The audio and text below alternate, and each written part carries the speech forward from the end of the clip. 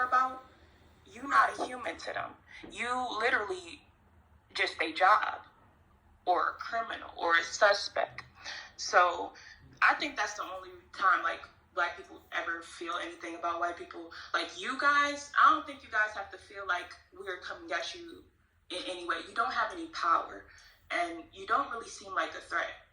So I don't understand why when black people tell you about the real stuff that's happening, you, person with no power or who isn't even a threat, feel like you need to defend the white people that's actually causing the bullshit instead of just staying in your lane and realizing that there's a world outside of yourself. Just because you're not doing certain stuff don't mean that other people not doing certain stuff. And like I noticed with this app, a lot of y'all don't have friends. Y'all don't leave this house. Y'all don't communicate with people. And I don't even know where to start with where you are mentally. But I'll end there. Thank you, my sister. Thank you so much. Goddess, if I had to choose between you and a white woman, I would totally eat your ass. Boy, get up. Okay. We know you got love shot. I'm gonna go next. A-Train, you were canceled yesterday? Or Oh yeah, you guys are canceled. Hold on. I'm gonna answer a question. Yeah, y'all little fragile asses. You know what I'm saying? I know it hurts y'all feelings. Pepe. I'm not talking. I'm talking about the white. Long live Dorner. Long live Dorner. Yeah, long live Chris Dorner. That was the best cop ever to ever exist on the face of the planet. But check this out, Pepe. So I moved him just for a minute because you guys understand that his PTR is of the serial killer. He is not a man. Please don't disrespect Christopher. Monica, I don't care. Well, I know who he is. No, bring up A-Train. Bring him up. Bring him back up. That man served this country. Are you crazy? What have you done, Monica? Not killed 5 cops. Yeah, Monica can't did nothing but call the police on black folks. But anyway, check this out. Pepe, he's a Mexican. He's not even white. Matt, I know you fragile, man. You kicked me out the room yesterday because y'all was afraid to bring me up because y'all had to face accountability because y'all got my account clipped because y'all too fragile. It's funny white folks to get on this app say the most craziest shit. But then when we say, why are white people so violent? For some reason, that's just the end of the goddamn world. You know what I'm saying? But if we go through history, and even in today's society, they are the most violent people on this planet. But they want to play victim and shit. You know what I'm saying? But look, y'all got me clipped, and I was back in like 2 minutes. So guess what? Y'all never silenced me. And with the white phobia thing, I don't know who that. First of all, Snuggle is an African. He's not even a black American. Now y'all know the difference because we've been having to smoke for y'all ass forever. And no black man fears white people. Now the ones that move to y'all neighborhood, they fear black people. Shit, they fear every fucking body. So when y'all be on them screens, I just be, Monica, yeah, check this out. All that shit y'all be doing to them other black people on video, kicking them out the pool. I want y'all to come try some real niggas like that. You know what I'm saying? You half a human being, motherfuckers. I mean, I don't even consider y'all human. I mean, most of y'all A-Train, hold on a second. A-Train, you know what I'm saying? Like, I'm just being for real. Yeah, whatever. So I'm just curious. So what was? And by the way, I've never reported one person on here. You probably didn't, but you sent people to report me. No, I've never. Let's be for real. No, I actually think that shit's really. Hold on. Because I actually think that shit's hella gay. Because I've been clipped. So I'm totally against that shit. But were you T? What? Never mind. I don't know which. Unapologetic. No, it's okay. Not unapologetic. That's not. No, we don't all sound like that. Not unapologetic. Yeah, that's what he. You know what I'm saying? But all the white folks, they sounded like these little fragile motherfuckers, man. Like Monica. Monica is a true Karen. You see how fragile she was. Oh, I'm gonna take you down. She kicked. Hey! I thought she loved America. This is a person who served his country and served it well. He even served his country after serving his country in war. You know what I'm saying? So you know what I'm saying? That's white phobia. Nobody fears white people. Nobody fears white people. You guys don't even. You know what's kind of weird? You guys don't even have power in your voices.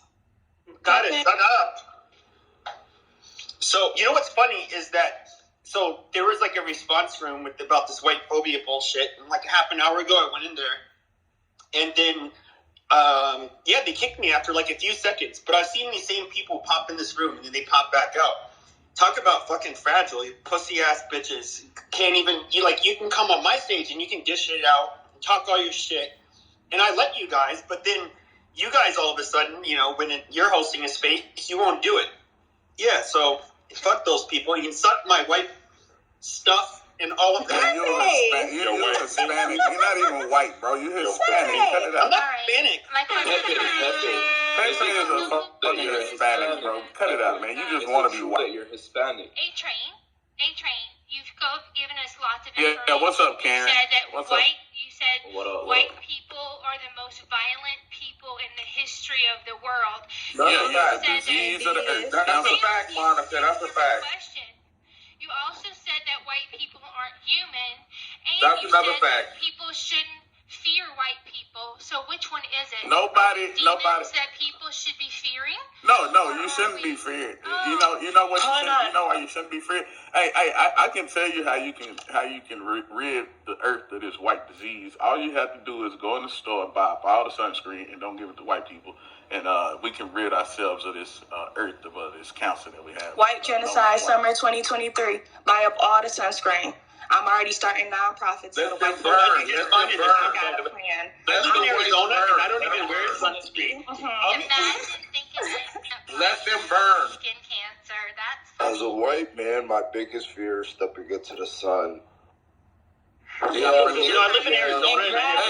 Hey, but you got a limited time on the sun. Like you got a time. And you got a big black mouth. Big black mouth. And you cannot shut up. Beautiful. With a bird-sized brain. Look at these lips, Pepe. Heart conditions, poor diet. Shout out to full lips. Pretty unhealthy.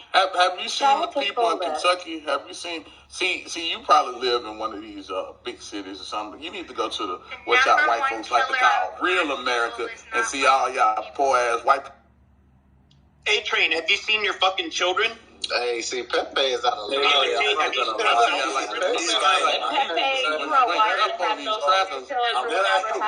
wake up on these Neanderthals, man. You know what I'm saying? They get a little fragile.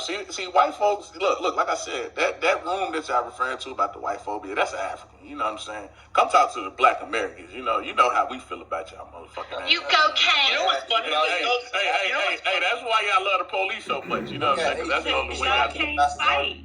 You know what? That shit is funny, but Shut your fucking mouth. You I guys be need the to go your cops fucking ass, mouth. but y'all don't know what to do. If they Y'all ain't a just professional stand fighter, them niggas trash. So I'll just say this: those Africans, I mean, they are pretty much paying for your services, benefits and all of that shit, like Section 8 vouchers. No, they're using it. Oh yeah, they are. Just like the other. Yeah. Shut your your Mexican family. Shut your big black stuff. Shut it. Like your Mexican. Yo, Tyrone, why you muting me, man? Pepe says with the racist shit. Pepe, you look like you got a black grandfather, bro. Like, why you lying? Pepe is Mexican, man. Hey guys, He's a border. Y'all Yeah, are like, you're a offended Mexican. by Pepe. Yeah, Pepe is definitely about white. He White nigga that has no sex appeal. McCaskey Nobody in wants to chat fuck has him. been- His voice Yeah, sounds what like it part of sounds. Mute all? You don't understand. My Mute bad. all is mute all. Yeah. McCaskey You hopes said I get you skin motherfucker. cancer. You're so charming, McCaskey. Can we stop fighting each other and fight the real enemy? Yes. My question is, why do white women not Let's reproduce fight white? the trannies. Why do they like That's to? what I say. What's wrong with that? What's wrong with the testosterone Trannies, of white men? trannies, here Why they don't that come. desire now? I really want all women like cut their dicks off just for fun. No, do that. I mean, yeah, we need to fight. What the is trannies. going We on? need to stop Alan, the fighting sexiest each of white women do Alan, not you fuck with fucking white men. times. The best of white women do not fuck with white men. You sound like you did. Shit crazy though. Well, white people Why don't share it because why don't when I the go best to of y'all white We women need to fight the white trannies. people, Like, I can't- That's really what I'm saying. That's crazy. people be very violent in fighting. They beat me up in the kickboxing gym. So this is why I'm afraid of white people, because I was getting my ass beat by them at the kickboxing gym. All right. No, you're an immigrant. You got your ass beat by white people. Damn, you actually got beat up by white people. I would never admit. I would never admit that to anybody. Now I can't trust whites, bro. Yeah, that's a liar. I'm always in the gym and I'm always fucking their ass up. Y'all niggas are liars. White men are actually claiming to be transsexual so they can fight women. Exactly. Yeah, you ain't never seen a nigga do that. Y'all got because black men not only do they get beat by their women in the business world, but if you watch The Warrior King, the women warriors who in real life were responsible for enslaving. Nobody responds to this stupidity. Alan don't even believe himself. Ain't nobody, not even a white nigga, is that dumb. So Alan is not being serious. He's trolling. We're not allowed to take why do only white? Ain't nobody. Can we thank Christopher Dorner for his service for Black history? White women.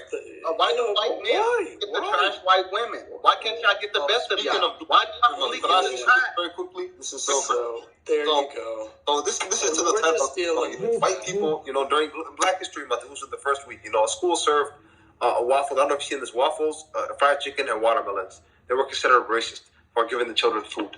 You're a fucking Somali. Y'all cut y'all women's pussies out, man. Like, shut up, bro. Like, how can you even take somebody serious who cut their own women's pussies out? Like, come on, man. Shut up, man. Most of the chicken in the U.S.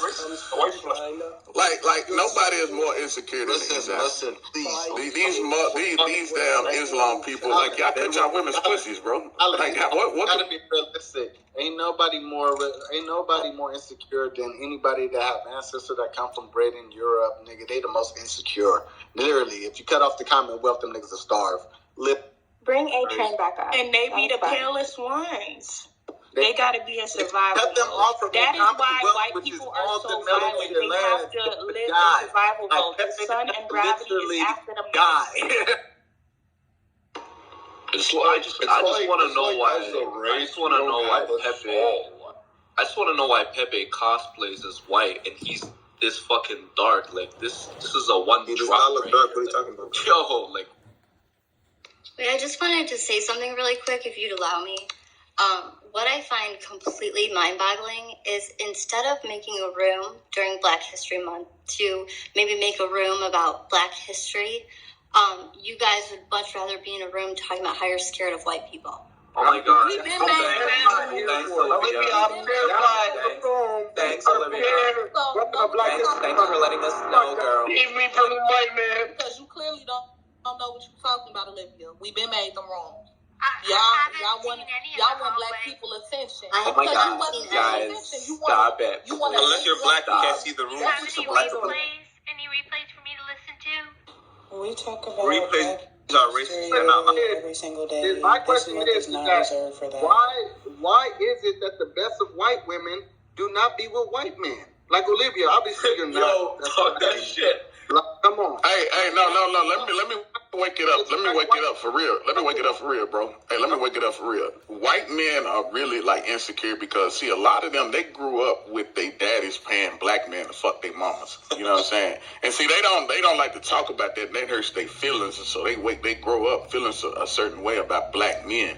You know, because their black man was in there fucking their mama, and they got to hear that shit, and their daddy was in there watching. You know what I'm saying? Hey, and white women, they don't respect their men at all. They don't respect them. They literally would. What about your father? They would actually. I know my daddy. My daddy was in the military. He served his country. I want to hear about you. Hey, my daddy served in the military. What about your daddy? You know what I'm saying? Yeah, but your dad did a job because your daddy was a. Yeah. So yep. Shut your filthy fucking mouth. I know. Y'all mad about it. I know it hurt. They hate it. I know that shit. Y'all hate that shit. Y'all think y'all the only ones that can have two. What about the divestiture? Why can't you speak proper English, boy? Y'all ain't the only one. You guys need to start speaking proper English. I know you went to school. Like, what's wrong with you guys? You guys went to school. Get to work, bro. I'm telling you, I'll fuck you up. And I'm telling you fuck me up. Okay, amazing. But wait, what kind of experience do you have? How much? Shut your filthy fucking mouth. Hey, dipshit. So what experience do you have fighting? Boxing, Muay Thai, jiu-jitsu, judo, wrestling? Have you ever you never almost killed a man? You ain't never put nobody in fucking You're a fucking retard. I mean, what do you know about fighting? You're a fucking sun demon. Calm You're down. a fucking I literally spent years and years boxing, but I want to know what DNA does not accept sunlight. You're just a fucking degenerate enemy of the sun. You're just the lowest bottom scum of the white race. Absolutely, dude. Absolutely. Is East Side Bring him back up. Bring him back up. He didn't lie. All white people that are he didn't lie about white people. They hate white people that actually keep it real, and those are the ones that know how to fight. Those are the ones that actually know how to get down. That shit is crazy. Y'all don't even know how to step y'all strongest. Y'all strongest all y'all do. Is white, East Side is Monica, white. we can't hear you. Your mic is messed up. Yeah, Hold up. Shut the fuck up. Am I allowed to talk? Hey, dude, shut the fuck up before you get moved to the audience, dude. I just like the other retard who didn't know how to shut his fucking mouth. Hold up. I think I've seen you before on Discord. Not Discord, fucking Twitter. You'd go on Don't worry about Are you Chad whatever? No, I use the same photo I would use on here. It's Pepe. Oh yeah, I haven't seen you on So there. you're stalking her from app to app? You've seen me. No, we've been in the same fucking room. You're stalking her from app to app. It's really weird. Oh, in my room? That's stalking. That sounds, that's how it works. Yeah, I wanted to say to A-Train, don't bring your father and his service into the conversation. The reason why is you open yourself up and him to being attacked. Well, a lot of white women bring A-Train back here. Bring him back up to respond. Bring A-Train back up to respond. You guys are talking shit about A-Train. Bring him back up. No, Alex, shut up. He doesn't You are talking shit about him. You need to right away Shut up. He doesn't need to respond. This is friendly advice. The amount of evil one could spend A-Train, it's not a good thing. You can make your point without having to bring your father and his military service in. Because I respect him, I'm giving you this friendly advice. Dude, you need to cut your bull crap. You know, black people are better than us genetically. They cut better. Everything's just fucking better. You need to cut it out. You need to cut it. Absolutely, dude. Talk that shit, East. Talk that shit, dude. East Side sounds like Adams a little bit. Why do white women love black cock, though? That is a good point. Wake it up. Because they're genetically superior. They're just like black people can step out into the fucking sun and not get burned. Like, but if I'm gonna be real though, I want to hear about 3-inch penis. Go ahead. No, seriously, think about it. How do white men like Elon Musk think that they're gonna explore space and you're allergic to the sun? You're gonna burn as soon as that's the atmosphere. How are you gonna dominate a whole solar system and you're allergic to the essential vitamin of this universe? How are you going to live past heart disease? By black penis, goddammit. By eating black food.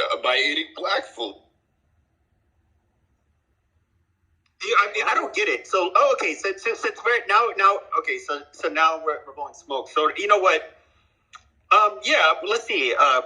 Let's look at the. Actually, I think our state still does it here. We should look at the STD rate by race.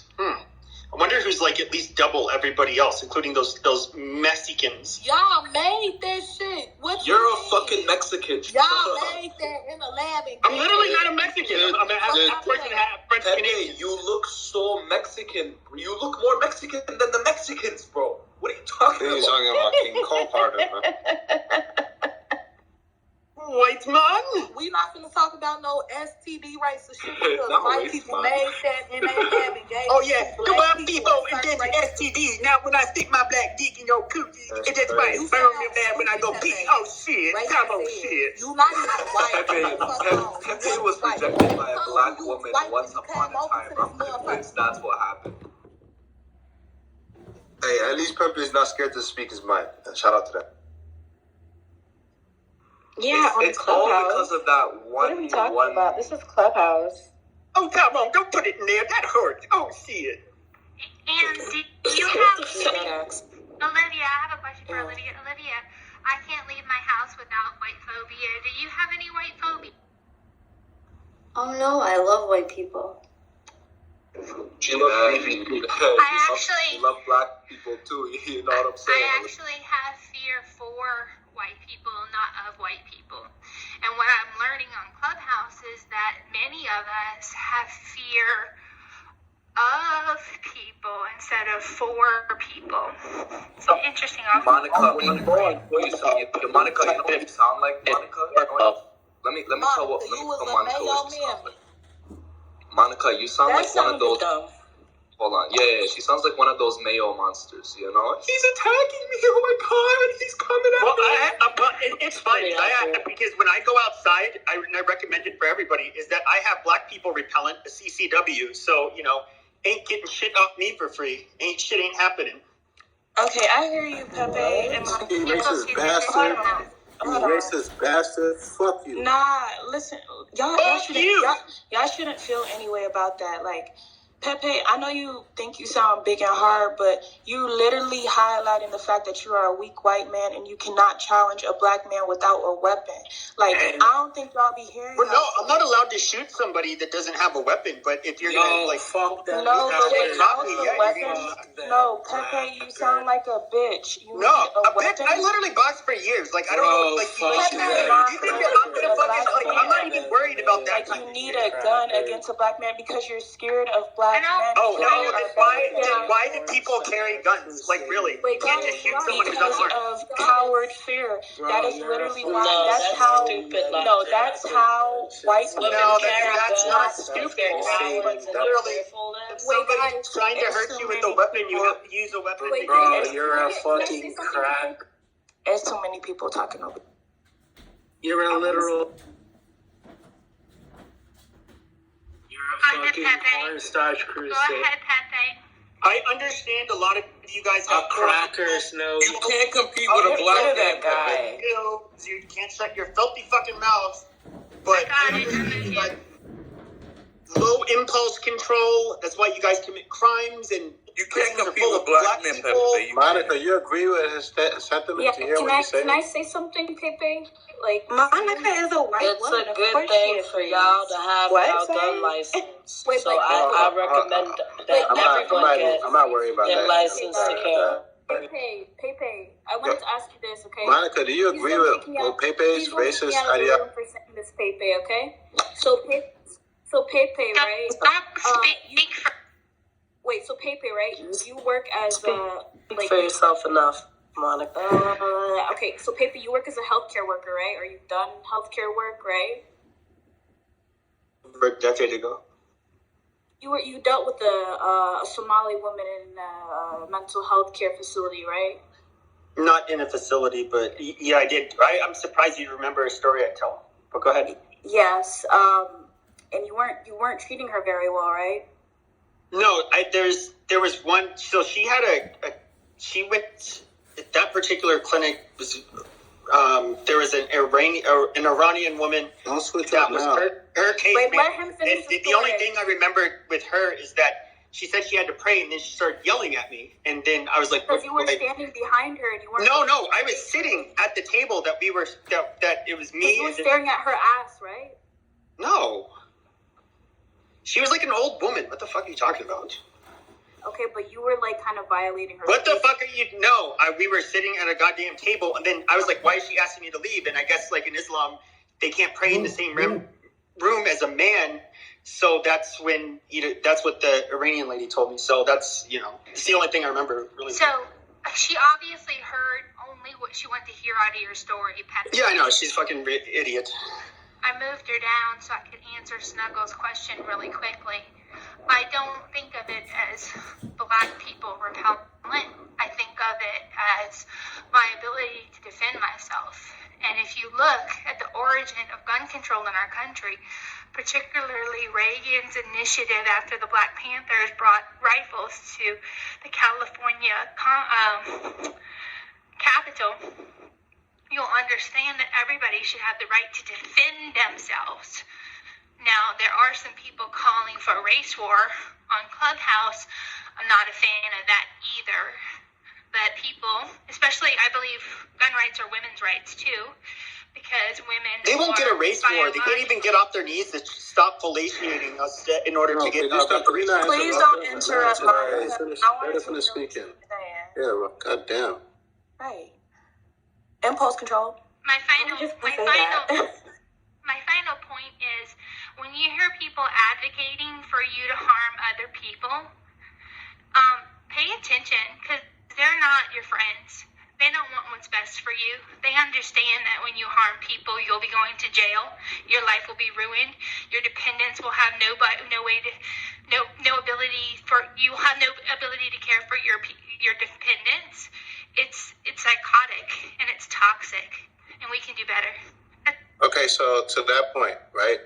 You're talking about the civil rights era context, time capsule of the 70s and the 80s and the 60s, right? And you're speaking of a specific region of the United States that actually brought attention, worldwide sparked attention to the media. That was because these things were going unheard. So then the Black Panthers brought media attention. In fact, in predominantly white institutions now, they're actually teaching about this stuff because they once removed it from history. So they're actually teaching people about it. Are you aware of that? I'm aware of it. Snuggles told me the rule about being afraid of white people. I'm aware of it. For black people. Shut the fuck up. You made a rule about white phobia. You don't speak for us. Yeah, none of us are afraid of white people besides you. Hey, I'd like to address him. I'm aware of it. The reason why I'm aware of it is because the lawyer who represented the Black Panthers and Bobby Seale and the rest of them was an Armenian man, a white man. And Armenians are not white. They're not. Oh, well, thank you for saying that, because some days black people tell me I'm white, other days they tell me I'm not white. Some days white people tell me I'm white, other days they tell me I am, and that's not just now, that's like for the past 100 years. So I'm done with other people telling me what I am and ain't. But anyways, to get back to it, so when you look, they made the movie about the trial of this Chicago 7. It was Charles Gary who was the lead attorney. The only reason why he wasn't there in court is because he had just had an operation, but he was still directing the other attorneys. This on how to carry out their defense. This whole thing about systematic racism, and instead of addressing the actual crime in the courtroom, making it a larger issue that, this person committed the crime because he was a product of his environment. All of that came from Charles Gary. That is how he defended those cases. So everything you're saying on this stage right now comes from him. And depending on whether or not you think he's a white man, it still came from him. Yeah, no. Now I wasn't. So say thank you. I'll accept your. Alan, you're not a white man. You're a fucking Armenian. Yeah, well, I actually consider most. Because I'm somebody who thinks Armenians are. Armenians want to be white so fucking bad. Y'all like to have listen. Yeah, but It's like Turks are white, neither are Armenians. Listen. Yeah, Armenians come from the Caucasus. Hold on. You come from West Asia, dumbass. So one person talk. What the fuck? Come from West These Asia. Armenians and Italians look just as black as Pepe, almost as black as Pepe, bro. Like, come on, like they're pretty much people of color, bro. Let's be honest. No, King. Armenians are Asian. They come from West Asia. They're right up. Could you shut the fuck up, man? Come on, let Adam finish talking. What the hell is wrong with y'all? Anyways, actually, Armenians. It's funny because we get categorized as Asians. We do come from the Caucasus Mountains. Hence the word Caucasian. Wait, Alan, are Persians white, Alan? No, Alan, they're not out. They're not talking to you. She was asking you. Persians are also from the Caucasus. I wanted to respond back to her. Go ahead. And then, all right. So Alan, here's the problem with what Monica said, and then you just came in and inserted that they considered you white because you're Albanian or whatever. I'm like, bro, that's common sense, bro. It's like we understand that, but the problem with what you're saying is she was saying that some people are being out of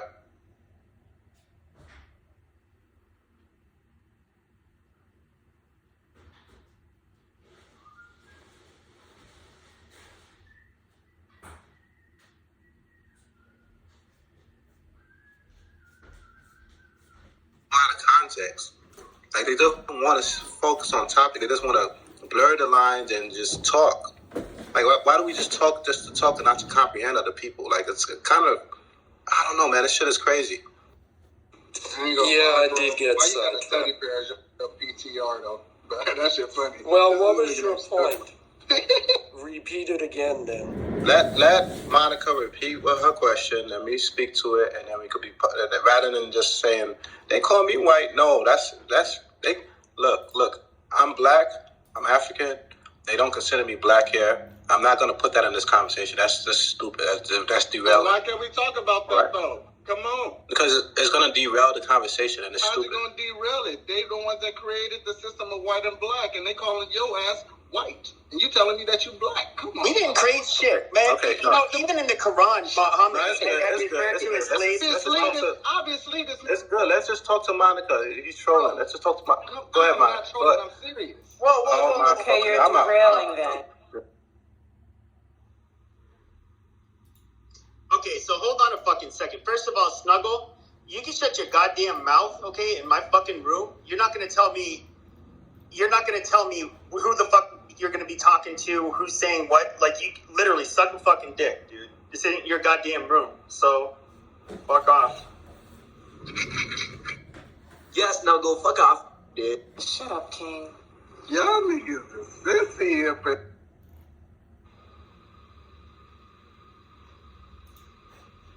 Okay, can I speak? Oh, God. Let's hear from Goddess. Al, would you be quiet? No, this isn't your damn room. No white man with a black man. You guys are not Goddess, shut up. Shut your black mouths, everybody. Shut up. A white man needs 2 pistols and a Shut up, pit bull Al. to even face a black man. Is white. Can I keep it open? Oh, God, you sound stupid. Hey, you could tell the women ain't getting no dick up in here. They just so... Don't want yours. Mom is only getting a white dick. That's what she's Girl, you need to get fucked. Damn right. I know you're mad, Al. You never had a chance anyway. Word, girl. Girl, what you need to do is go buy a mirror, okay? Anyway, so you can really see what you look like. Because beautiful is not it. Ew. Hey, just so you know, what the fuck? You feel like you black, gotta put her face up there so you white see how beautiful she is. And girl, just keep going to Party City and buying your shit. I don't care what I'm giving you. Next. Ma, this would be a great time to mute all. Goddess, shut up. Not everyone can flex on Ma, I love you, girl.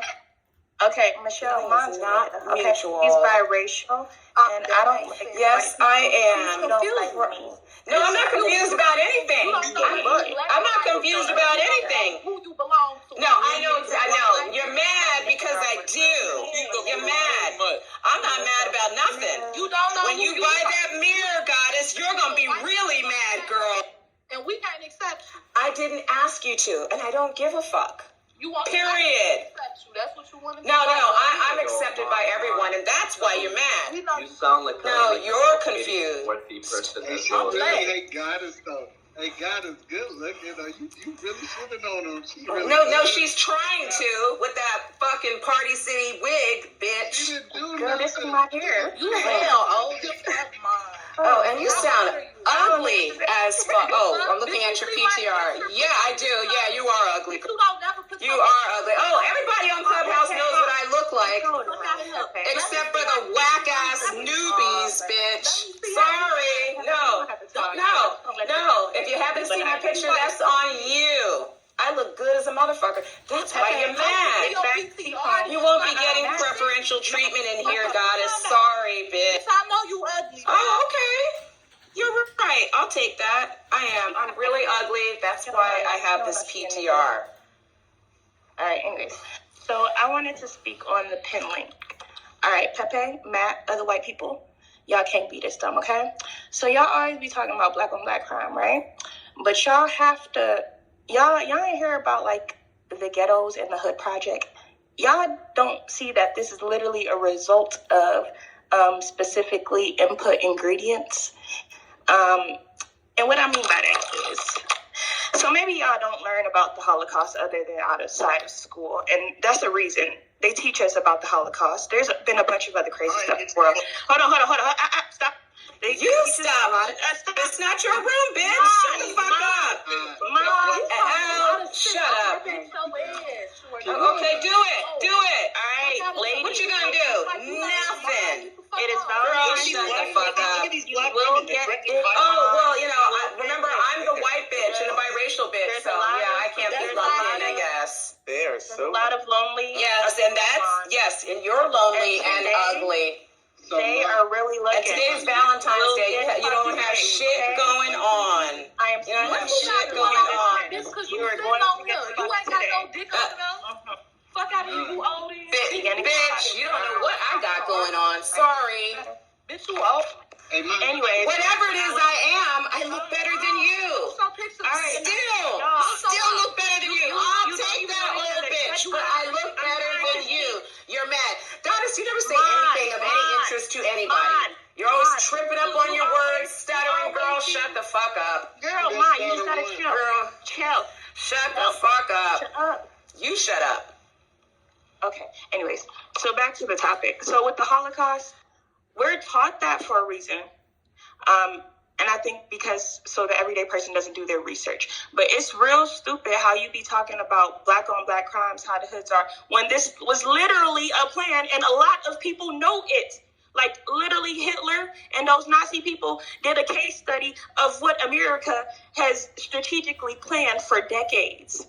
You put people that look alike in these hoods, put them all close together. You deprive them of resources. They are going to create gangs. Yeah, but you know what also Hitler believed though? No, stop, Pepe. Let her finish. Let God shut up. Because what Hitler also believed is let God finish. Toss Al down, please.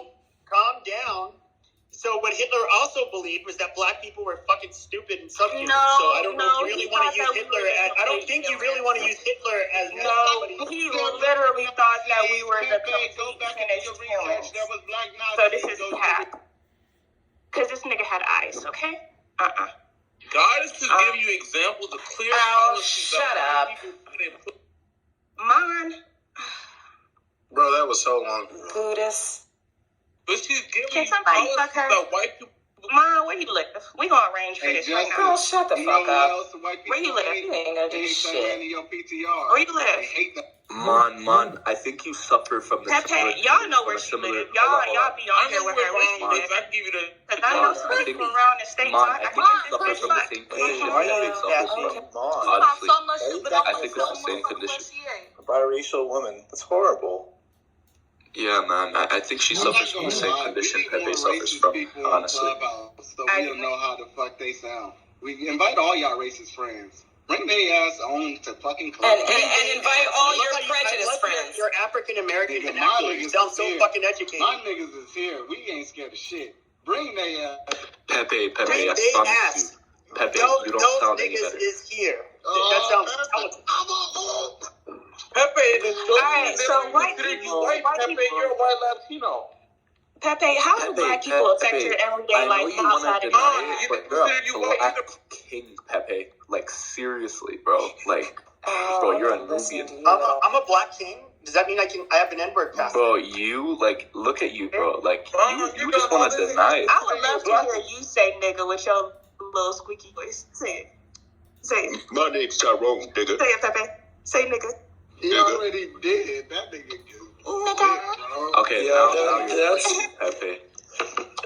That's the white man's word, and no matter how you say I know it, it's some still Mexicans. his Alan, you're word. not a Every fucking time white you say person it, because you another fucking Armenian. word Shut up. Bill our word. gets his wings. You're a You fucking know, that's Armenian. how white dumb privilege that word. whole thing is. You know what white You people think see when they look at because you? you They see a pronounce it hook-nosed, different, dark-swarthy, it's hairy my word motherfucker. now. They don't see you as I their get to own. speak You it. stupid bitch. No, it ain't your word.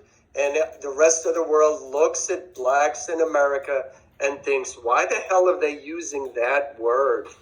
Stupid. Stop saying I like any the of the word. world. Hold on. I don't think it's any of the world's business. Sorry. Don't you think, Alan? Sorry, I mean, how many Alan, white people do you see I don't going think it's around any of the world's making business. songs It's crazy. with the He word crack He said, in look it at or everybody Alan, in the when was the world. last time How you many made Look music at about other songs people in the Well, world. that's Alan, not. white But these people Listen, motherfuckers here in with America. the Alan, when was the last time you went to a clubhouse room Look and we at, were look yelling at cracker at Tashik each other? 69.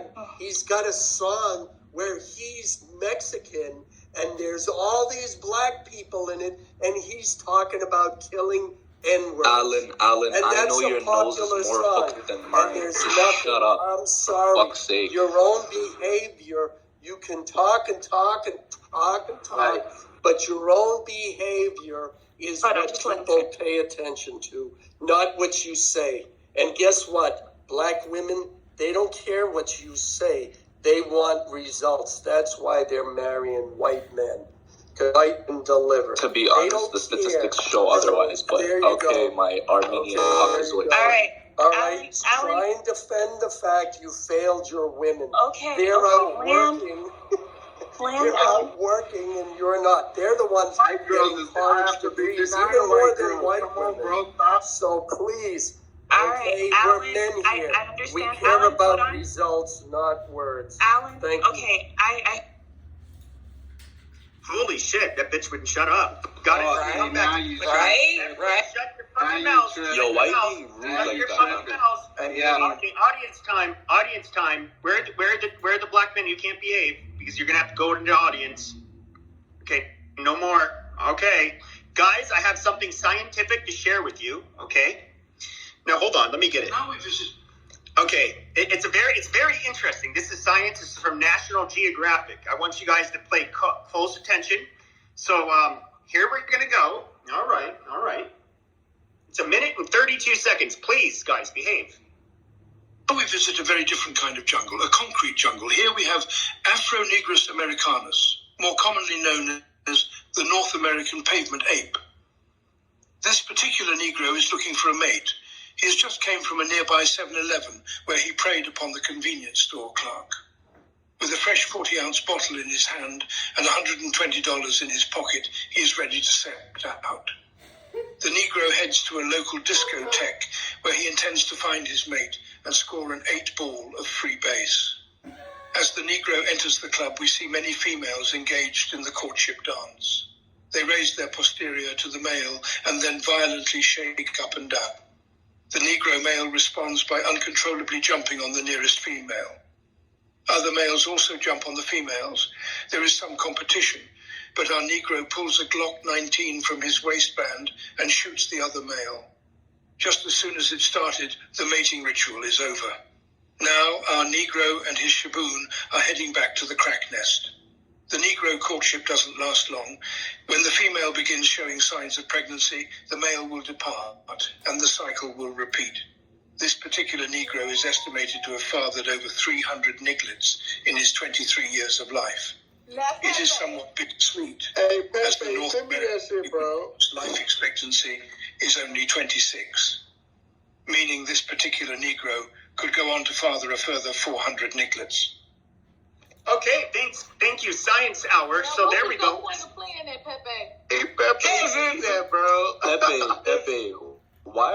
such a bitch? Shut up, King. Like, Shut why up. are you such a self-hating Mexican? I don't understand. It's factually correct and hilarious.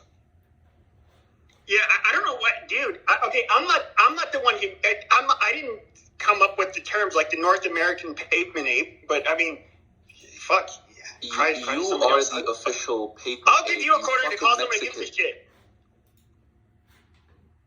Actually, because of inflation. Literally, not even a Mexican. You call it like I love how you got. I've been called Algerian, Mexican, Puerto Rican, Dominican. You literally look like a fucking Central American, like indigenous. Like I don't know where you got this whole white idea from, but like I don't understand. What are people from Corsica and what are French Canadians? Are they not white? I don't know. Nah, boy. You look like you got some other shit, and you're not white. I'm sorry. Unfortunately, they won't accept you, Pepe. They won't. I'm just fine, buddy. And you speaking like that won't help you either. Okay, and Palestine doesn't exist. No, suck a dick. Bro, Palestine is alive and well. Absolutely. No, Palestine. Very alive and well. Yeah, I mean, that's why the IDF can knock down any in Palestine anytime they want. Our population is even higher, and we've been ethnically cleansed. I don't know. Don't you have some bed sheets to put around your fucking head while banging camel? I don't. Wow. Absolutely. That video was fucking hilarious. Please put that in the chat. I'm a proud bedsheet head monkey, sand monkey having, all of that, but you can't embrace the fact that you're a fucking Mexican. I don't understand. He is literally not a Mediterranean. Why can't you just accept? He is Mexican. That's a fact. No, he's not. How do y'all know? Ron, you ain't black. And neither are you, then. Yes, the fuck I am. Just both sound my like parents You are not black. black, Mom. Shut up. Both of my parents Concern are yourself black, with what the fuck I am. My mom. That's your problem. Worry about your damn self. Tell she's black every time you talk, you hit a booty clap. I already did. You're mad. Pepe, can I speak? I'm not mad. Go ahead, speak. All right, thank you. So, Alan, I hear you, but not everybody thinks the N-word is a negative word. So that's literally the word that they call the human beings that could actually do farming and do stuff.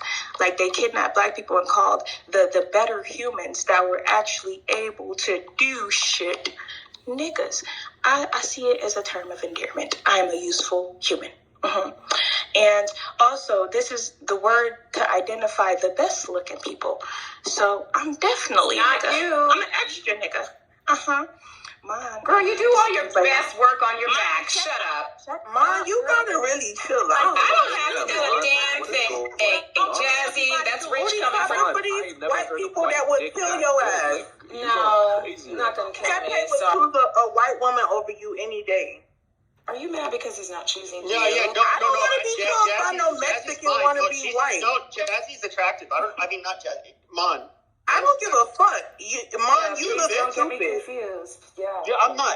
But Mom, hey, y'all actually think white women look attractive. You are not the best person to be vetting for. Girl, you sat in a room and said you were beautiful, and all the white women are jealous of you and the black women. Girl, like I said, you don't own a mirror. Please go buy a mirror. Goddess kid. Girl, that black women look. Girl, you raggedy as fuck. White women and white men all the time. Delusional bitch. I'm in reality. That's what I want to know. I really this is insane. Like this level of Uncle Ruckusness is insane, man.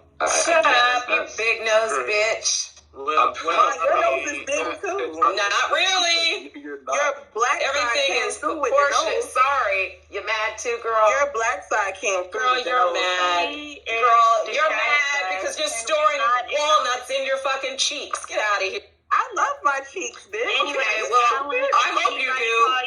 Are you dumb? See that as a term of Are endearment. you? They're calling you a fully developed human being and not what you are. Okay. This is crazy.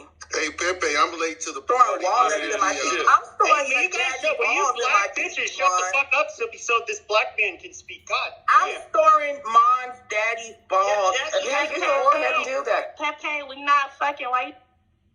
Will you shut your black mouth too? So, God, I'm letting Notorious talk. Fuck. You shut your pink mouth. Pepe. Hold on, I want to hear Notorious. Notorious, go ahead. You don't gotta talk rough. What's going on? I'm late late to the party. What's up, Tori? What is that little excerpt that you just played? Who created that? Where is that? I don't know. Do you want a link? Yes. Yes, sure. Was this created on this new chat thing or whatever they have, or whatever you call it? No, I think it was. No, somebody shared it. So it was actually somebody on here who shared it with me. It was obviously, I don't know. It was pretty funny how they did it. And the guy had a total. The way he narrated and even his voice sounded just like something out of National Geographic. It's a real. I've heard it before. Like, can I just YouTube the North American? Hold on a second. Let Victoria's finish. Hold up, white man. Hold up. No, that's a white man. Let that white man talk. Let that white man cut me off. Go ahead, Fred. He's a fucking criminal ass white nigga. Like, what are you talking about? Sure am. God damn it. Oh, so stop. fuck him. Yes, dirty hoe. Go ahead and chip out about it. No, fuck you. Go to jail, bitch. Like you always do, you fucking criminal. I think go to jail. To go in the sun. Do not pass go. Go directly to jail. I go to jail. You collect $200 for sucking my dick. Long as you pay me. But just know I might bite your dick off if you put it in my mouth. Wait, this Fred, don't entertain him too much. Try it. Put your dick in my mouth and watch what happens. Jazzy, hold on. So there's some white men, they actually get a rise off of black women disrespecting them. And I think that Fred is that. So I wouldn't feed into this too much. I mean, that's not only that. I wouldn't say that's only like you know what I'm saying, like black white men. Relax. I mean, because if you but they specifically like to be dominated by black women in particular, not white women. They're just too aggressive. The only thing that black women are beautiful. They're just too aggressive for me. But some people like that. Some people. If you say you're gonna put your dick in my mouth, I don't care. I'm going to start yelling. Okay? You're not putting your dick in my mouth. You are raping me.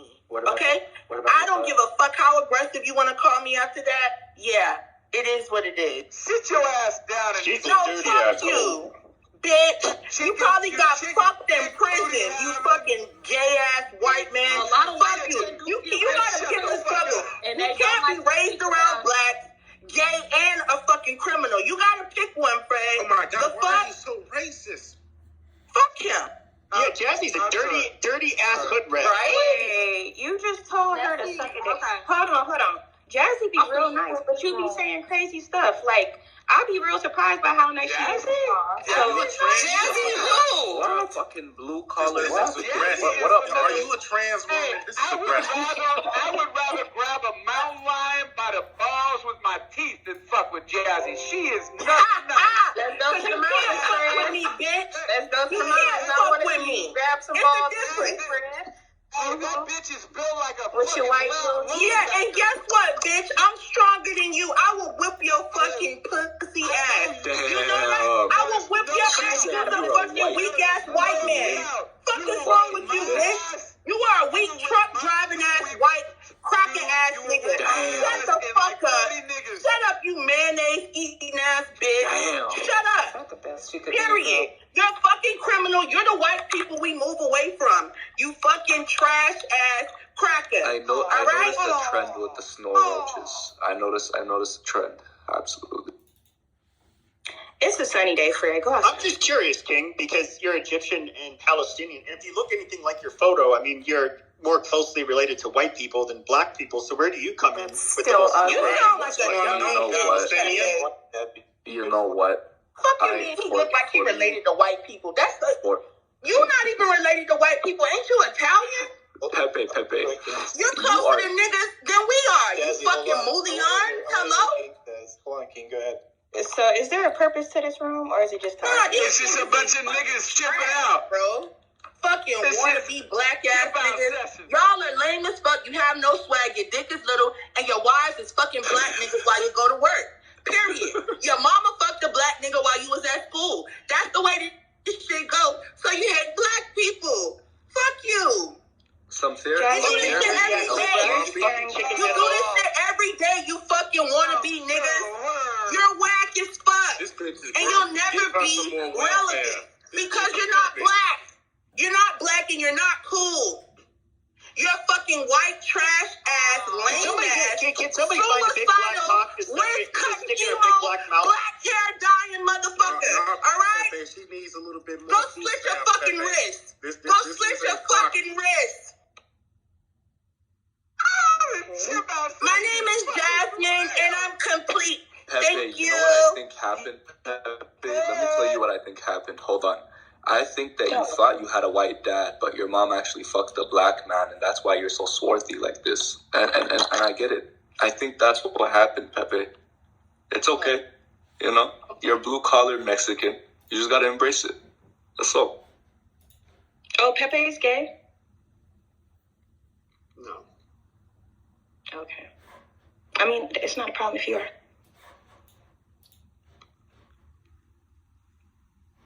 Clean that up real quick and in a hurry. Yeah, it's funny. It's funny when people like talk about equality, but then they're like, "You're gay." It's like, fuck equality. Fuck it was kind of awkward. It's just like when faggots and fuck niggers too. Fuck everyone but white people. That's what it is. But you know what? It's not going so good for him. Get you a little bit of Hold money on, and you will get really fucked, not going okay? so good for you, Fred. I'm not gonna lie. It's going weird. I mean, I think that at this point, like, you guys are just gonna go extinct because your women are only going to black men. Like, it's done. It's actually not happening though, statistically. Only our trash. You know what's funny is that, okay, I understand more so than not, you know, black men tend to get the low-lying fruit that most white men don't even want to give a pity fuck to. But statistically, the relationships that work out the least well are going to be black men, white women. However, the ones that work out the best, and I'm being dead serious when I say this, statistically are white men with black women. So I don't know. Figure that one out. What about the... That's a lie. No, it's actually not a lie. That's a true statistic. And that the reason why that's brought up... No. Statistically, by divorce, when it comes to divorce rate, when it comes to income, and all of this stuff, that's when it does well. Now, the reason why even I know that statistic is because it's really weird that you would have. It's almost like there's not even really an explanation for why that's number one. It's weird because it's so rare. But it's rare. You're correct. It should have low numbers because it's so women rare. are at the top of the sexual marketplace for women, and black men are at the bottom. So, say again, Fred. Hearing the way you speak, Fred, I'll beg to What'd you say, Fred? I didn't hear you. Is that the North American pavement ape talking? You cut out. You're cutting out, Fred. Yeah, I said, was that the Yeah, that's that American trailer pavement trash ape? Wi-Fi, Fred. Go back even further, Fred. I actually have a business. I'm actually in the middle of fucking nowhere right now. Oh my God! What is your business? What is your business? Is it selling trash trailers in the middle of nowhere? Yes, it is. To your mother. Yeah, it makes sense. You have no service. You know, you sell to your white cracker friends, and you guys just snort some crack and then run in. What do you do for a living, King? I do a lot of things actually at my own. Oh, that's code for I got a job, nigga. Pretty much. I can't tell a cracker like you what I do, brother. Yeah, but considering that black people are 14% of the population and white people are around 55%, King, you better be selling to white people or you're not going to make that much money. Yeah, do you get that, you dirty muzzy? Well, it's been 14% for a minute, and I feel like niggas been fucking Not a dirty muzzy. Well, that's true. If you're selling you get rich as fuck selling to niggas. But then it was the Bloods and the Crips who sold crack and created the crack epidemic, not the CIA. You know, but yeah, keep believing it was the white man who did it to you. Hey, Pepe, the way I see it. About that, the low-hanging fruit thing, bro. It's like every black man that moves to Wisconsin comes back with like a fat white bitch. Wisconsin, the home of the other white meat. When you grab our white women,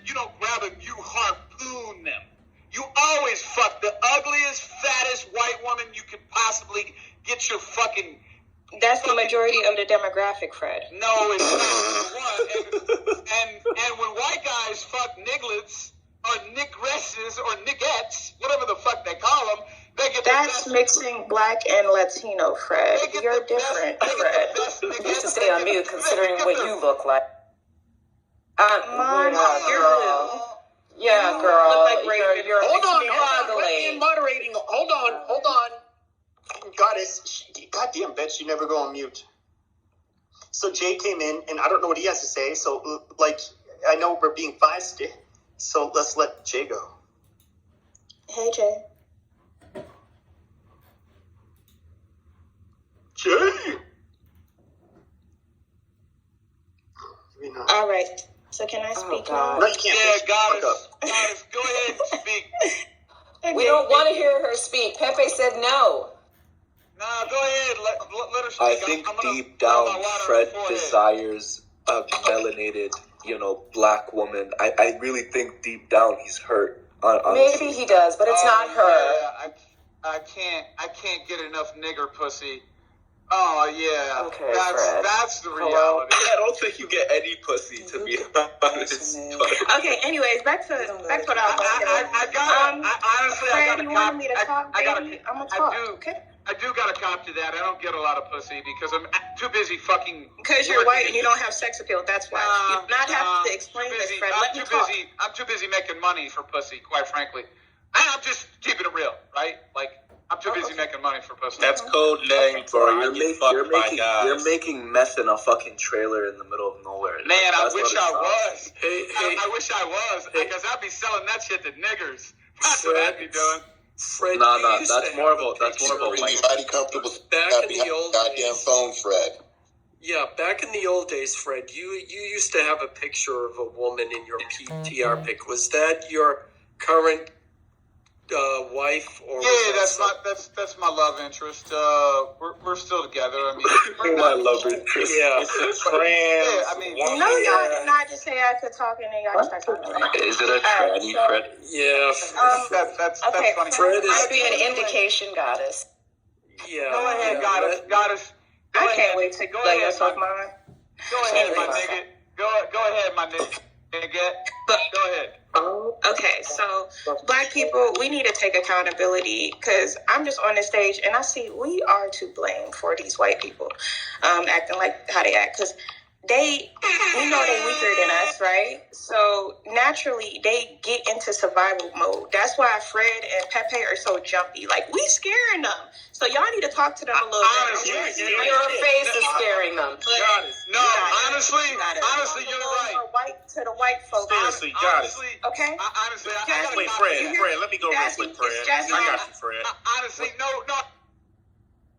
Wait, one sec. So how are we? No, I'm scared. Scaring them, right? Like you guys. Our existence. Honestly, she's right. Being the better human being. Voting for the people that's taking away our guns. We mostly live in inner cities. We don't even have firearms in the inner cities. Like how? I can answer that. that. All of the firearms. Those quote unquote rednecks.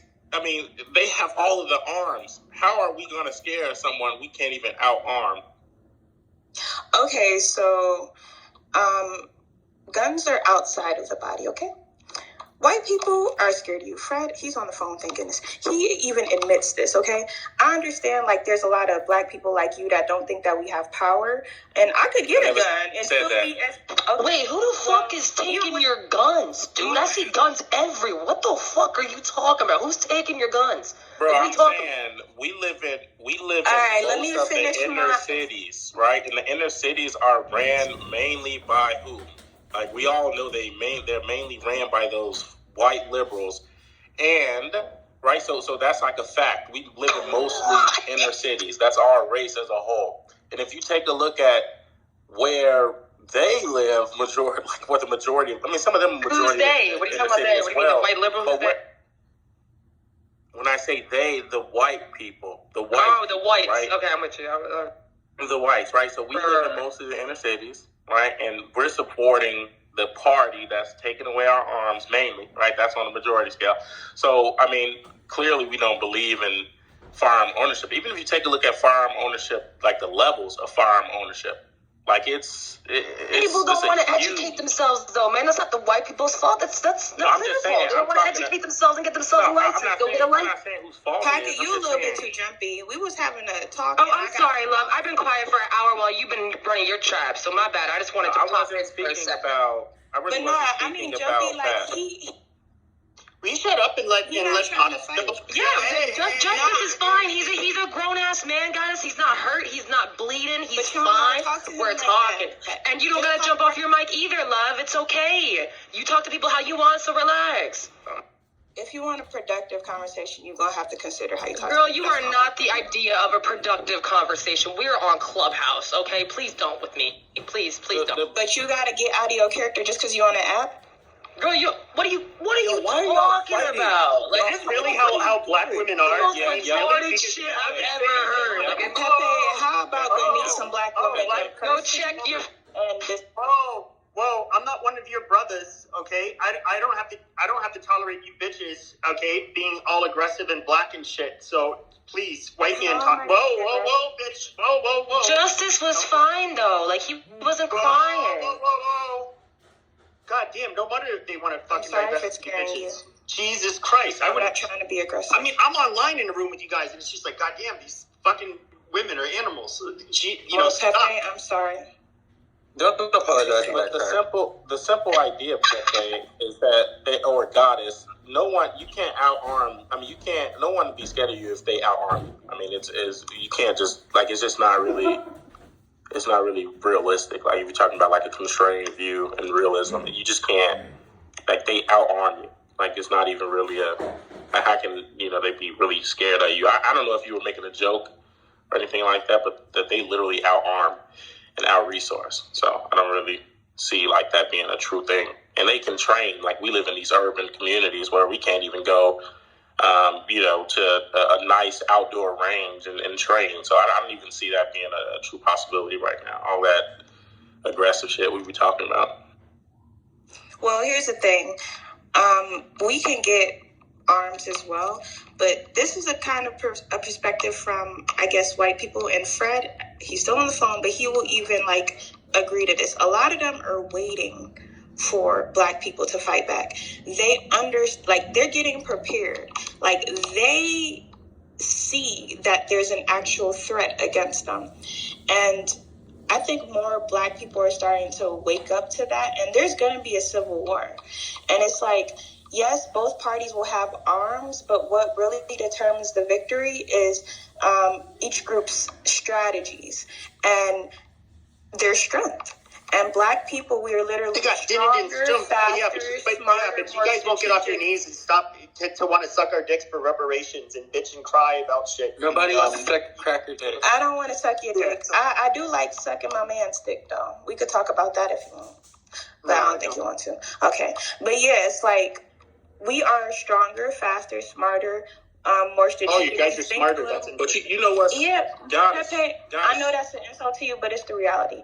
So when the war does happen, we obviously are going to overpower them. And then even with this 14% stuff, us being 14% of the population, no, that is not even accurate. You guys need to stop believing massa, okay?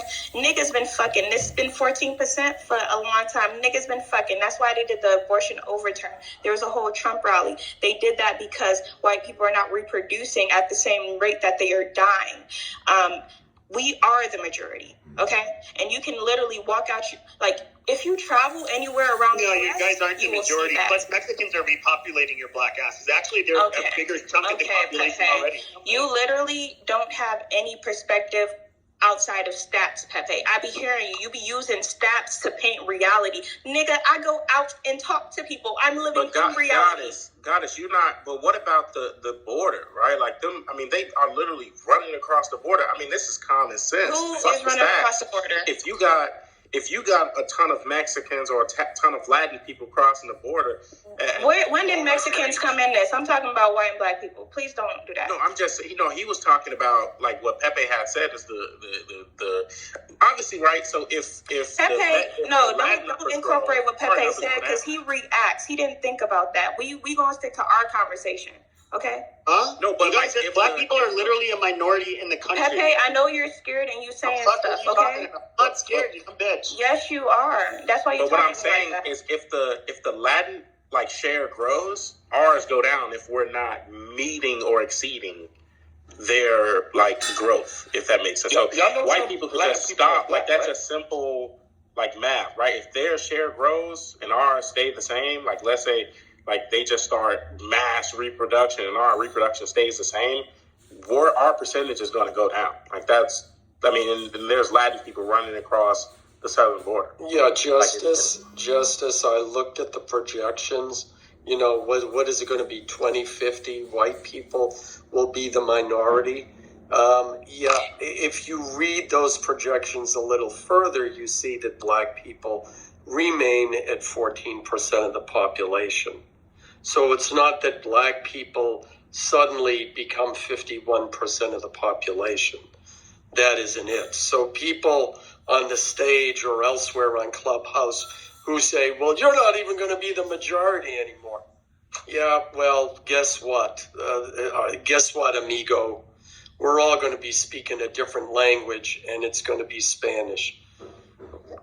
So there you go. Yeah, that's what I think as well. I do think that, and I think that with this whole Roe overturn and all of the glorious states bans that are still in effect, we will probably maintain. Because honestly, I like it the way that it is. Would like it. As a I have my own racial biases, but I would like for it to be a little bit more black in the world, in the country. But that's my own racial thing. But I do like it the way it is. I just want to say this one thing. A few minutes ago, probably 20, 30 minutes ago, if you have to keep on bringing up, and this is to my sisters out here, if you have to keep on bringing up someone's racial mixture, I'm speaking to mine, and insulting her, that means you have no argument. So it's really offensive to me that if this woman was talking down on black men, that would be your sister, but she's not your sister when you have a personal problem with her. So it's real insulting that we want to be black, but you have to bring up her mixture. If she was insulting me as a black man, then she's your sister and checking me. So stop bringing up her mixed race identity, because I do see her as my sister as I do you, as a fully bred black man. Thank you. Pepe, on top, when you were speaking about the reparations thing, it's very interesting is that I was taking a look at my ancestry, and it's not fully black. I take a look at ancestry.com. And take a look at my family tree. I'm actually mixed. For so long, I thought that the tree was just pure black, and things like that. But somewhere along the line, I've actually, I guess, several different races, genetically.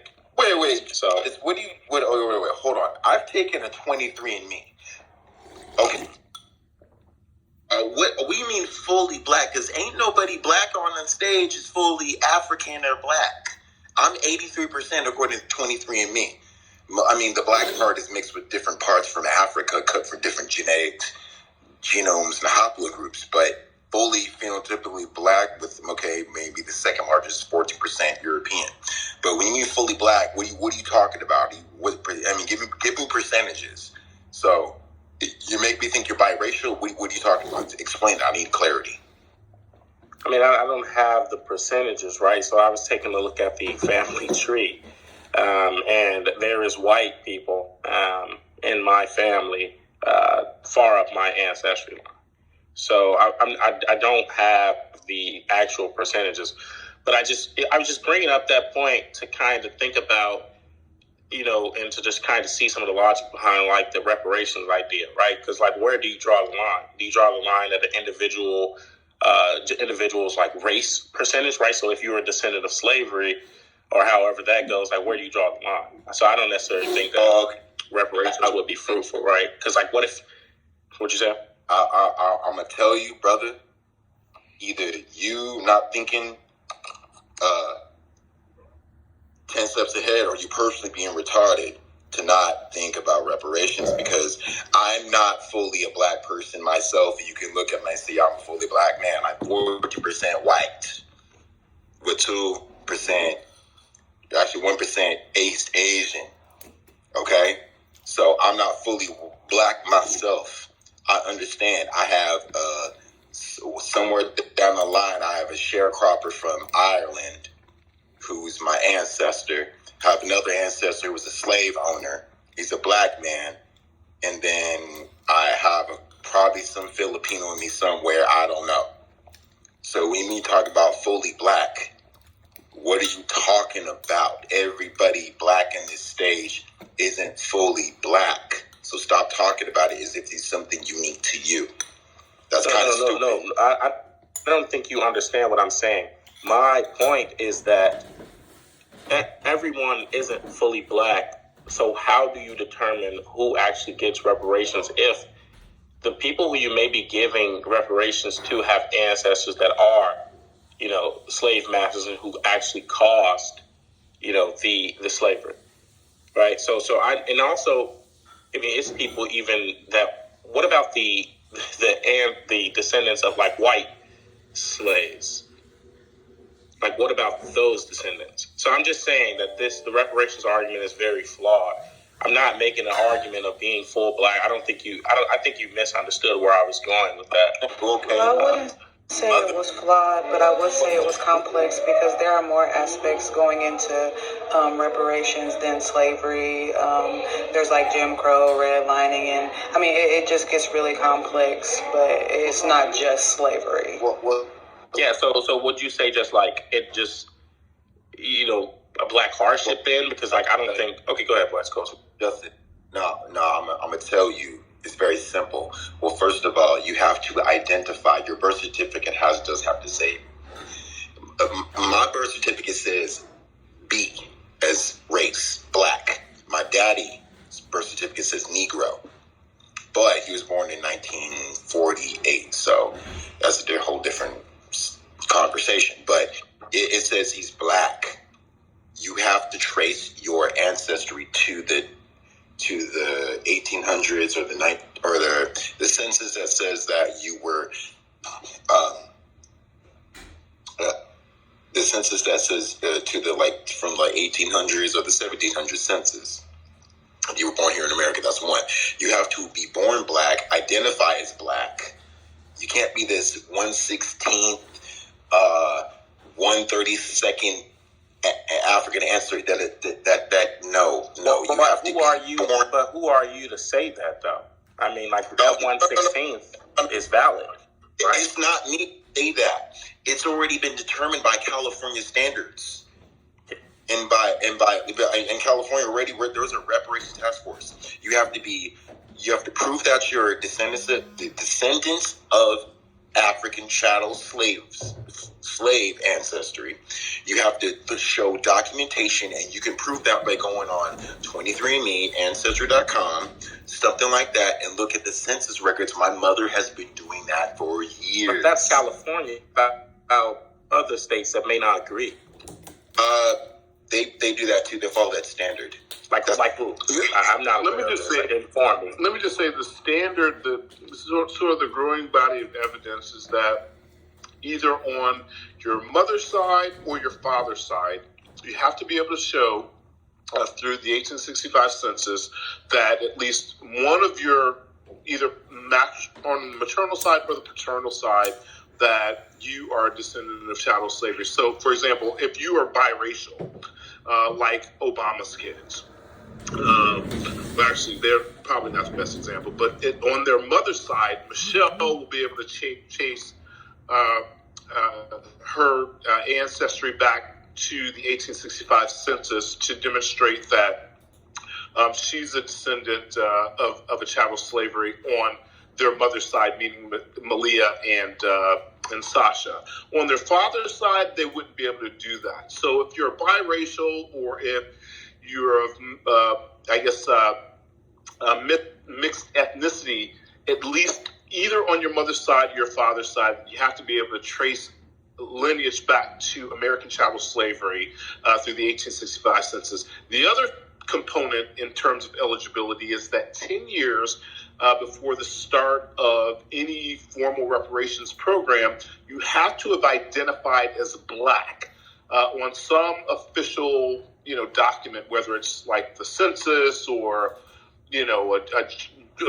a loan application or something like that. So that's kind of the growing body of evidence of how we're determining eligibility for reparations in the United States. But so would you say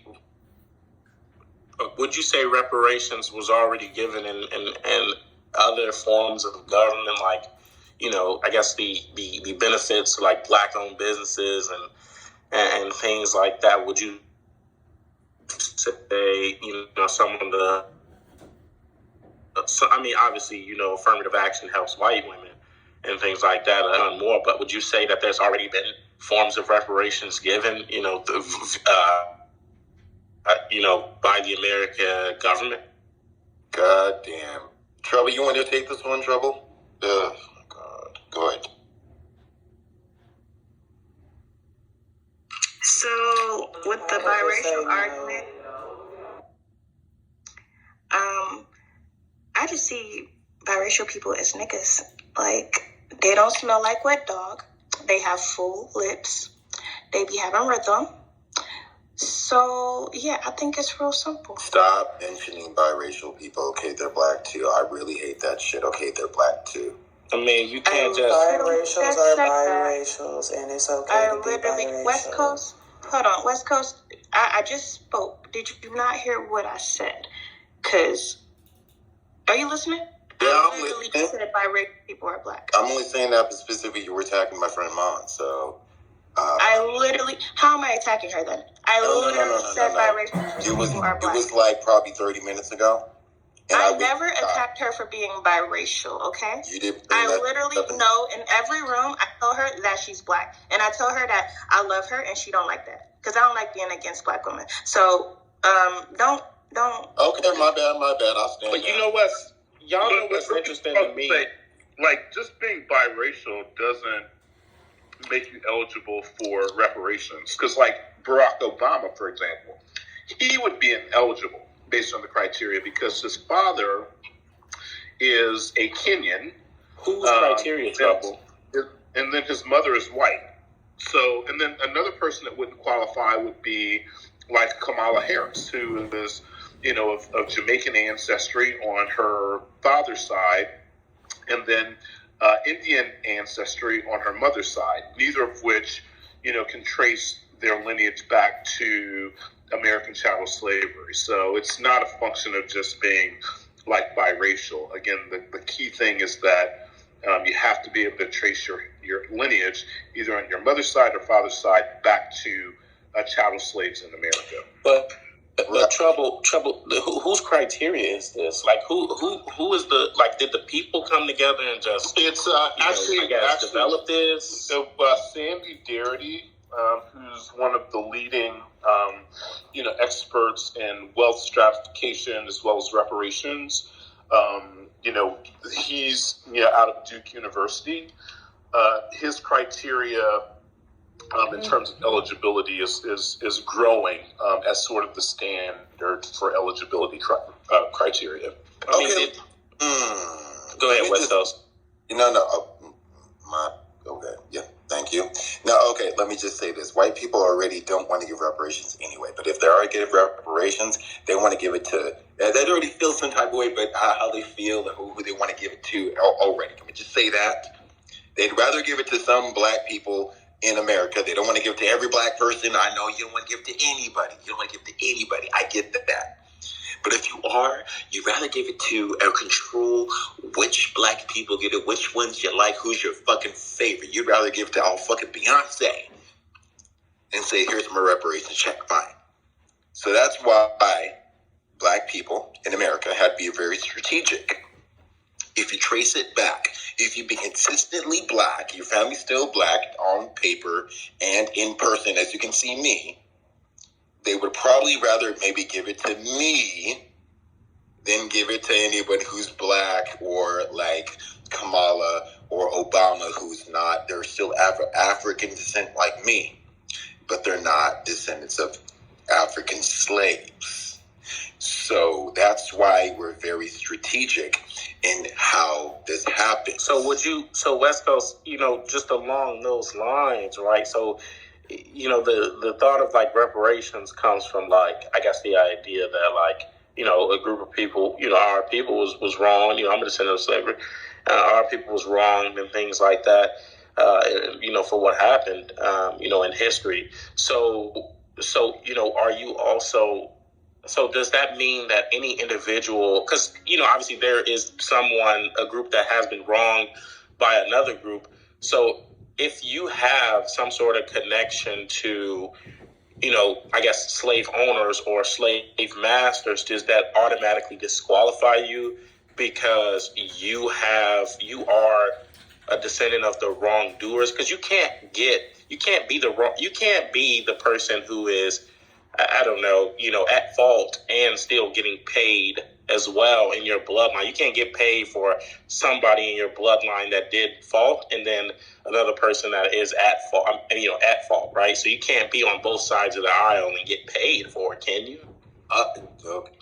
Brother, you really make me want to cuss your ass out, but I'm since another black man speak to you. Most black people deny their white side, okay? We don't even... But there's not a white side. There's that one white ancestor. That's not a white side. I mean, you know what I'm trying to say? Like, but I get it. I mean, we don't we acknowledge it, but we don't embrace it. Is what I'm trying to say? You know what I'm trying to say? What's up? Like we know we got that drop, though, right? That's that one drop. You are. That doesn't negate if you're a descendant of slave. If you have one white ancestor, we know. No. Justice, you're being disingenuous because if I said, hey, my white grandfather, because I'd be looking stupid out here if I said, hey, Matt, I love our white ancestors out here. The ones who came from Ireland and British. See. Dude, he'd be like, what the fuck are you talking about, nigga? What the fuck? So it's stupid. But I don't view it that way. I understand your point, but I just don't view it that way. I mean, it's a fact. It's both the fact that, a white man agreed. I'm sorry. It trumps everything. A white man agreed, so you need to stop talking. White man don't. Right. I mean, I think that... A white man agreed. You need to stop. You need to stop it. So, I'm going to jump in here. Racist. West Coast, I'm going to jump in here. I'm going to have another white man jump in here, though. Michael, you want to speak? Yeah, I want to do just a quick one. There's no joke. There's no punchline. There's no troll. Right. It's just a quick, rapid fire thing. We have a bad stuff versus whatever it is. I have no rebuttal. I'm not going against this. Just curiosity. Somebody who's for reparations, and you go in PTR order, and or West Coast, you can call out the people. Like everybody has a number, everybody has a condition, everyone has a terms. What would yours be in 15 seconds? Like if you said, hey, how much would be sufficient? Would it be proper? Would it be this plus? Not for everybody. For you personally, is it money? Is it this? Is it that? And if it is, what is it? And there's no joke. There's no nothing. It's breaking up, but I think we get heard. Because I understand. Is it the one thing I'm trying to figure out? I always thought about is it the form? Is it how they feel? Does it make them feel bad that black people will be doing just as good as them, or maybe better? Or can they not stand that black people will have like a Bentley just like them or a house living next to them? So I don't understand, like, if black people were doing successful on their own, because black people had shit on their own when reparations wasn't put out as if it was ever, never. Yeah, but my thing was just easy, like not a deep philosophical one. Just, hey, you know what? If I got this, and this, it would be done for me. For somebody else, maybe a whole different set of stuff. But what would it be? It would be like today is reparation day. Everybody gets what they would ask for or want without being silly and disingenuous. What would it be? Yeah, I mean, yeah, go ahead, Wes.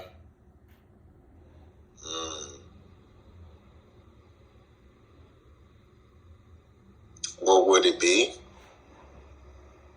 Yeah, just world according to you. There's no right answer. Just do like one or two words, like, or like, what does that look like? Same thing that everybody gets. Cash payments, motherfucker. Okay, we got West Coast for cash payments. Cash payments, and what would the number be? How much? Yeah, put a number on that too, by the way. Just curious, West Coast. See, I want to know because that's going to be the asking price for my house, and I'm absolutely going to sell to how much black people. Cost? Good point, Alan. How much? Yeah, and are we talking like Georgia prices or San Diego, California prices? I like San Diego, California prices. Yeah, whatever. I would say just pick a number and round it up. Honestly, I would need two payments. One payment for my enslaved ancestors, and one payment for my ancestors who lost their property. You know what I'm saying?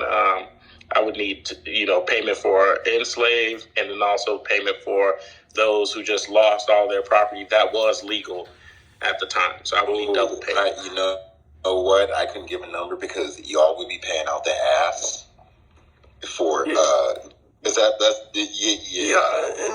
but what happens if it's just going back and getting that zip code? Like if it was land, you still need a number. What happens if you just physically got the land back tomorrow? You get the deed, the land, the house, everything. Michael, y'all would be paying out the ass for a few decades. Okay, it's either I'm black. not against you. I'm not against you. I'm not against anybody. No. I would say this. I'm just saying, what would it be? What's the number? The alternative is white people fix this fucking system to where black people don't have to suffer and don't get resistance when we want to build our own shit. I don't think we do. What resistance do you face now? We're in the same rooms every day. Do you really think that anybody wants something bad for you in here? Nobody does. No, not me. No. Fix because this is why people complained about it. Fix the way it is. So get all these little white supremacists out this fucking government, or leave us the fuck alone. Hate them too. We hate them too. Okay, leave us the fuck alone. Okay. What I want you to do, you're white. Go knock out and enslave and throw all the white supremacists in Guantanamo Bay. Do that shit, and we'll stop talking about reparations. I mean, white people are just not shut the fuck up. They're not running around. Justice, an example for me is this. And it's not reparations. It's just being a grown up. Or shut the hell up. If I get a couple $1 million and I put it into scholarships for Nesby or the black engineers, or if I put in 80 hours a week for however long, I have the kindness in my heart, not reparations, just being a human being and being.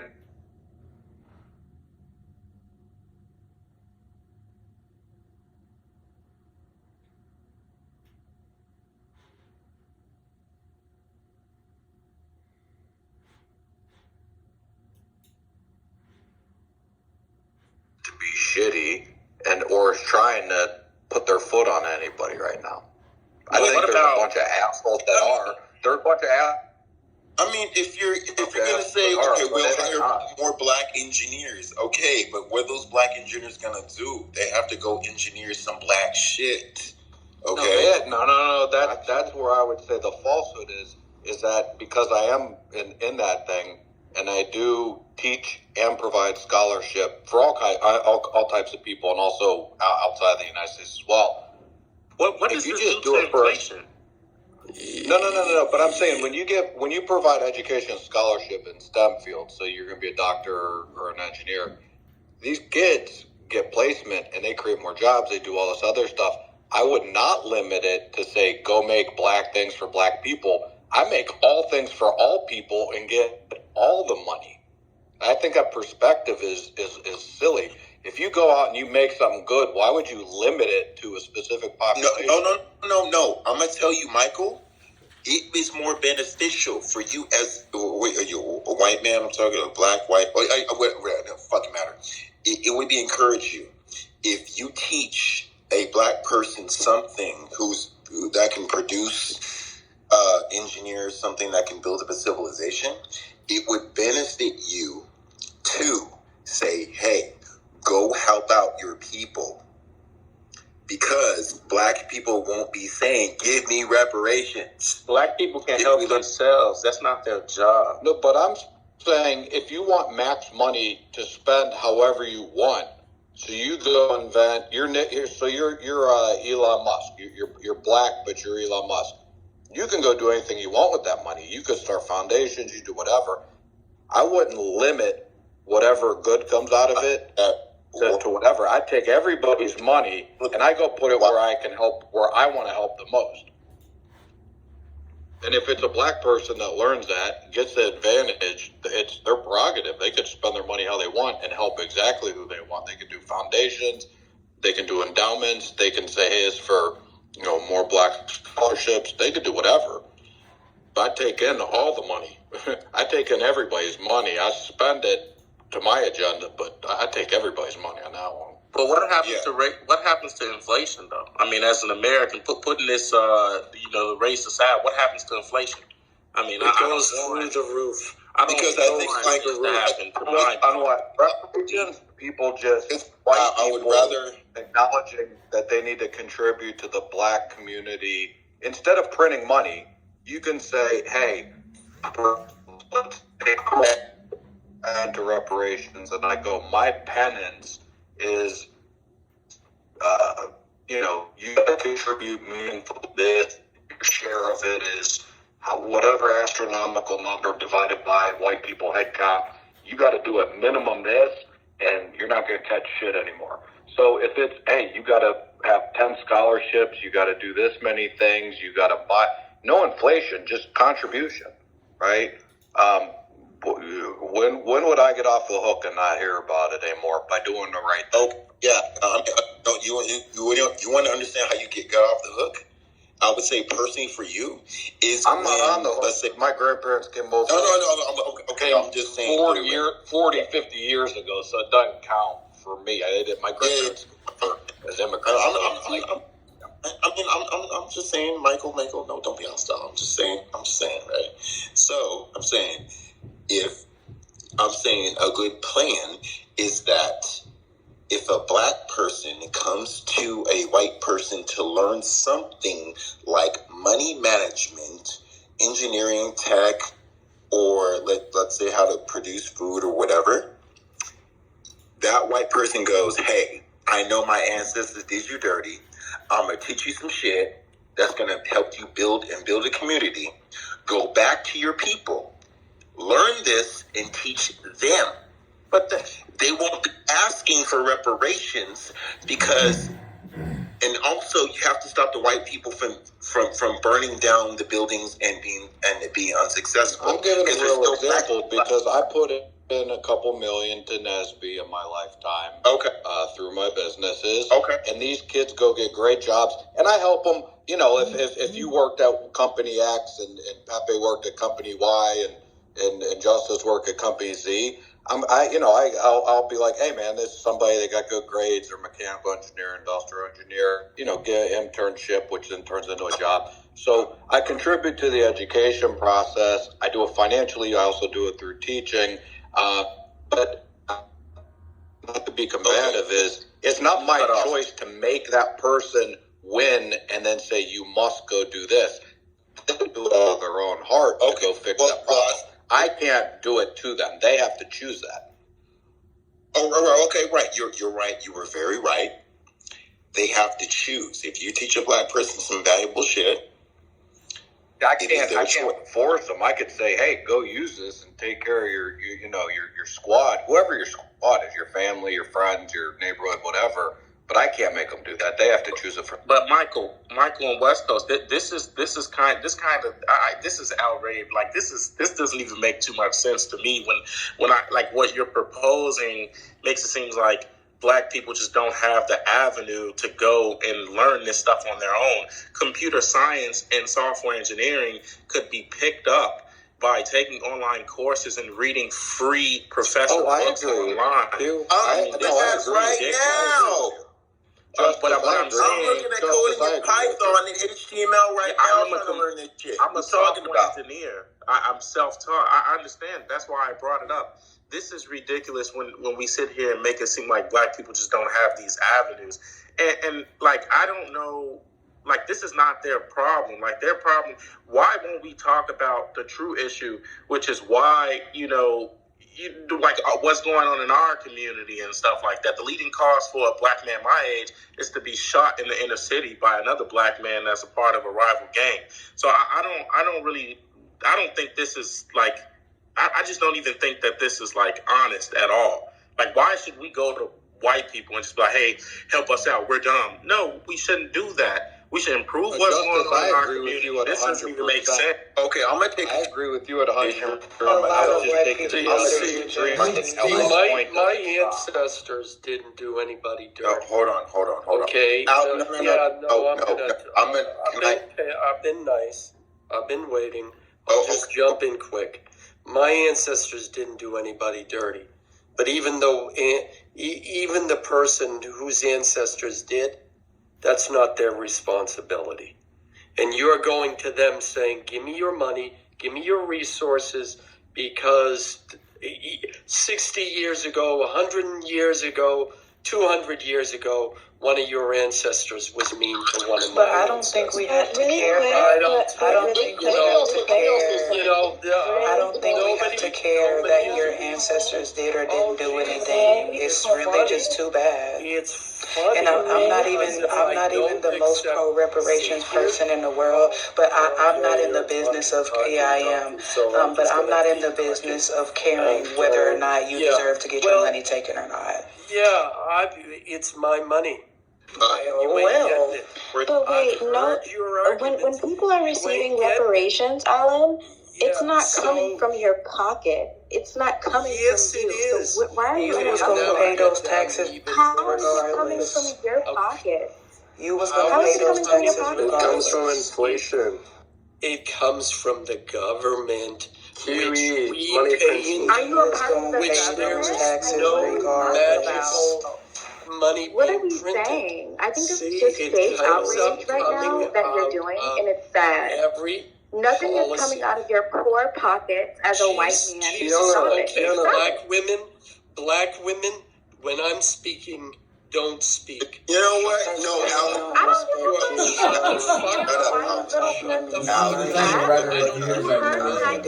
You heard what I said. All right, everybody. Holy shit. So.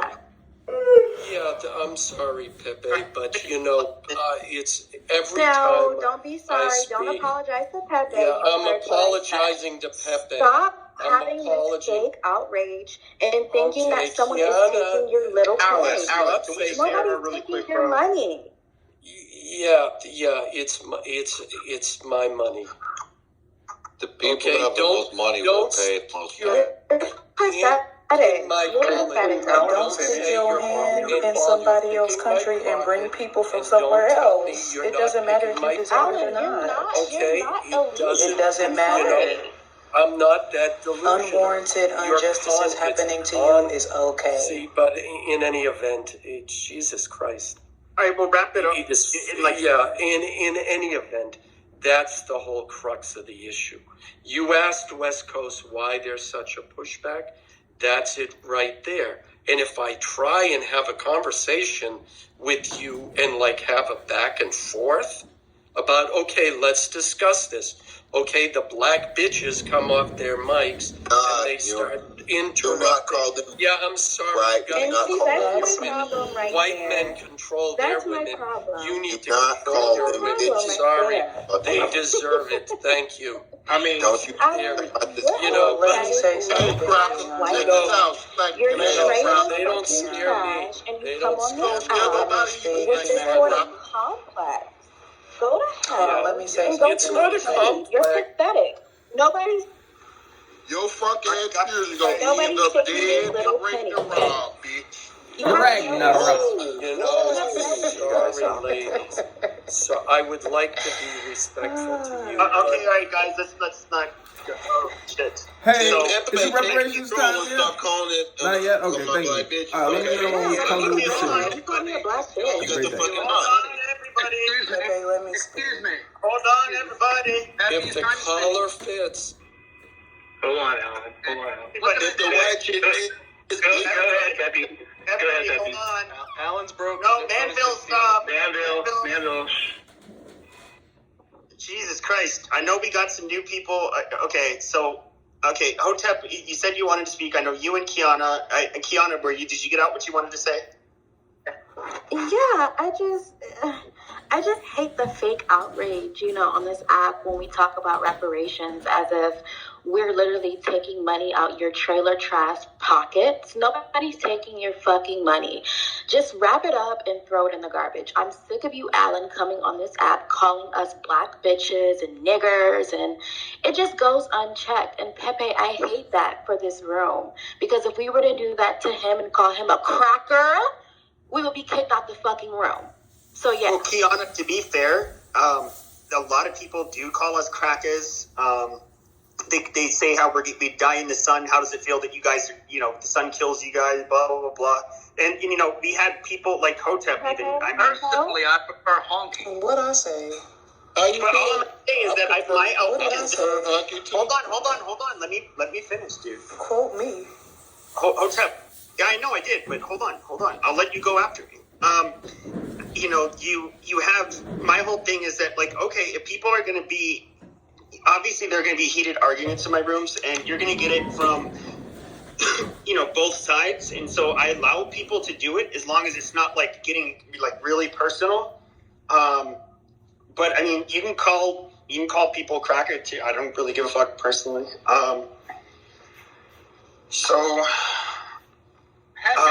Honky. But hold on, get it right. Hotep, hold on. I said Hotep could go, and then Daniel's been waiting, so he's been asking me. So. All right, so I had wanted to answer Michael's question from earlier about what would we want. Personally, I would take some land, and then somebody in the chat said annuity, family payments for life. I kind of like that idea. I don't want everybody to just get a large lump sum of money at once. That is dumb. I don't know why we would do that, and I just don't understand why we wouldn't, spread out the payments over time. Also, what I wanted to speak on was what Alan and Justice, I don't know who else he was talking to about that. I think, y'all, it is kind of a fake outrage about where your taxpayer dollars are going and whatnot, because half the time we don't consent to our dollars going to where they go. I didn't consent to my taxpayer dollars going to fund no war that white people are fighting. I don't care about that. However, also, I do kind of want to say this. I don't think that black people have to care about you feeling like money's being taken away from you or resources are being taken away from you and you feeling like you don't deserve it, like you feel like it's unjust. I don't think we have to care. I think we actually should not care that you feel like you don't deserve something, because all too often the whole reason that people are asking for reparations is because we felt like something happened to us that didn't deserve to happen to us. So honestly, it's just too bad. And I'm not even the most pro reparations person. I do think that I don't personally advocate for that, because I feel like it's kind of admitting to taking an L, and I don't need that from y'all. But I also don't appreciate the rhetoric coming coming from white people that y'all are so upset and y'all don't deserve this and that. That's just too bad. A lot of people don't deserve things in life, and you got to deal with that shit anyway. So suck it up. And actually, I hope that more unwarranted injustices happen to people, like happen to white people, and it's okay, because that's the breaks. That's the cyclical nature of the world. But yeah, and it's your turn. Hold on, because Daniel's been waiting. All right. I'd like to start with that I'm not making this about any specific race. This is something in general for everyone, regardless of race. I want to pose a problem that I see in reparations, and I also want to pose a solution that works instead. So if you want to call me names, you want to call me spick, you want to call me whatever, just do it after I'm done, please. So the big problem I see with the idea of reparations, at least when you're talking about descendants of someone who did something bad to someone else, is that you're attributing fault to someone whose crime is being born to someone else. And as far as I know, maybe you have information, but we don't really choose who we're born under. We're just born and then we get on with life, and that's how we go. So a big problem I see is that I can't even call it racism. It deserves its own ism, because this is kind of like an innocentism. Like you'd have to come up with a creative new ism, because you're basically putting a blood debt on someone for something that their ancestors did. And personally, I don't think that's right. If you think that's right, go ahead, argue for that when I'm done. The solution, I think, instead, is to create good channels of upward mobility and opportunity. In that sense, you're not really paying attention specifically to, my ancestors X, your ancestors. No, just everyone has the ability to perform. Everyone has the resources to have upward mobility. And if you see that's not happening, sure, call that out and say, look, such and such group isn't getting opportunity to be upwardly mobile. And then that's done with. And then we can work on everyone having equal upward mobility. Thank you. That's all. That is passed down generationally. Yeah, no, it isn't. And I get you don't care, and you want more bad things to happen to white people. I get it. So I don't care either. And so I am going to do everything fair and unfair to ensure you don't get my money. That's all there is to it. All right, so hold on a second. So hold on. A lot of, I've been mainly like sitting back and not, saying anything. But, I know there's people like you that exist. And, I don't hate black people. And there are black people with opinions I don't care for. And some of them are just pieces of shit. Just naturally they exist in every category. But you saying like you don't care what happens to white people, well, it's kind of ironic to me. So that's not what I said. What we see happening, or at least I do. First of all, my family didn't have any slaves. I personally feel like I owe black people nothing. You have we have the changing demographics with Hispanics and Asians becoming larger portions of the population. Pretty sure that, what the fuck are you going to ask them for? They're going to feel they owe you nothing. And, you can have a sob story. They'll have sob stories of their own. This isn't about them, so... Hold on a second. That's a fallacy. So, no, it's actually not a fallacy. It's a fallacious argument. Well, no, that's funny. Literally, you see Mexicans moving into Compton and cleaning it out. And basically, even some of the neighborhoods put sundown towns on black people. They don't want them in their neighborhoods. And if I'm going to be very fair, it was for good reasons. Now, you... trying not to be reactive. What's the argument? But yeah, the argument is this. Quite frankly, you only care about yourself and your people by any means necessary. Everyone does and should. Really? Yeah, black people are the only people who feel like they have to take a higher moral ground and appease everybody else. We're the only group that does it. Every other group ethno-aggregates and prioritizes themselves. We're the only ones that don't. Oh, well, I would actually say that I think you, and this may sound racist, but I think you're one of the only groups that bitches and whines and complains like a bunch of fucking children. It never gets anywhere. You're highly dysfunctional. They're better than any other group does, and you. I mean, I don't know. We can look at every other ethnic group that comes here, the hardship that they deal with. You can talk about all of this intergenerational bullshit, right? But we see Mexicans that often have nothing more than a elementary school education. Trust me, they had a lot less school funding than you. And for Black Americans. But hold on. What is the argument? Hold on. What is the argument? I'm trying, but he's not getting there. Yeah, but he is. So, yet they come here. They can live 20 in a fucking 1-bedroom, 2-bedroom fucking apartment or house, and they end up doing better than Black people. You don't really see them bitching for the handouts, and yet you're just one group that can, continually. But I feel like you're not hearing what I'm saying, because no. I mean, you guys are literally on your knees begging the white man for his money.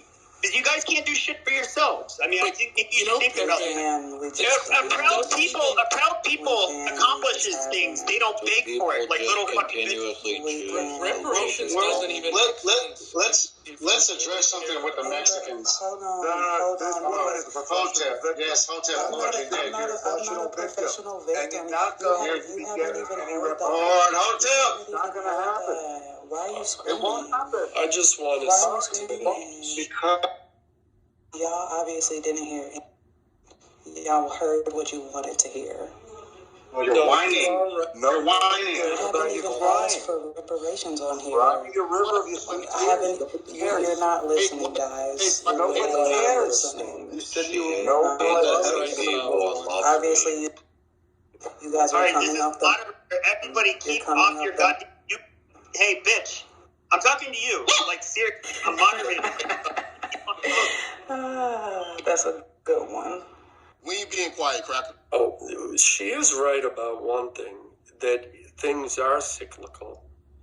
And when you come from a position of anger and hatred, yeah, that's going to come back to you big time. Exactly. That makes sense if you primarily only cared about the success of Black people. I wouldn't worry about I do only care about I'd worry about you. Yeah, but reparations doesn't make sense if you care about you. Did not hear me advocate for reparations. You did not hear me advocate for that.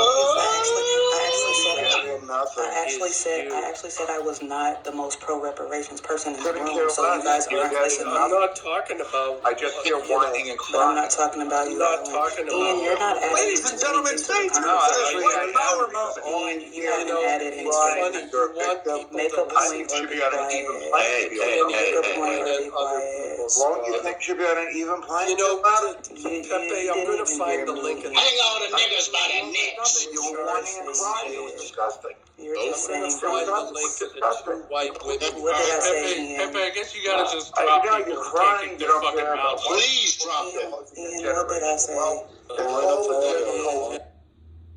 All right, I'm just gonna start moving people. Gang, fuck them white bitches. Fuck it. Hey, dude, why did you feel the need to come out off your mic and say it like a low IQ nigga? Don't even fucking entertain it. Just drop them. Cracker boy. Nah, I'm stinking pasty, bitch. We talking about you right now. I don't condone anything you said on the stage. I only came here to protect people. Thank you. You're like that booty. Like a black leave Captain alone. I will fuck y'all you missing the point, man. My niggas and my honkies, we all need to ride. That's right. You better leave Keanu alone. I will fuck you up if you fuck with Keanu. Shut up, boy. Shut up. Yeah, I like Keanu too. I tell you not to talk We about need our niggas and our honkies to be armed to the motherfucking teeth. Leave Who wants to start the boogaloo? All right, everybody can't shut the fuck up. Okay, so we got some new people on stage and they can speak. So Manville, you can go ahead. All right. I mean, first of all, you have to understand that the thing Black people are upset about isn't that they're poor, because they're not. It's that they're relatively unequal, right? But if if you change nothing about America, if we're still the meritocracy with a little dash of nepotism that we are, that inequality is going to come back. Let him finish. Damn. Pepe, you really got to move people who are disruptive. Well, the person's moved, dude. You're good. All right. The other issue is that if you don't change the structures, you don't change businesses' hands or anything like that. If you're just doling out cash, you're doling out land that's going to get converted into cash. All that money will be back in the banks in a week. That's been the running joke of this since the beginning of the idea being floated. But the other just conceptual issue here is that people don't understand where taxes come from. Or people don't understand where tax breaks come from. And they don't understand credit. And they don't really understand a fiat currency banking system with a central bank. And here's the long and short of it. Whenever we do shit as a country that we didn't collect the taxes for, in other words, whenever you get a tax refund, whenever you don't get taxed at like 88% of your fucking income, what that means is that we're deferring those payments into future generations that haven't been born yet. So 2 problems with this. 1, there's nobody in the future to pay for it. So you fuckers are going to get your reparations. You're not going to replace yourselves.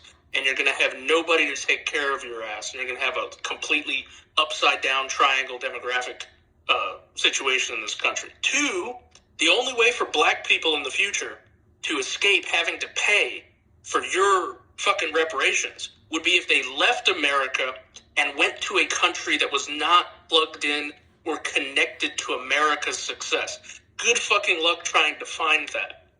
So no matter where they go, and if they stay, they're going to be sat with the bill of their great-grandmothers who wanted to spend their reparations on Louis Vuitton and Mercedes-Benz and squandered it and left them in a worse position than they would have been if the country had less debt, if the country had a stronger tax base, and if we spent the money on things that were more productive. You can help more black people without even spending a dime, right, by changing the incentives already in existence. But we'd rather keep the same incentives that have led to black people behaving in a disastrous fashion. Your problem is a system, but it's not a monetary system or the appearance of inequality or this deep down resentment that young people were not as great as other people. It's a problem of values. It's also a problem of goals. And it's a problem of what you respect in each other. And until you start respecting long-term success, all that giving people money is going to do is fuel the short-term thinking. I think what you said is a lot of stuff that we already knew. Well, I think what you said is fine, but also I think like what you're saying is something that like if you look in the Black American community here, people don't have that guidance. They don't have those families where they were instilling those values. They got Google. A lot of things, right? So I think what people are trying to get at, and I think someone mentioned earlier that it's not a matter of the Black people being poor, but it's the inequality. It's like it's the gaps, like not even really knowing where you come from, not having certain values or traditions passed on. Like there's certain things. Parents' fault. That ain't Manville's fault, right? It's not only parents' fault. Can I respond? So people, for example, I was born in Cameroon. I'm not a descendant or an ADOS descendant or whatnot, but I wouldn't say to someone who is a Black, I wouldn't say to them that, it's their parents' fault. It's not their parents' fault that they don't have certain things. It's the system. It's slavery. It's mad shit that happened that you can't just expect someone, even if they have the best parents, but didn't grow up with certain cultures or understanding of things, to just have it unless they go and look into those things. That reminds me of one more quick thing that's a massive problem. If you do this, you are going to permanently be artificially creating the definition of real Black people. And a lot of the shit that you guys enjoy fighting over and that you guys view as your identity is going to be called into question. Because right now, fucking Kamala Harris is Black. right? Jalen Hurts and Patrick Mahomes half-breed asses. She's a biracial. Black for the whole time they were leading up to the first all-black Super Bowl, quarterback-wise. Jalen Hurts is half-black? If you start this, wow, you're going to start delineating. You're going to start losing people in your in-group. You're actually going to make yourselves a smaller, more concentrated special interest that's easier to dismiss. What do you say? If you care about getting the most bang for your vote, if you care about a broad coalition that is actually capable of holding sway, that would be a detriment to you. I think that's what you care about. Really quick. Can I just speak really fast? So, okay. I think my issue sometimes with these conversations is, I feel like white people as a collective really feel like every black person in America wants reparations, right? It's very cute. It's great conversation, but not every black person wants reparation, right? Some of us come from great families who has great generational wealth. So can we just stop making broad statements? I want reparations for every white guy that's had their window smashed and shit stolen out of their car. Yeah. Really quick, thanks. I think what is really the issue about my community is just financial literacy. I think if, more of us as Black Americans were actually taught, and I'm not speaking for myself, I think if a lot of them were taught financial literacy, I feel like they would be able to navigate through America just a little bit better than they are doing right now. And who's to say if we do get reparations, why the fuck do you care what we spend it on? That has nothing to do with you at all. Sure so, it does. Sure why do I care because you're going to spend it. Pointed guns at me? Right. You're going to spend it on Louis Vuitton. You're going to not have a pot to piss in, and then you're going to complain. But it doesn't matter. But it doesn't matter if they get a fucking Mercedes or a Louis Vuitton. It doesn't matter. You do not know how conservatives. Nobody says anything when you buy meth. Nobody says anything when you buy meth. But you're not getting reparations anyway. You're not getting a dime. And it amazes me that you actually think that is even a possibility. It amazes me. You don't even know. What do I think is a possibility? Getting reparations? You're not getting reparations. It's not going to happen. What are you even talking about? What are you talking about? That's not what she said, though. She said the money would go to. She didn't say anything about getting reparations. She said even if it was given, how does it? Can we have a line? Financial literacy, I think, is wonderful, and I think that's exactly where the direction. Ion, she wasn't finished. Let her talk. She wasn't talking about that. How about you? This is what she's mentioning. Financial literacy. Yeah, you should know. Ian. You just answer what she said because I think the guy's name is Ian. What was? My name's Ian. Ian. What's the Ian? Ian. She wasn't finished. Let her talk. She wasn't finished. Let her speak. At least answer her question. At least answer it. Don't just make up your own question. Ian, let her talk. And Ian, Ian, let her speak. She was not finished. When I first let her speak and shut up. Thank you, I suppose. All right, hold on. So let Kiana finish. And was it Kiana? Go, Kiana. Yeah. And then Ian. So Ian. Thank you, Pepe. Ian, I don't even know if you literally heard my first point, but I think this is the problem with conversations like this is because we hear one part of somebody's statement and then we're so triggered that we just have to come off mute. The first thing I said was not all Black Americans even want reparations. Alan, shut up. Alan, shut up and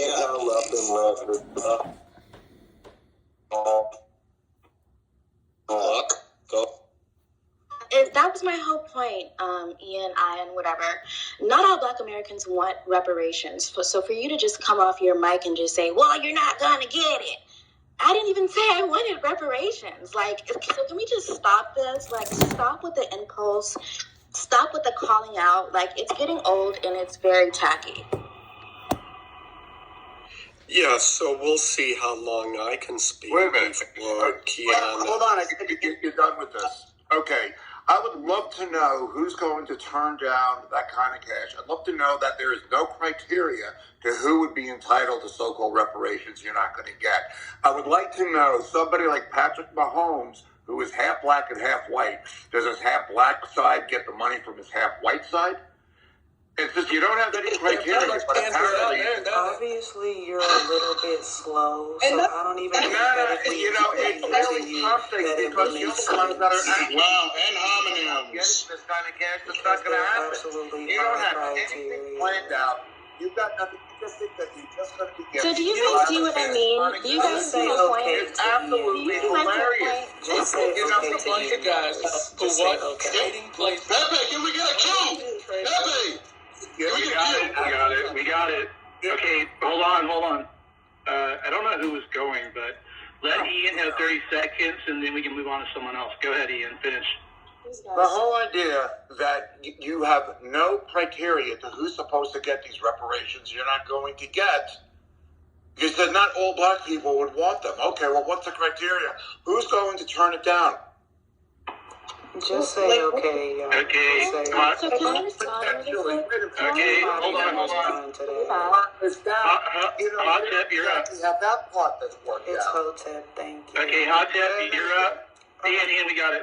Hotep, you're up, and then Alan. Let me go. I don't think that was worth responding to, and I didn't want to go. Nobody should respond to that. Okay, don't respond then. You're good. All right, Alan, go ahead. Yeah, so, I mean, Kiana and Hotep keep saying that that we're not being genuine in our outrage over this. I appreciate them saying that, but I think we kind of are. Oh, my God. Who said that? Yeah, oh my God. Who said that? Yeah, oh my God.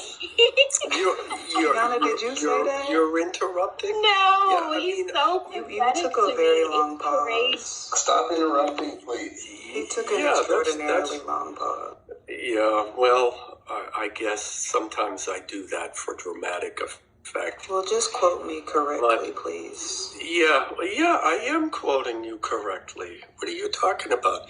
But you came off mic, so I guess what you said is true. Some people just get very triggered by things. All right, who's up next? I still find it hilarious how black people see a black dude on TV and be like, "Oh, he's just like." I forgot. Obama's son. Actually, I don't see every black person like me. I see myself. I see myself. I don't see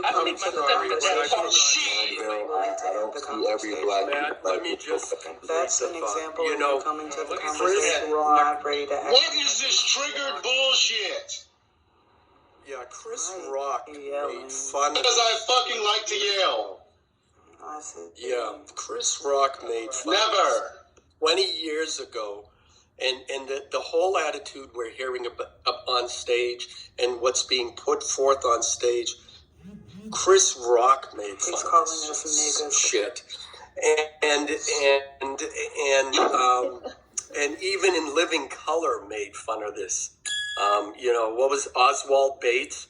Whatever. I mean, it's now what your own people used to make fun of. Now your spewing is actual fact and actual policy. The funny Look, I know when someone's got their hand in my pocket and they're trying to pick my pocket, and you're not going to convince me that you're not doing that. Well, what's hilarious to me is the behaviors that this kind of thinking the same preconceived notion. Hold on, and Bill, I'll let you go next, but hold on. Let Kiana was trying to go after Alan, so then you can go, me and Bill. Yeah, it's just so crazy how we will literally scream till we're like blue and like purple in the face. No, we don't want to do this. And then you guys literally say, you know what, you guys still want to do this. Like, it's really crazy to hear you guys speak sometimes. And Alan, what are you even talking about? Describing it to you personally. Hold Nobody's describing it to me. It doesn't matter. Because if I made conversation with us. If I made Daniel, you're going next. Thank you, Matt. If I made like broad This is the reparations hotline. How can I help you? If I made statements like how you guys make on the stage about white people, you guys would literally come off your mic and call me a nigger. But you guys feel like just because you're on the stage with white people, it's just supposed to be like validated, and it's crazy. Like if you want respect, respect the other person. Like what is going on, Manville? When I see somebody on TV who looks like me, hell yeah, I'm inspired. You know why? Because I barely see me on fucking TV. So yeah, I'm going to say, you know what? Maybe I can do that as well. So that was just not a single commercial. Wait.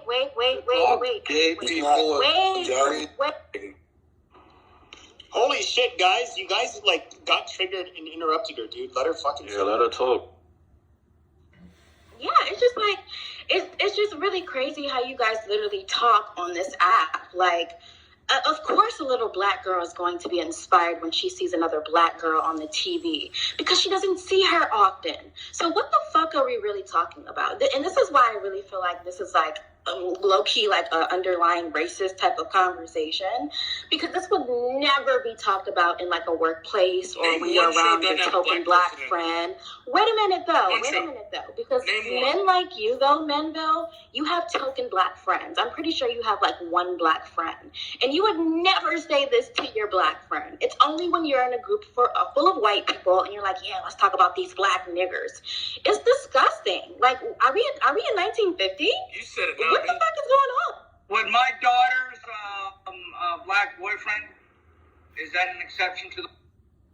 No, I would like to know the TV show in America that doesn't have any black people in it. Please let me know what this is. Who said that? Compared it with a TV show. Yeah, because compared it with a TV show. In real life, Bang Theory. No, it was just a comment that he made. So he brought that to the conversation. Yeah, he brought it up. He was like, I don't understand how when black people watch TV, they're like, hey, that can be me. Like, that was just so ignorant for you to say. That's ignorant. You know what? I was pro reparations, and now I'm like, fuck this shit. Yeah, in real life, Kiana, literally, black like, it's people I pathetic. know fucking crying, and they don't need to say this stuff. My black neighbor who moved back to Atlanta, owns 44 single-family homes in Atlanta that he rents out.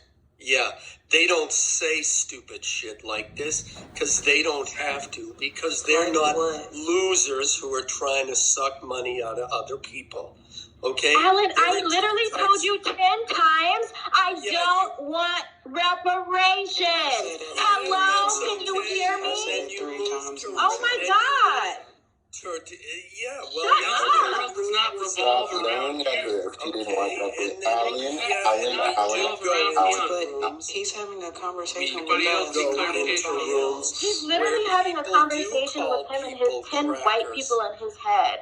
Like, we literally said, we don't care for reparations. If we get them, cool. Who wants? I mean, anybody would take a $300,000, $50,000. It doesn't matter. But am I on here arguing saying, yeah, I want reparations? No. So shut the fuck up. Shut the fuck up. Seriously. See, I was having a conversation with West Coast, and you interjected. No, you weren't having a conversation with my West Coast. You weren't. First of all, you're not going to tell me shut the fuck up, and then you're going to set your fucking trap. Yeah, West Coast, I can't even hear you. I'm sorry. You know, you're not going to shout at me because I got to keep it I'll shout at anybody. Shut the fuck up, and I will tell you suck my dick. We're good, West Coast. Alan, West Coast. Now it's come down to dick sucking. I know. Yeah. Just West Coast, just jump to the part. West, don't even. He's literally like 60 years old and still stuck in 1920. Let alone policing. We all know that. I'm even get most insulted, motherfucker. I'm gonna call you a liberal. Just you go liberal. there. I'm good you with liberal. Everybody needs to stop, okay? All of you, suck my big white stuff. Everybody, just liberal. fuck it up. Everybody, trying to maintain order. It was holy shit. Like let's stop, guys, please. Kiana, were you done? Yeah, and I just apologize to everybody on stage. It's just really frustrating when it's like you're trying to have a conversation with somebody and you're telling them like literally like this is not what I want. This is not who I am. And they're literally telling you, no, this is what you want. This is what you want to do. It's like it's too much for me and All right, Kiana, thank you. I don't think people were talking to you as much as you think they were talking to you. Okay, man. But I would challenge y'all to actually have the conversation at hand and not have the one that you brought to the table. Like, have the real conversation that we're trying to have. You guys aren't doing that. You guys want to keep on going. The real conversation is that even if you hold white people back, you're not going to fucking catch up. But what are you talking about? Who said that? Have enough of a gap that it's never going to get solved. But who so said? I want to. But Hotep, you did. But hold on, Hotep, you said something earlier. You said that you don't really care. If unwanted injustices happen to white people. Hotep, can you shut your filthy fucking mouth so I can finish your goddamn point, you stupid bitch? Just shut the fuck up. You quote me. Quote me correctly, love. Okay, so you said that you don't like that you can kind of care less how it affects white people as long as your people get ahead. So okay, all right. Now I guess my question would be, why should white people give a fuck about you or your people? They shouldn't. Y'all don't. Why do I care? No, that's some bullshit. They shouldn't, and they don't. You haven't ever experienced us not giving a fuck. What? You have yet to experience white people not giving a fuck. Ever.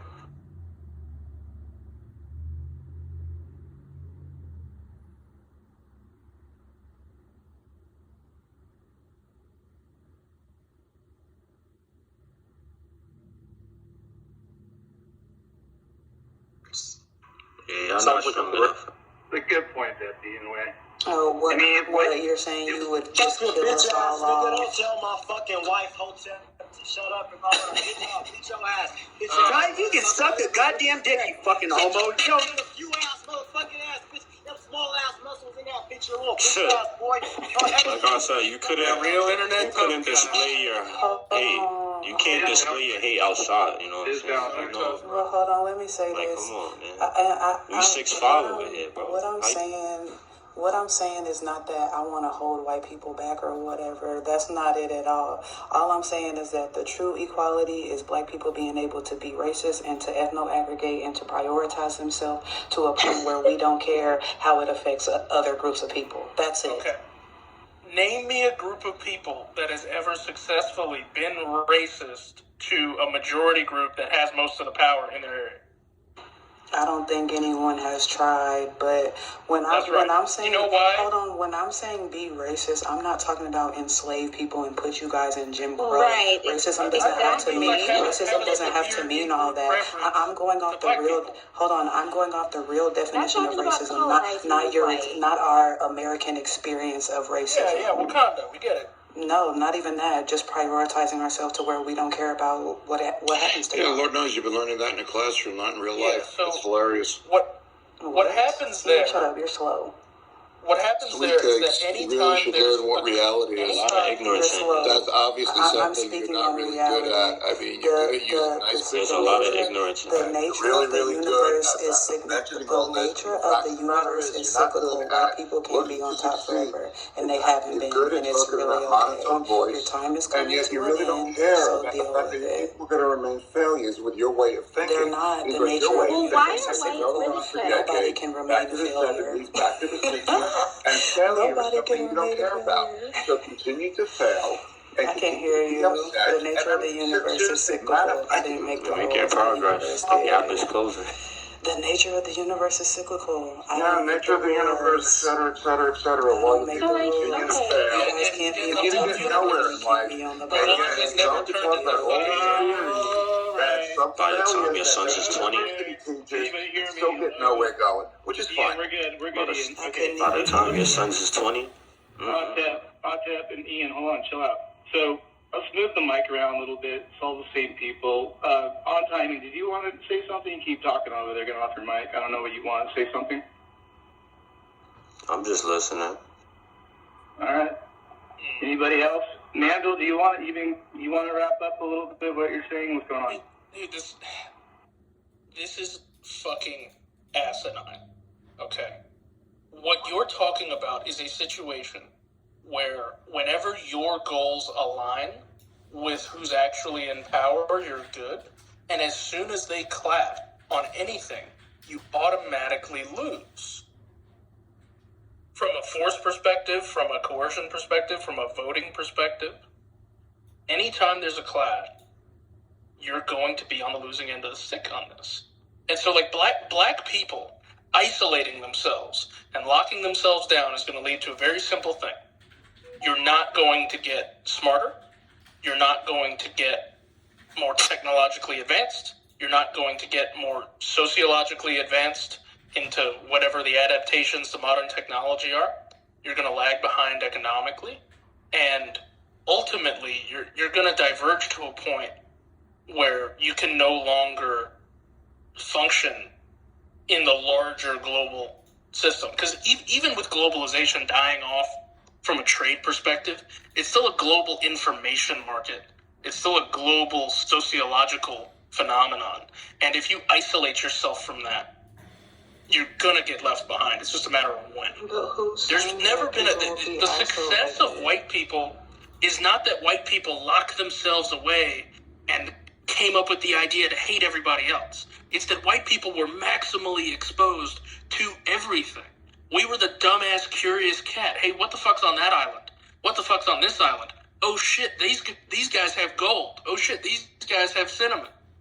We did that by immersing ourselves in and expanding out to everything we could find. We did.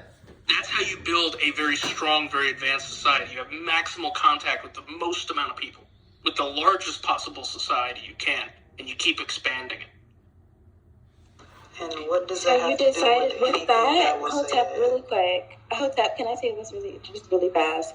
So with that realization, right, which is, it's cool. It's cool. You've never seen anything other than your people. Cool. So with that realization, you decided to steal gold, steal people, rape people. What the fuck are we really talking about? Like, stop. Well, they didn't have a receipt. How do we know they didn't steal the gold? Man, that is they didn't have crazy. receipts. They didn't have flags. They didn't have uniforms. That's crazy. They didn't have Jesus. Hey, naked. y'all sold us to you. How the fuck are we supposed to know what's serious there? right now? That is so crazy. You have to answer the question, though, Manville. Manville, answer the question. Answer the question, Manville. Answer the question. What do you think? What she asked you? He would have to double back on his point that that they do hate everybody. I think possession is 9/10 of the law. Your people. I think you're entitled to keep what you can defend. Raymond, I'm not talking to you. Raymond. Yeah, I'm saying facts. What, Mendo? I think possession's 9/10 of the law. I think you're entitled to keep only what you can defend. I don't disagree with Michael is right. that. Okay, Kiana, finish. Not one of those statements. I heard the one point that we never seen anybody before, we were Vikings, things like that. Cool, right? But it's one thing to explore other people and explore other countries. It's another thing to rape people, take their people, and take their fucking land. Like, let's just be real about these conversations, Manville. Like, stop. This is why I say you're disingenuous. That's always what exploring entails. That's not true. Well, no, tell me, did Genghis Khan rape his way across Asia? I mean, but why should something centuries ago affect people that had nothing to do with it?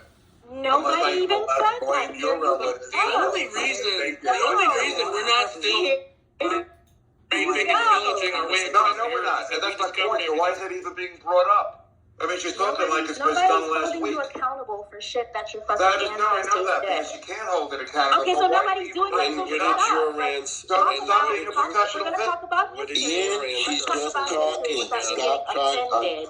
Ian, We did the same thing. Ian, stop talking. We did the same thing that white people did. Out and Could you ask them if they want to talk? Can you one mic, please? Holy shit! Now, Kiana didn't. She said she's not for reparations. So I mean, we don't need to address her about that. Yeah, he keeps doing that. He keeps doing that. Stop attacking her then. Just ask your questions normally. Stop attacking her. Well, I'll try not to. We can address her point that, address her, but don't attack her. And you better not. For the second time, okay, now this is now the third time I'm starting, we can address her point. So the white people went exploring, and they ended up in the west coast of Africa, and they found black people Hey, who were it's selling cheaper here than buying them from the Arabs. They were selling black people selling other black people as slaves. I agree. That's what they found. I agree. And they I agree. Okay, good. So what's the point of all of that? The point is that okay, if we're gonna be, if we're gonna go back in history, yeah, there were definitely business deals made, right? I don't think anybody has said that wasn't true, but there was also people that were taken by their own will, not even just in fucking Africa, everywhere.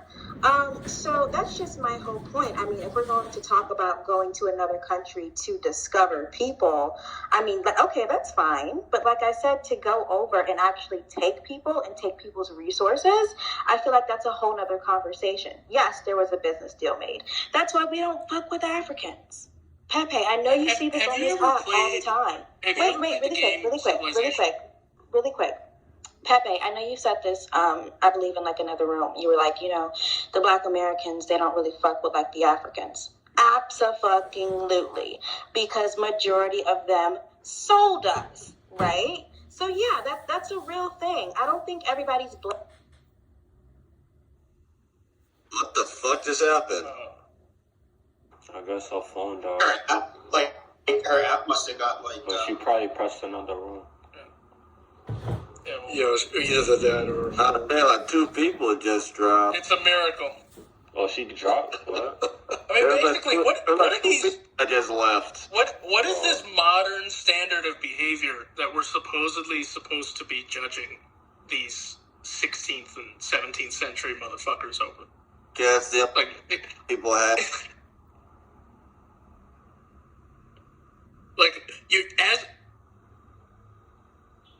Well, yeah, you're talking about... You cut out Manville. You're talking about presentism. Yeah, as a 16th century social justice warrior, you were supposed to land on your big-ass shit that was paid for by some royalty or nobility that was expecting you to generate some income for them with this voyage. You're supposed to land there and go, oh, they're being mean to some people over here. I refuse to do any business. I refuse to intermingle. I took this whole journey for nothing because Sorry, I had a phone call. Sorry. On the coast. Yeah, and the thing that spawned all of that, correct me if I'm wrong, Manville, was mercantilism, which was essentially, we're dealing with... State-sponsored usury. Yeah, exactly. Which is closer to communism than it is to capitalism. And the reason why those countries were exploring, first of all, was because it was the Ottoman Empire. Correct me if my terms are wrong, but it was the Middle East cut off the trade routes to Asia. Because they said, no, we're not going to let you have that anymore. They cut off the land routes that everybody was trading over. So then, when the Portuguese finally kicked out the Moors from their country, and that war ended, it led them to the age of exploration. And they said, okay, well, we can't go by land. Let's see what's going to happen if we go by sea. And little by little, they went to the western coast, the northwest coast of Africa. They eventually went around Cape Good Hope. And they eventually went up to the eastern side of Africa. That was all driven by these, what would be considered more, mercantile economies and governments. And it was because of capitalism that because the advent of the banking system, that these routes were funded. Without that, we wouldn't have any of it, and our world would still be living in, kind of a, undeveloped. We'd be standing in horse shit. Yeah, thank you. That's a better way to put it. Everything, for better or worse, everything that has developed since then, developed out of these, historical things. And I guess we can thank the Ottomans for denying us those trade routes. But this is war. Ultimately, this is the way humans conducted war. That's what it boils down. Ultimately, we ought to think that any system that is capable of generating a better standard of living for their supposedly oppressed, marginalized, beat down, abused group of people, better than the standard of living of a king in 1899, is a fucking miracle and a good goddamn system. And the perspective of this is it's only possible to reach this perspective if you truly try to suppress your ability to perceive anything outside of your immediate selfish needs. And that comes from the other insidious side of Marxism or anti-competitiveness, which is the materialism and the humanism. The materialism and the humanism is more insidious because it preys on people's greed instead of people's sense of schadenfreude and trauma bonding in shared misery. It's so is that a black person's thing, Manville? That's a black person's thing? It's one thing if you got a bunch of trauma bonding in a bunch of commies who all enjoy the fact that at least everybody's going to be as miserable. Yeah, but I do know there's a lot of black people. Most black people are not communists and socialists. Yeah, no. Name me a black leader who's not a commie. No, what, no, but I am starting to know there's a lot of black people liking socialism for some fucking... Yeah, but no. Yeah, black...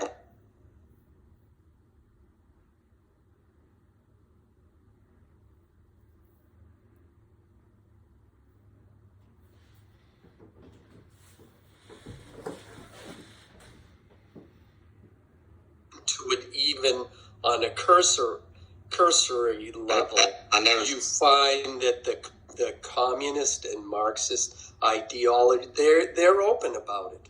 I know whether you're slave to the committee or you're slave to the almighty dollar, right? You are still centering your life around a system that is absolutely going to milk every last bit of productivity they can out of you and toss you to the curb. Yeah, but I never said most black people. I said I've been hearing some black people. Well, black people's fundamental, baseline value failure is that they don't respect labor. They don't value it. They don't think it's important. They look down on people who do. I've been saying that shit either. What I miss? Shit. What the? Right, we don't value labor when we were fucking slaves. You shit on guys who work for a living. Right. No, we don't. Right. You're so fucking ignorant. Who put their fucking head down and actually get to work? Manville, I think maybe. I think that viewpoint is headed by your experience on social media. Because I don't know how many black people in real life, Okay. Labor brings character. Because we don't think like that. Even most black people, work hard, most black men who are in marriages are of blue collar. Bullshit. I think you might want to come do my job. Yeah, we don't care if you. We love blue collar men. I don't know what you're talking about. Manville, maybe a better way to say this is this: the term sellout.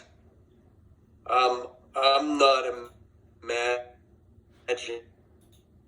that black people accuse us.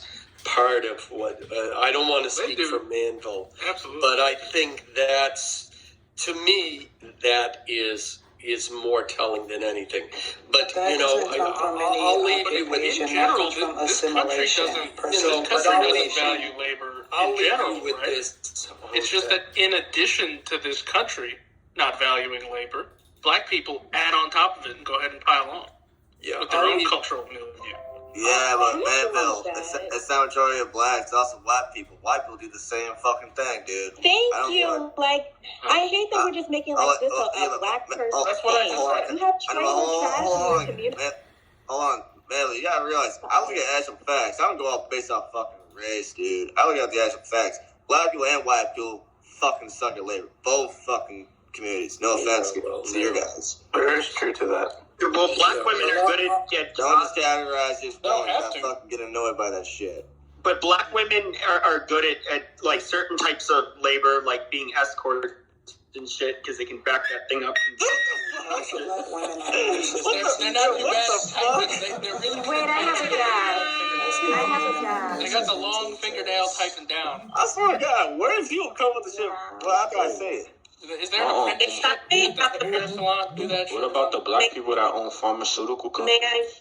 What about the white woman who says selling crack is not a pharmaceutical and loves black people? What about those white women? What white women are good at, instead of being escorts, they're very good at finding a really dumb, newly rich NBA player and getting pregnant by him. And fucking men. There's a lot of hate speech. A lot of white women are good at being a horse too. I just think that be a funky hunky. Yeah, white women actually have no throats. Actually, white women. I would just like to know. Sorry, look up Linda Lovelace. Okay, fine. Tiana Trump. When white women used to bang black people, they also used to have them It's not used to. Not who. Stupid Jews making me watch big black cock porn again. What the fuck? They used to just get all the black guys that they would fuck lynched afterwards, but now they actually let you guys live. They love black cock. They hate your 2-inch cock. You guys are scared to even try to. You guys are pissed. What are you gonna attack? I have a moderate size. Have y'all seen the like it? Can y'all see? I'm a black guy. You all need to watch Deep Throat with Linda Lovelace. Yeah, I've seen it. Okay. I've seen it. Who the fuck is that? You're a little young. You're young. It sounds like you're a fan, bro. Yeah, I am. I am. Nothing to do with my age, dude. I am a fan. Fuck about a lot of people. I'm sorry. That was a white woman, and she took all she Alan. took everyone. Alan, thank you for saying that in the chat. You know what I'm saying? Yeah, you know. For a skill. It needed to be said on. So wait, do we need links in the chat? Should I post the links? I got all the links. She's legendary. You're telling me that if you started off life right, and you were given the option of a higher IQ, of a more stable life, of less police scrutiny, of people respecting and desiring you more on the dating market, of having more opportunities overall in your life, or you get like a 0.1 inch increase to the average of your dick size. I'm gonna keep it real, like, being black is actually cool. Yeah, I'll take the fucking money. Yeah, I have a great time being black. I wouldn't be anything else. You don't have a problem. I love being black. I mean, here's the thing, like, you know, you guys say a lot of stuff about black women, but your woman is in the back of a truck sucking black cock for a living. When did we make this about Ed Hub? The interracial dating, and like, there's so many biracial kids nowadays. It's crazy. It's crazy. Yeah, why don't we talk about that, I've been in bed with like to call me massa for some reason. Nobody, you never get a little race play. Shut up. I think it A hoe is a hoe, black or white. Yeah. It's okay. Plenty of black women like the white guys. Yeah, like I said, there's so many biracials. Have you got one of white guys? It's crazy. Look like you have. Wait, who? Looks like your daddy's white. Yo, y'all gotta ask your nieces, have they been with black guys? Wait, who's been with the white guy? They talking about you, girl. Absolutely not. Did you ask your nieces? Yeah, none of my nieces have been with. None of my nieces. You don't know that. Like white Americans.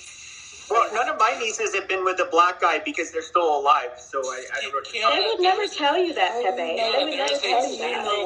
Yeah, Pepe is retarded. 100% black. How do you know what? How do you know who your nieces are having sex with? I really That's what I'm saying. Like they don't know. That's a weird concept. I don't have. Like I don't know if y'all nieces really need. That's a weird concept. I don't have nieces. It's Valentine's Day. Your niece is probably on her knees for a black guy right now. Happy Valentine's Day, everybody. Y'all see Bill Gates' daughter. Your nieces have black nut on her face. I don't have nieces, and I'm sure if I did have nieces, I wouldn't know who they was having sex with. Imagine talking shit about black people. Because your niece got black come on her face. The conversation we need so, but I got these heart-shaped chocolate boxes, and I'm gonna be giving out. I put some vibrators in there. I'm gonna be giving them out to all the black single moms. Buying baby food. What you wanna do for the white single mothers, man? That's fucked up. That you do. Let me say this. But there's many. There's one in my area right now. Well, you should go take care of that, bro. Nah, I tell her fuck you every time I see her. Well, let me say this in honor of black people. Because she's white. I think white people need to get better at racist jokes because not having a dad and fried chicken is really old. Y'all could really be more creative than that. Like, let's be serious. Right. We also, but the trope has lasted so long. They like fried chicken too, and that's what kills me. You guys Because KFC is nasty, and that's the Shut up. Popeyes is good.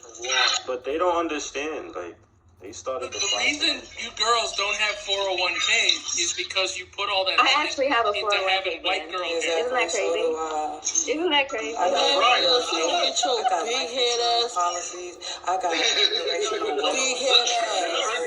Hey, Manville knew just what to say. Manville knew just what to say to trigger. I like that. Literally. We've been triggering all day. Though. He ain't trigger shit. It's so easy. Well, predictable. Got my nails did all turquoise and shit. Mute up now. In fact, the only thing that seems to keep black women in line is the trigger of a gun. Nah, y'all need to kick him out for that, though. For real. Are you serious? That could have at least been funny. Come on. No one died. No one died. I love some fun. But why you don't display these jokes in front of black people? That's big overweight ass. You one of them white boys that no white girl wants to fuck. Wake it up. Why you don't go to a group of black people and display your jokes? He has to go to a pub, in front of his white friends and say black people jokes to get cool points. Cowardly. He's one of those guys. He's one of those guys. Y'all know I bet you have a Ram, a 2010 Ram truck. Hold on. When you go to a bar, the best way to make the ice is if you want to be disrespectful. Some black people jokes. Hold on. The truck joke here. For black people, Chevy is for Mexicans. Whoa. Chevy is not for Mexicans. Hold on, what you said? You said what got black people? Women down.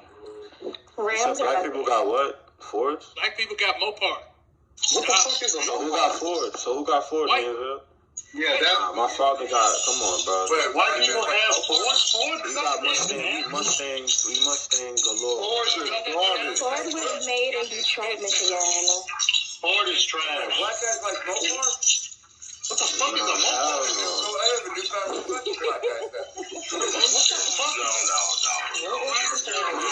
I don't even really know what he meant by that, but yeah. Mopar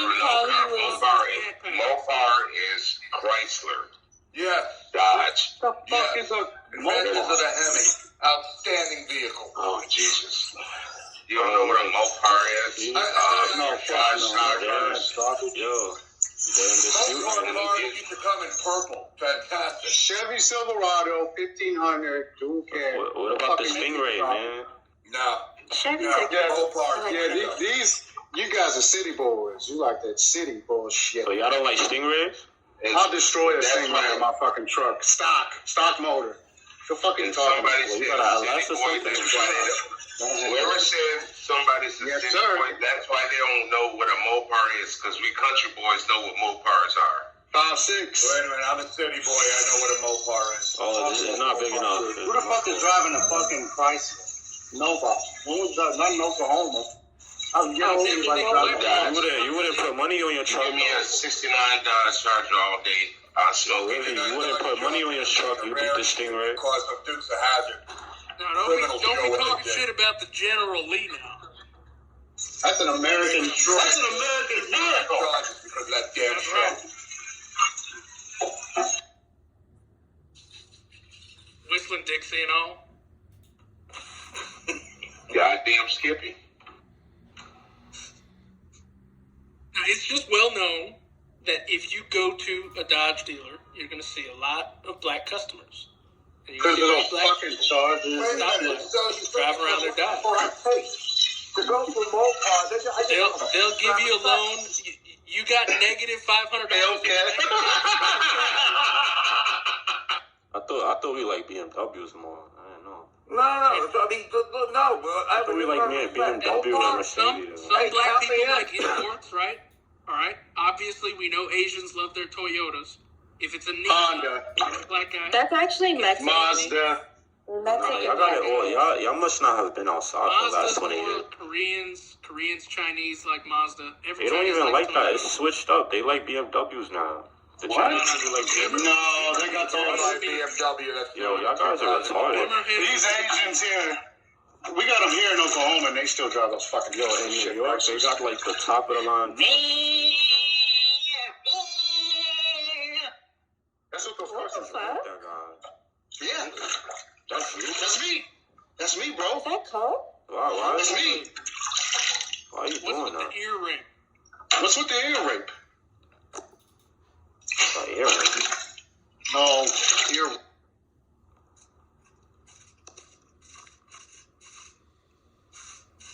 Look, it's just well known. Mopars for black people. That was some random. That's all we're saying. And Land Rover. Also. So, no, like, seriously, do you have a Ram, Manville? I have an F-350. And an F-250. And an F-350. Trash. You might as well fucking wreck that thing and collect the fucking money off of it. No. Hope you got full coverage, because it's a piece of shit. I like Clifford, their big red truck. It's funny, but I hear he sounds just like a redneck, but he's black. There's redneck black. You need that kind of towing power if you're going to be picking up black girls in Atlanta these days. You don't even need to squat your truck; they'll do it for you. What about that? What about the 7.3 Power Stroke? How many white bitches could that bring? I've never had a 7.3. I only had. Oh, now we got that over here. I got a 6.7. Where are you in, like fucking New York or some shit? Florida. We in North Carolina, New York, Atlanta, we everywhere, man. Yeah. I saw you boys out there with. Now the Cummins is also a 6.7. You saw what's a 6.7? What? The Cummins is a 6.7 now. Oh yeah, Cummins is actually I fuck with that. Cummins is a great engine, but it's around a shitty truck. And it's unfortunate. And they got a fucking Aisin, Toyota transmission. Just. I've seen some sleepers. I've seen some F-150 sleepers. 1993 F-150 was a sleeper, motherfucker. Lifted. Kicking the ass. I'm actually looking for an LS to put in my Affinity. Look at this, boys. We're not arguing. God damn it. You get a Windsor motor. That's awesome. Windsor shit.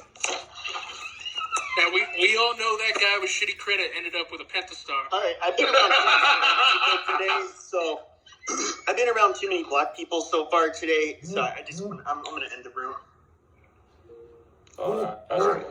Purge it from my mind. Too much nigger. They can't hear positive black men in here. Clayton Bigsby up here in this motherfucker. No, the gap is closing, yeah, right? The gap is closing.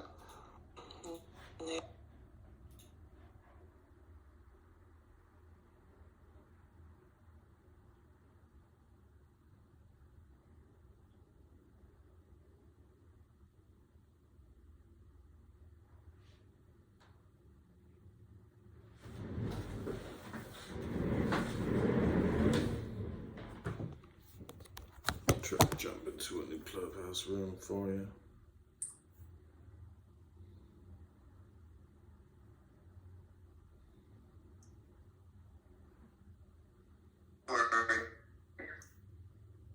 I'm sure that person shut up.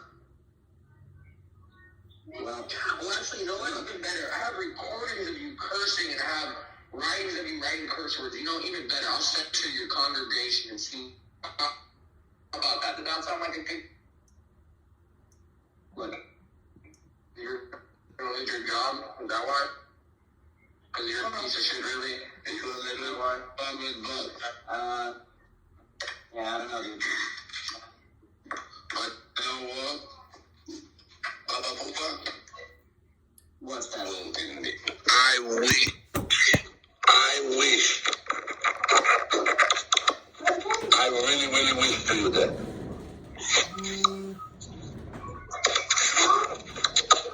Did he just wish for his death? There is one thing that I didn't do 22 years.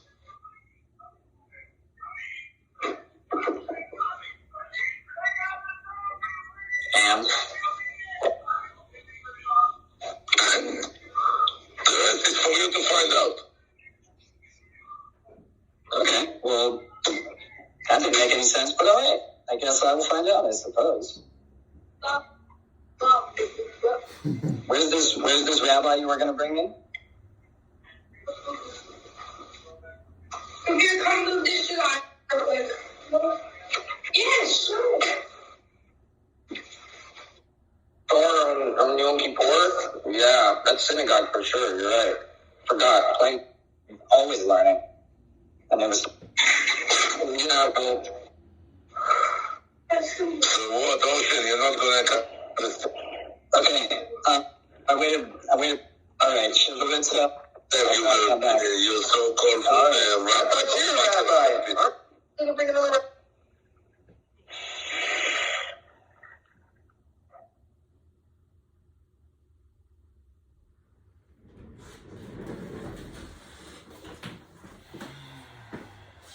Did you guys hear any of that? Yeah. Did he just threaten his life? Like, no, he's like, I wish to you death. And then he said, you're going to make me do something I haven't done in 22 years. And he's like, what was that? He said, you're going to have to find out. That's for me to know and for you to find out. And he had in his PTR the address of his, like, congregation and shit. He was so calm when he said that, too. He's usually yelling. And meanwhile... Yeah, he said, like, his kids are talking. You know, his kid popped up in the room a couple times. They're just in the background. And he was, like, telling him to go make him tea. I'm like, bro, he sounds like he has family. He does. He has, like, 6 kids or something. Where does this man live? With him. No, where does he live? Texas. Texas? Really? Texas? That's far away. That's not that. I mean, it's about a day and a half drive. It's up depending on where. Truck driver, right? So it's mobile.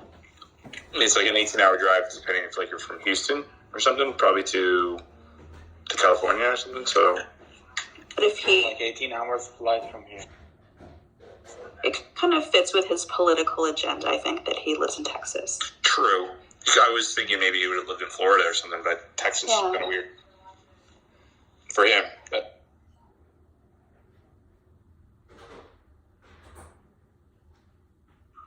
I would expect more behavior like that. People from Florida and people from New York that moved to Florida.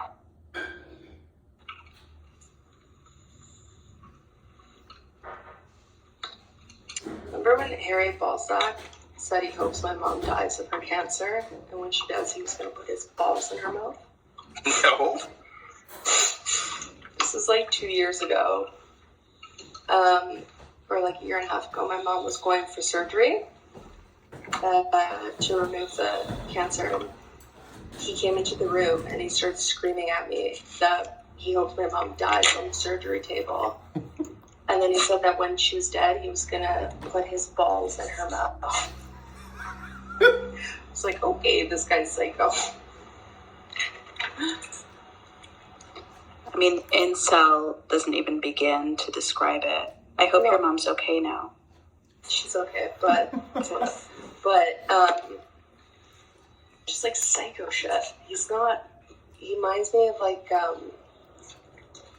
sometimes we get patients in that are like have substance abuse problems, and they always yell like crazy shit at people in triage, and he reminds me of them. Don't you know Harry? Fuckface.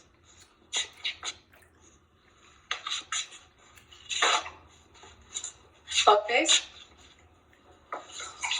Michael, you there?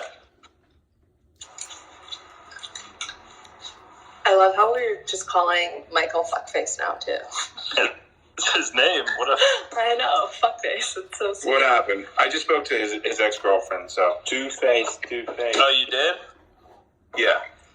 I was just asking. I remember that girl. Yeah. What was her name again? The Navi. I'll tell you later. No, not the Navi. It was the other one. I'm gonna go visit her. I'm gonna be like, yo, let's roll up at Harry. Come on. What was her name? I forget. Don't say it. Shh. I'm not doxing her. She's actually my friend. So. Did you know her before the app? Way before, yeah. Oh, okay. Yeah, so I don't. She's actually a very good friend of mine. That guy Ronan. Yeah, it's a whole other story. I'm not gonna get into that, but yeah. Just she's a real life friend, so. Okay. Fuck, what was her name?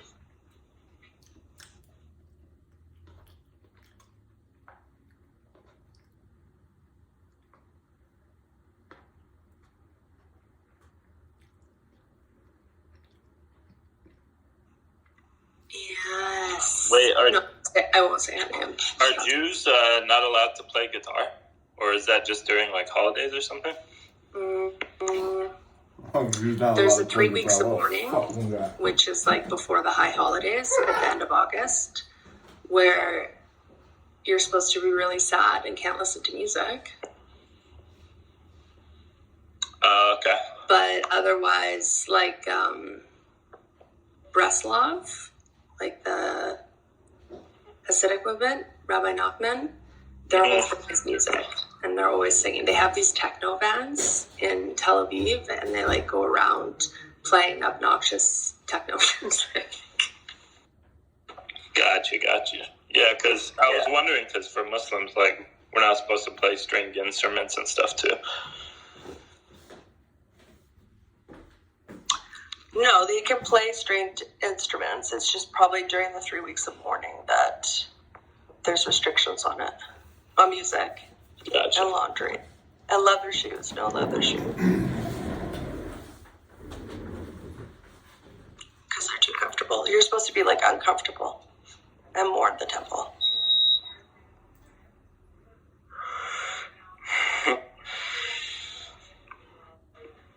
It's gonna be pretty interesting.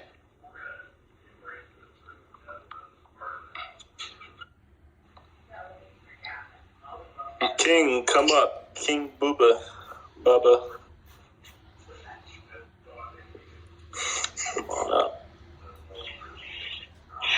King. What's up, King?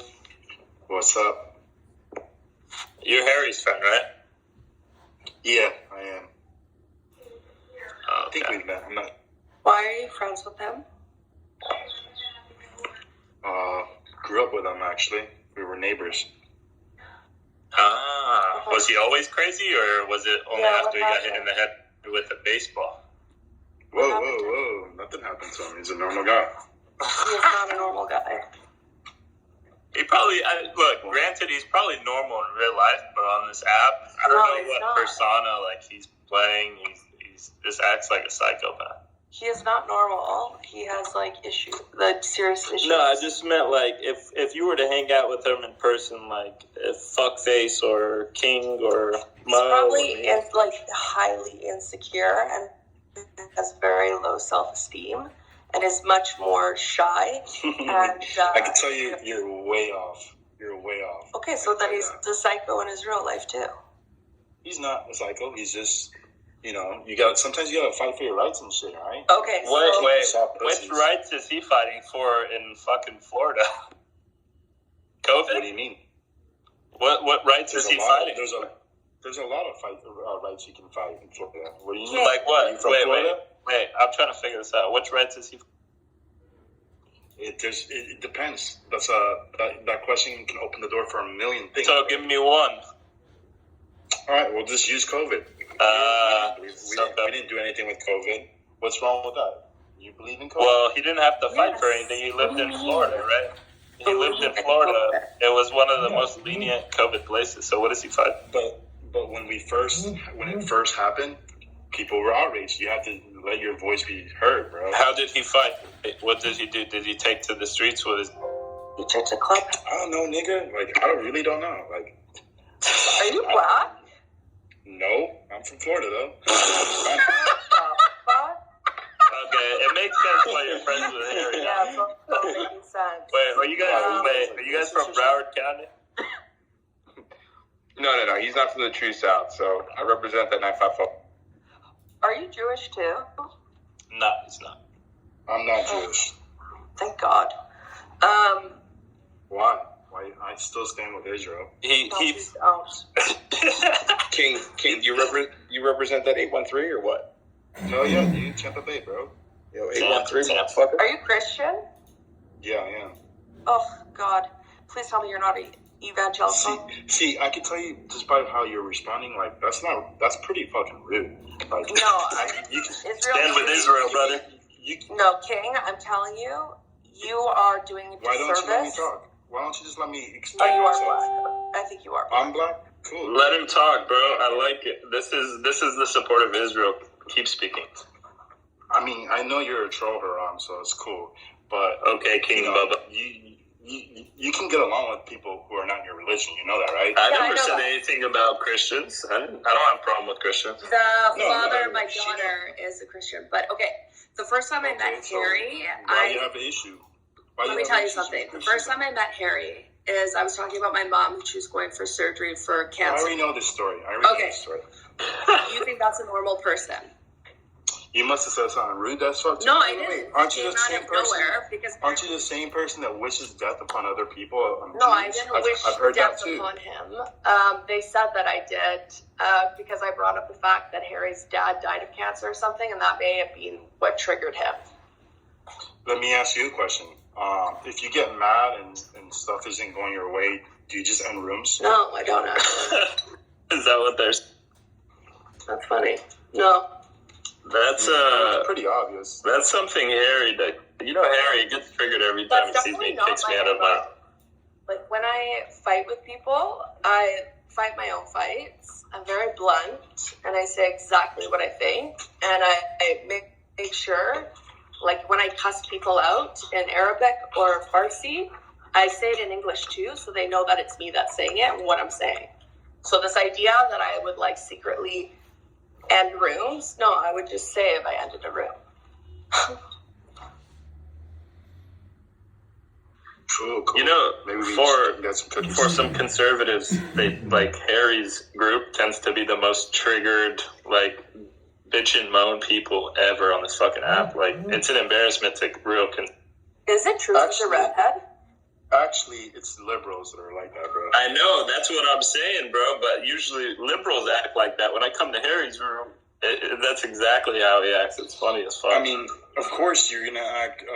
You respond and act to stupidity, and people are idiots. You know, how many times have you been in his room and you just see random ass people come in and talk shit? Have you ever seen that? People come and talk shit. I don't get triggered. I'm not a bitch. It's like, whatever. People talk shit. He's so easily triggered. I actually invited Harry. I actually invited Harry. Yeah, he does do it. I invited Harry to come fly out. I would pay for his ticket, but I don't know. He talks a lot of shit on Clubhouse. I know who you are, dude. You're police. It's my name. Come to King's MMA or whatever it was. Palestine. Yeah. I invited him to Huntington Beach. Yeah, bro. I mean, why don't you come to Florida? Wait, surfing with Huntington Beach? Surfing with the Huntington. Wait, the surfers at the Huntington Beach? They're pretty damn crazy. No, they're not. They're nice people. But, No, I invited him out to Huntington Beach. Yeah, he is. He's skinny fat, though. That's why I'm like, skinny fat people really can't be, like, talking the way he speaks. What, like a Kelly Clarkson skinny body fat? No, like, really scrawny, but has a beer belly. You know. Shame. Who's skinny fat? Like, Harry. Have you seen him in person? I've seen his picture, yeah. Bro, I've seen him. Shit, bro, because he looks nothing like that, bro. I saw him when he was with Shlomi in Jerusalem. Oh, what the fuck, Shlomi? You hung out with him too? Ugh, Shlomi. Oh, Shlomi's here. Come up, Shlomi. Yallah. Habibi. Shlomi's just always high and doesn't care. He just like comes around. Fuck with Shlomi heavy. Shlomi, you gotta get your friends to be more like you. Everybody on the app. Shlomi's cool, man. Haram, did you hear that Jake got a Algerian girlfriend? Yeah. I'm happy though, cause he asked me to get him one like a couple of years ago. I'm glad he finally has one. MashaAllah. Wait, Abu? Yeah, Jake finally got a lady. I know he was fucking around with some Spaniard girls and shit, but Algerian, really? Mm-hmm. It's good. I'm happy. How did you get to Algerian? What the fuck? You said Algerian, No, I said half Kurdish, half Iranian, Spanish. I did not hear that. BB, come on, BB. Wait. So who? He's with the Spaniard? Sephardic Jew? Is she Jewish? Oh, I bet she's not. Yo, BB and this guy at the bottom sound exactly the same. Okay. Yo, BB, are you, do you know this guy at the bottom? He sounds just like... Who? The guy with the Hebrew name? He's next to Rico. No. Ooh, hold on a minute. Watch. Come up, bro. Come up. with Baruch. Oh, yeah. Wait, is this Come up. BB? Is this BB? Yeah. I just want him to hear his voice because they sound so similar. I thought it was BB. I'm like, wait, BB lives in Tel Aviv? I was tripping. Wait, what kind of scene is from Toronto? What is going on today? Everybody's all upset? Everybody's always upset. When are they not upset, BB? It's fucking Clubhouse. Everyone's always bitching about it.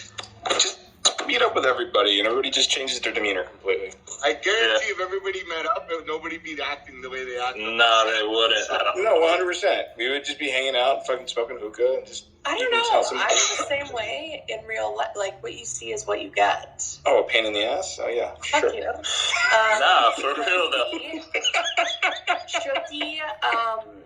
Shuki threatened to kill Rabbi Uri. No, he didn't. No, we heard the recording of it. Wallah. Yeah, we just heard him. Bro, all he did was post the address to where the church or the synagogue, whatever the fuck it is that he works at. That's all. All right. Let me tell you what he said. He said, Baba Booey, is this the address to your synagogue? You have it in his PTR. He said, yeah, okay, whatever. He's like, I wish to you death. And then he said, you're going to make me do something I haven't done in 22 years. And he said, I'm going to come visit your synagogue. And he's like, what have you done in 22 years? He's like, you're going to find out. And they're talking about coming to him and, with all that type of bullshit. I mean, no, he said 22. You guys think that maybe he kissed somebody 22 years ago. You never know. I doubt that he kissed anyone, bro. It was 25 years ago, no? No, he said 22. 25.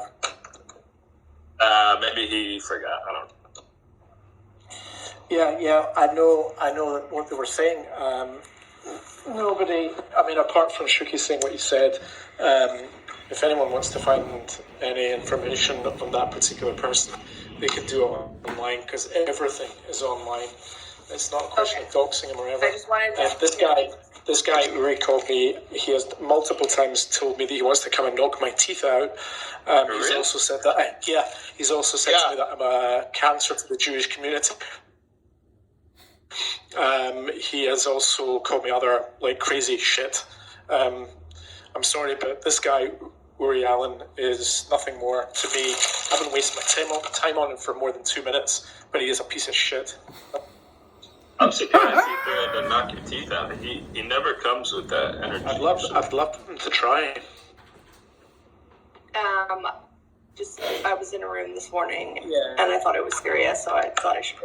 Thanks. I mean, I was getting tons of messages about it anyway. It's all good. I mean, listen, nobody's going to go and kill anybody. Nobody's going. It's Clubhouse. Come on now, it's Clubhouse. I don't know. I wouldn't put it past Shooky though. Shooky's a different type of dude. He's a different kind of crazy. He told me the other day, he's like, I don't trust a Muslim until 40 years after they're dead under the ground. I know, it's crazy. Anyway, right, I guys have to go. But yeah, I don't block you, by the way, just to let you know. Okay, sorry, I thought it. No, it's okay. It's all good. It's all good. All good. BB, did you get my message? I sent you a response. Oh. No. Yeah. They were talking about it in the room, so I thought I'd better just see. On me? Yeah, all you guys. Oh, that's good. Yeah. Thank you. But I don't think it matters because you're in Canada, so being in Canada. I haven't really said it, but I don't talk like that anyway, so they can all. Nah, BB didn't do shit. He was chilling, man. He wasn't. I don't even think he was. I just scream and yell. I don't ever threaten anybody. You even if you do make threats, it's like you're hot-headed Moroccan. You're definitely hot-headed. Yeah. We get it, bro. Yeah. You're like Nikki. Also, the only one, by the way, actually made any type of suggestion about what you said was one person only on stage. Nobody else said. No, they were all saying it. I certainly didn't say anything like that. I don't think you were there. I'm not sure. I was in the room yesterday. Anyway. They had a room this morning about it. They were talking about it. Yeah. It's all good. I think all of us should just meet up and hang out. It'd be fun. No one wants to hang out with your libtard. Yeah, I know. Fuck this. I actually enjoyed Darren. Darren's a fantastic person. I enjoyed the time that I had spent with him. So. Wait, you met Darren in real life, or? Mm-hmm. Oh, okay. I feel like Shooky is either a huge teddy bear in real life or just as crazy in real life. I feel like Shooky is Shooky in real life. Like I don't think he's acting up for any Clubhouse shit. I don't know. I feel like he could be really has the potential to be like somebody said. Mark Rice was a huge teddy bear in real life. He is. That's the funny part. He's not that crazy on Clubhouse. I mean, no, Haran. Like when you meet him, he's like a complete teddy bear. Like he's just enamored by like everybody hanging out. He's just smiling the whole time. It's just like this big guy. That's the vibe I get from him on Clubhouse, though. Like, and then like he gets on his little stool online, and it's like what is going on with Mark Rice? But when you see him and you meet him, it's completely different. It's so funny. I think it's so funny how he hates his woke daughter, though. But he laughs about it and he talks about it, and he's like very open about it. So I don't know. No, I asked him the other day if it meant you never had to see another Palestinian again. But your woke daughter dies. And he was like, well, how to consult a rabbi? Like, da-da-da-da-da. That's the thing. I remember meeting him, and just I could see his face, like, going through a calculation of trying to be sarcastic. Yeah. But, like, the way it's conveyed on here, and I guess his tone or demeanor is so different. And it's, like, the same thing with Darren. Darren's just, like, he's a goofball. Like, well, we all are. Right? Like, it's so... He's friends with Ishai and Milka, who I know, which is such a small world. Such a small world. The guy from Hebron? Yeah. That guy's a fucking psychopath. He's weird. You know what? Ishai has like a online personality, but he's much different in person. He's not as like fucked in person. He's actually pretty reasonable. Well, he's probably around like fellow and you know he's from one state? He's a one-stater.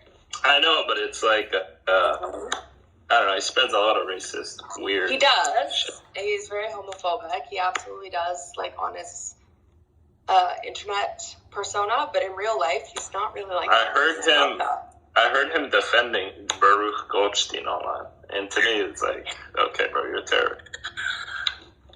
What is I don't know. What's the general topic of this one? What are you talking? Talking about These Arabs. And redheads. BB, when are you coming to Boca? What about them? I don't like them. BB, when are you coming to Boca? Like, what specific thing you don't like about them? Just over. I don't like the way they act. I don't like the way they look. They look? Yeah, I don't like it. Rico, are you an Arab? Their skin? Not necessarily. No, they're red. Where are you from? Morocco? I don't know. I can't say anything before I know what this room about. Like, I would like to know. That's Is that real? Okay, I'm open to anything. Let me know. The room is about nothing. So it's a love vibration, and we're talking about redhead. Well, I'm talking about how I don't like redheads, and then I posted a link of Breslov, which is like a sect of Judaism, and they like techno music and have techno bands. Whoa, speak slowly, lady. Just so I don't get any words. Are you Moroccan, Rico? No, I'm close to you. Algeria? Closer than that. Tunisia. Even closer. Egypt. Vietnam. Closer. That's not... okay. Closer. Are we just guessing Closer. countries? Come on, bro. I'm from the West Bank. You're from the West Bank? Is relative. From where in the West Bank, Rico? Wow. Israel? What do you need to know? You will send the IDF to me? No, I'm Palestinian. What the fuck? The IDF is going to kill me if I send them anywhere. Anyway, generally, are you all of you from Israel or what? No, I'm Syrian. Palestinian, bro. No, I'm Lebanese. Never been. No one on this stage lives in Israel, bro. All your names are Jewish, like Yeah, I've been to Israel. I'm Jewish, but I live in Canada. So my name's Jewish, bro? Wait, BB is Jewish? I don't know, like, I'm not trying to be racist, but just, I thought, like, this is a Israeli-American group. No, I'm Canadian and Jewish. Not an Israeli citizen, but I have been to Israel. I'm American, but I'm Palestinian, too. I'm stupid, and I'm some kind of Jew. Michael's not, or fuckface is a patrilineal Jew. He laughed. From America. Mo from Syria. King is from Florida, and he's not Jewish. And BB is Canadian. Florida. He's not Jewish, not yet. Rico. How is Cape Canaveral from? Rico, you know where Qur is? Who? Qur. Where's Cole? No, he's... Qur. K-U-R. Qur. Qur. Korea? Yeah. You know where Tel Karam is? I really don't understand. I'm sorry. Rico, أنت عارف في فلسطين? I don't think he's Palestinian. I don't think he's Palestinian. Yes, I am. ريكو بتحكي عربي طيب إذا أكيد بحكي عربي. بحكي طيب بتعرف مطرح عم بيقول لك؟ How are you? I'm talking about Tel Karam, bro. Let's not confuse the rest of everybody here, okay? Just speak English. What's his dialect? Why were you asking about Cape Canaveral? I love Florida, Cape Canaveral's, You like rockets? SpaceX. Yep, you like rockets. Take me there, please. Rico, I just saw slave. SpaceX. I just saw SpaceX launch the other night. It was I'm horny. You know, King, how cool is Take me there. I'll be your slave, please. It kind of. How cool is, like, when SpaceX flies? How fucking dope is the sky, right? Like, it's crazy. It's actually pretty cool. I saw it for the first time the other day. Man, people forget all the scientists. Boca Chica on fire right now. They done the 31 engine static fire. If it's cloudy, I won't see shit. Usually it's cloudy, but I saw it the other night, and it was like a bright red, and it lights up.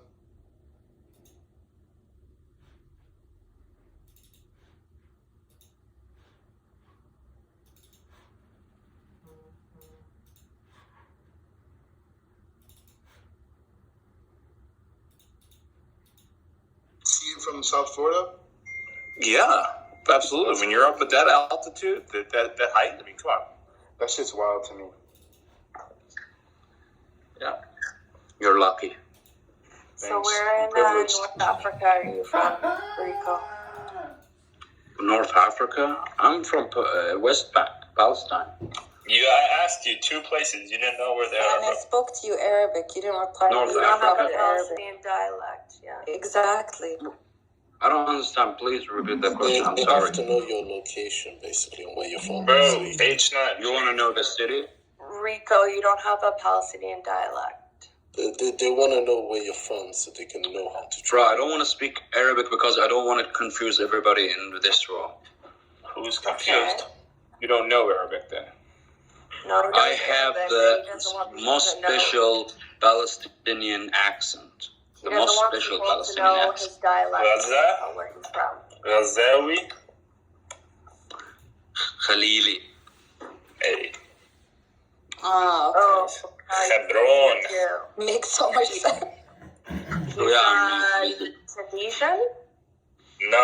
He's from Hebron. You live in Almania, Rico? No, شو ودينا ألمانيا. Oh no, he does. There it is. There's his accent. He's posted. Oh yes. Okay. MashaAllah.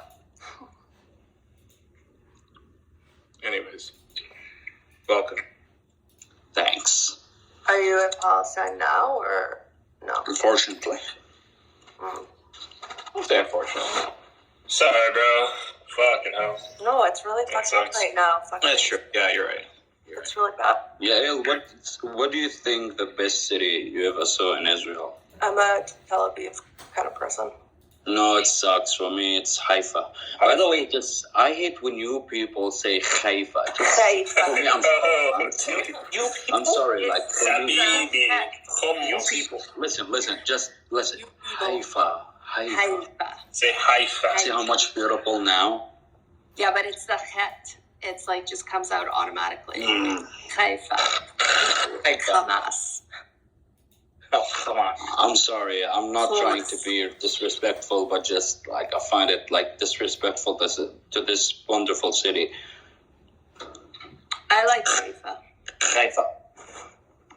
Like the Baha'i garden, just like first time I saw it, like I was like beautiful. I stood there for 5 hours, like without feeling anything. Did you have to sneak in? Yeah. Or did you have like a pass? Once upon a time, I got a pyramid. I bought it actually. Nice.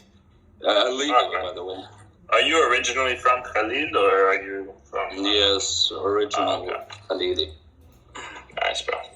What's Khalili? Hebron. Oh, Hebron. Sham. That's a fucked up situation, Hebron, bro. Harim, where are you from? I told you. I'm from Tulkarm.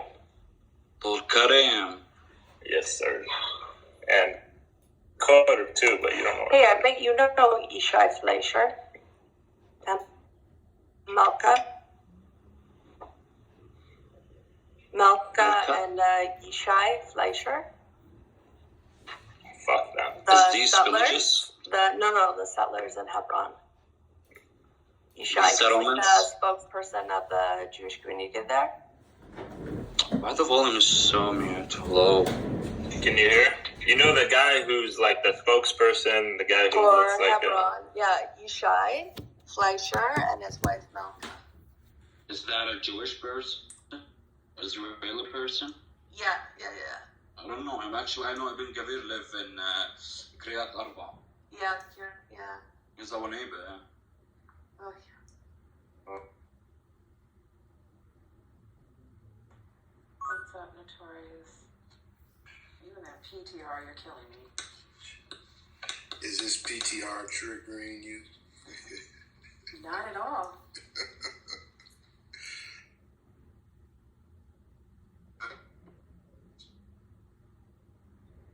So let me say this, Poet. I have to agree with you. I hope you haven't left. It looks like I hope you didn't. But Kamala Harris, she has the black female vote. I don't care what anyone says. Susan Rice could never get it. Susan Rice, You can put up any other black woman. Kamala Harris has and those who don't know, but the black elite will only roll with Kamala Harris. Why? Because she is an AKA, and she went to Howard. She is, and you can say whatever you want. If Joe Biden dumps Kamala Harris, you can best believe all the black elite will say, "The hell with you." They may tell him in his face they'll vote for him, but they will never vote for him. And for sure, the only reason black men came out and voted for Kamala Harris is because they wives said, "If you don't vote for Kamala Harris, you ain't getting none." And the brothers went. You think the black elite are going to allow Republicans to win the presidency? Let me stop you. I'm not a member of the black elite, because if you were a member of the Divine Nine, you would already know that they control all of the intellectual conversation in the black community that of matter. Now, you may not agree with that, but they got the money and they control how politics runs. Stacey Abrams is a Delta. She supported Kamala Harris, and they're not even in the same sorority. But she for sure supported Kamala Harris and made sure she pushed that, and she will do it again. You didn't answer my question. What's that? So you're saying that they will sit out and allow Republicans to... The black men already sit out on the last election. What are you talking about? They did not sit out. The black population is like the base of the Democratic electorate. They're not going to sit out because... They sat out. That's how Donald Trump won the first time. The only person that they hate as much as Trump is Reagan, and Reagan's dead. There's no world where they sit out. I'm telling you like this. Kamala Harris is guaranteed to, I understand y'all, this is a conversation, but for sure, VP Harris is going to for sure be on the ticket no matter what. They will not replace her with no Susan Rice. Susan Rice could not carry the black, but we could give a shit. She went to Stanford. Who gives a shit that she went to Stanford? We could care less. But for sure, Kamala Harris went to a HBCU, and HBCUs in the black community hold a lot of weight. Most of your influential church preachers went to HBCUs. I could go on and on and on and on about the influence. So you can say what you want, bro. Except no. Are you trolling? Because 60% of what you're saying is not true. Yeah, I'm saying. I don't think anyone in this room said. I'm waiting for my apology. I'm waiting for my apology for what you said to me. So I'm waiting for it. I'm waiting for you to realize you should never say that again. So let's start with that and get your own credibility back on the app. Yeah, I was going to say, I doubt anyone in this room was suggesting that she was going to be replaced with Susan Rice. Golds' suggestion was maybe have a Latino or Mexican American as a VP candidate. I have a whole list of individuals. I wouldn't do a Gretchen Whitmer. I would wait for her to finish her own term and then eventually run in a primary. There are individuals that are out there, but there would be quite a number of people that you could replace her with. No one is talking about Susan Rice. Susan is a policy person. Mike Robbie also conflated elite black people, i.e. highly educated black people, with the black people who lived in inner city neighborhoods in Philadelphia, Detroit, and the cities in Wisconsin who were the ones who voted at a lower rate, right? These are not the same groups of people. Elite people don't have drop-offs in voting like that. They vote consistently, right? Those were not the people who didn't show up in 2016 during the Trump election. Not at all. In fact, the people who didn't show up in 2016, the black people who didn't show up because they thought that, according to the exit polls, that Hillary had that shit in the bag, right? They thought it wasn't necessary for them to show up because, like others, they made the mistake of thinking a 25% chance of Trump winning equals 100% chance that Hillary was winning. They didn't understand how the odds worked. They thought it was a short thing, so they didn't show up. And it wasn't because they were anti-Hillary or some shit like that or any of that, right? So when this election comes around, they're going to show up to vote because at the end of the day, they fucking hate Trump. They hate the conservatives. They don't want them to win. And none of this matters. Nobody's going to not vote and risk giving conservatives more power to appoint right-wing judges based off of Kamala Harris. This is just not. Exactly. And Stacey Abrams is not in the Divine Nine thing. Yeah, people just say stuff. Let me just say that. There are people in the Divine Nine who are part of the black elite. But being in the Divine Nine does not, by any measure, make you a black elite.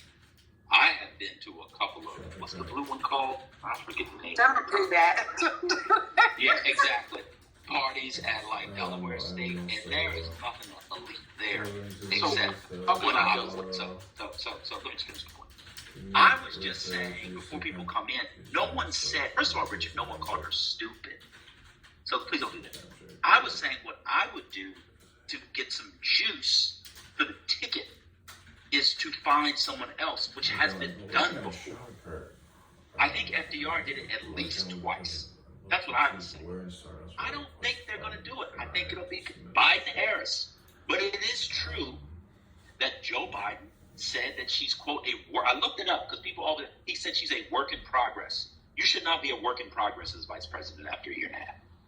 It is true that the White House is having problems with what is it called, the Eisenhower Building. Is that what the vice president's office is? Well, the Eisenhower Building is the Eisenhower Building. Kevin, the one to the right of the White House. That is true. It is true that she cannot give an interview where she comes off as competent and knowing what she's talking about without falling into sounding like a 12-year-old with an annoying cackle. It is true that she cannot articulate a policy vision. All of that is true. That's what I was saying. What's the difference between competent and knowing what she's talking about, or you were just being redundant on purpose? No, I was just being, as part of the black elite, I was just repeating myself. That's what the black elite does. I'm elite. Okay.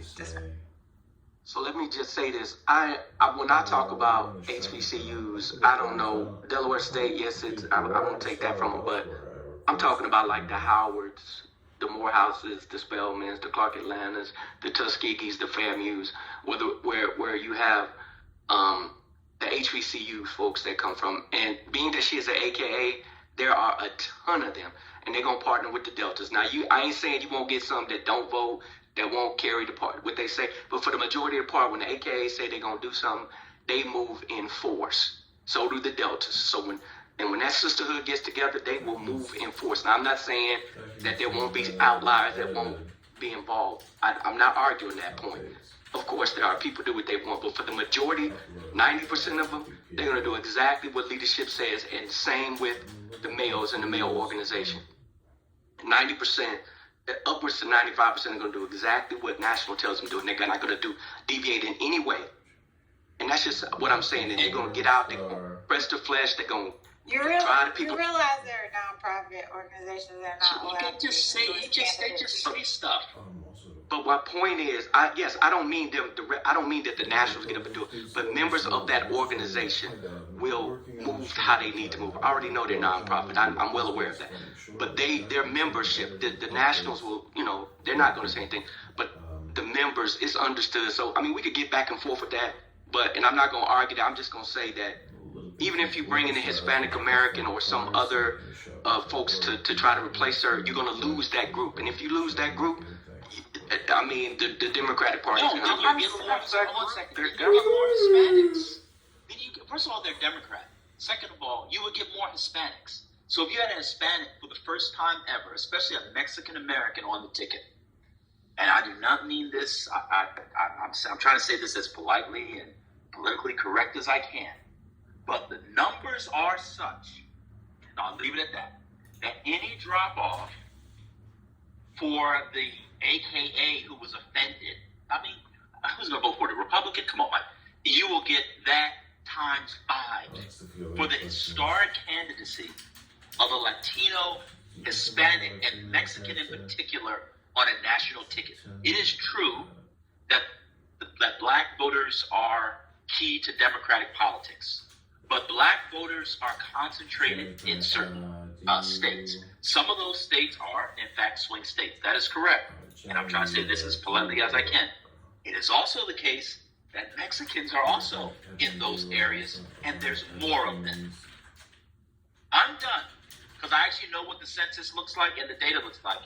And African and Black Americans, especially the divine 9 Black elite, are far outnumbered by Mexicans and other Spanish-speaking populations. The Democratic Party needs to understand, I'm going to say this, and some people might get mad, that the pandering that they do to black people, they're going to need to stop doing that for a little bit and start pandering to another group, because there's far more of that group coming up. And you know who told them that on that Zoom call after he was elected? President-elect Biden. People are all apples and pears. He was exactly right. Get in where you fit in. I'm going to go on mute before people call me an AW. I just don't know that, like, people who are elite black Democrats would object to changing the VP who has no real, like, constitutional power, right? To put somebody else in to ensure that because these are going to be people who are, like, much more policy focused, right? To ensure that the policies that they want, like a lot of black judges getting put into into office, continue apace. They're just going to do that. That's more important than having Kamala, who's going to do nothing.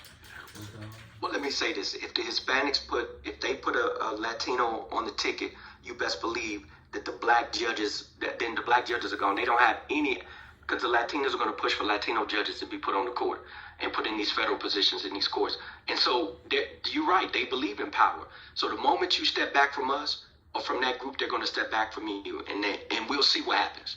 So we'll see what happens, because remember, the influencers right now are African American. I don't even know, maybe one or two is people of Hispanic that has the cross-cultural influence, like say I could go on and name all the African Americans that have, global cross-cultural appeal to everybody. If you get them against you, and believe me, when you kick Kamala Harris off the ticket, if that was to happen, you lose all of that influence. Them influencers are going to be done with you. They're going to do what they just going to sit it out. They're not even going to get involved. And that's just what you're dealing with. Just like you saw, they rallied behind when she came out. They pushed for her. If you take Kamala Harris off, you'll give them a reason to step back. And Joe Biden can't afford that.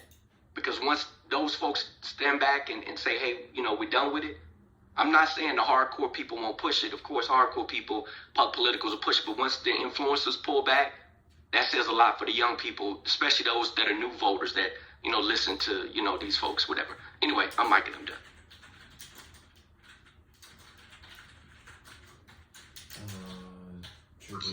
Right. See, I just want to point out that during the Bush administration, the young one, he actually gave a lot of power to Cheney.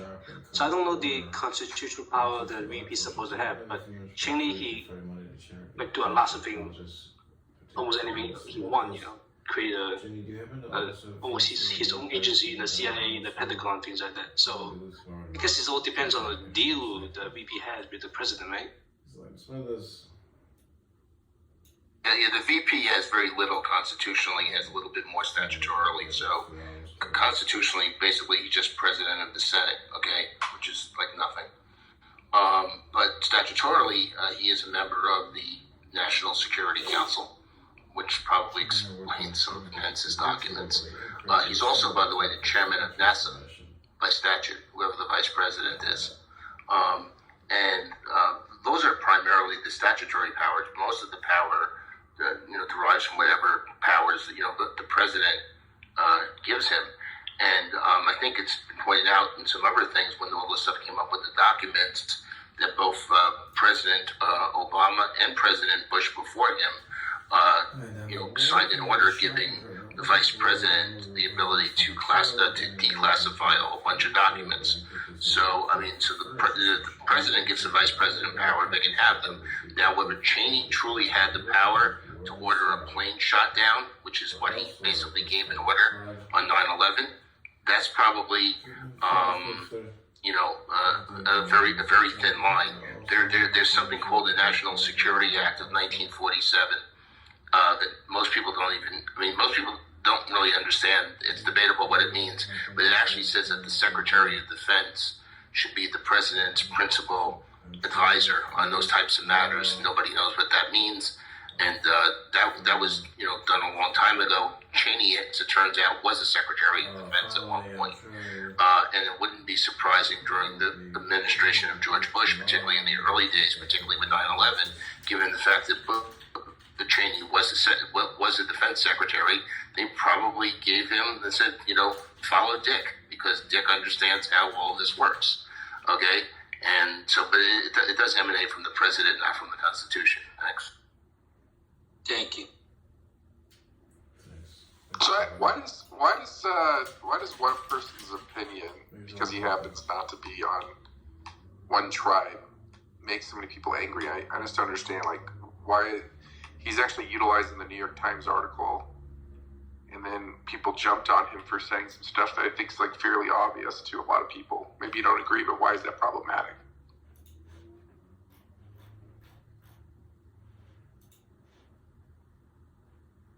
Who are you talking about, Phil?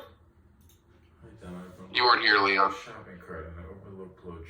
We can move on. I think we hit it. I just found it interesting to see how angry people got about an opinion that,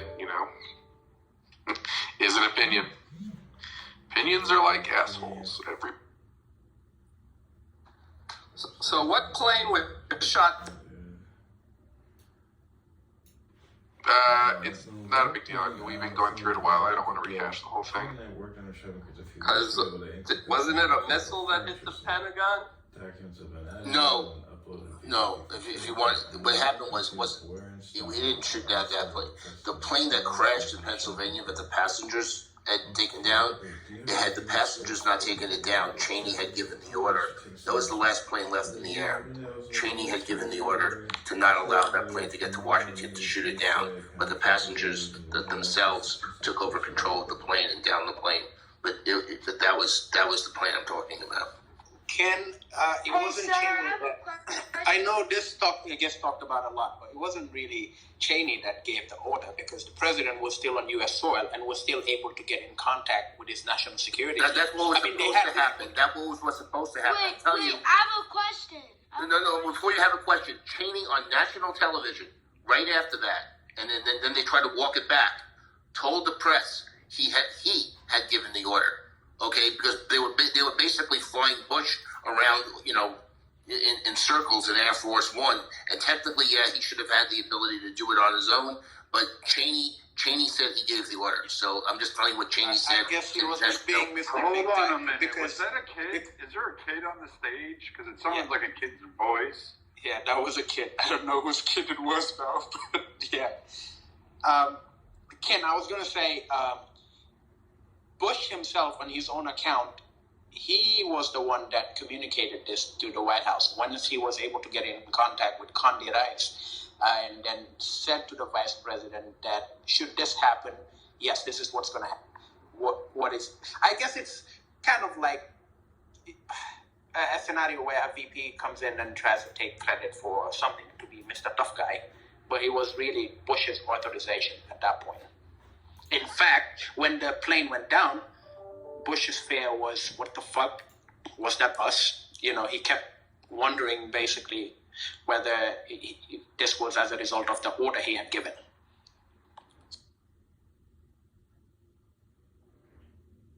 So, Ryder, come and talk, okay? If you can talk. Oh, he's out there? Okay.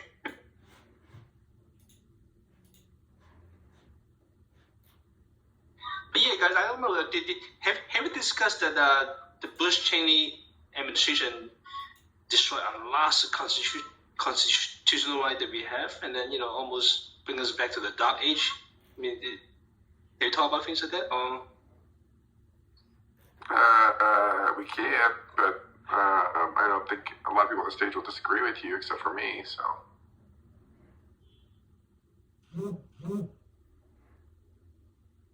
Okay, so you think what they do is okay, it's correct.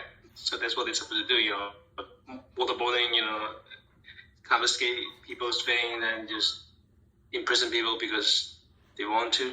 Which people do they imprison that do you think is problematic? Let's start there.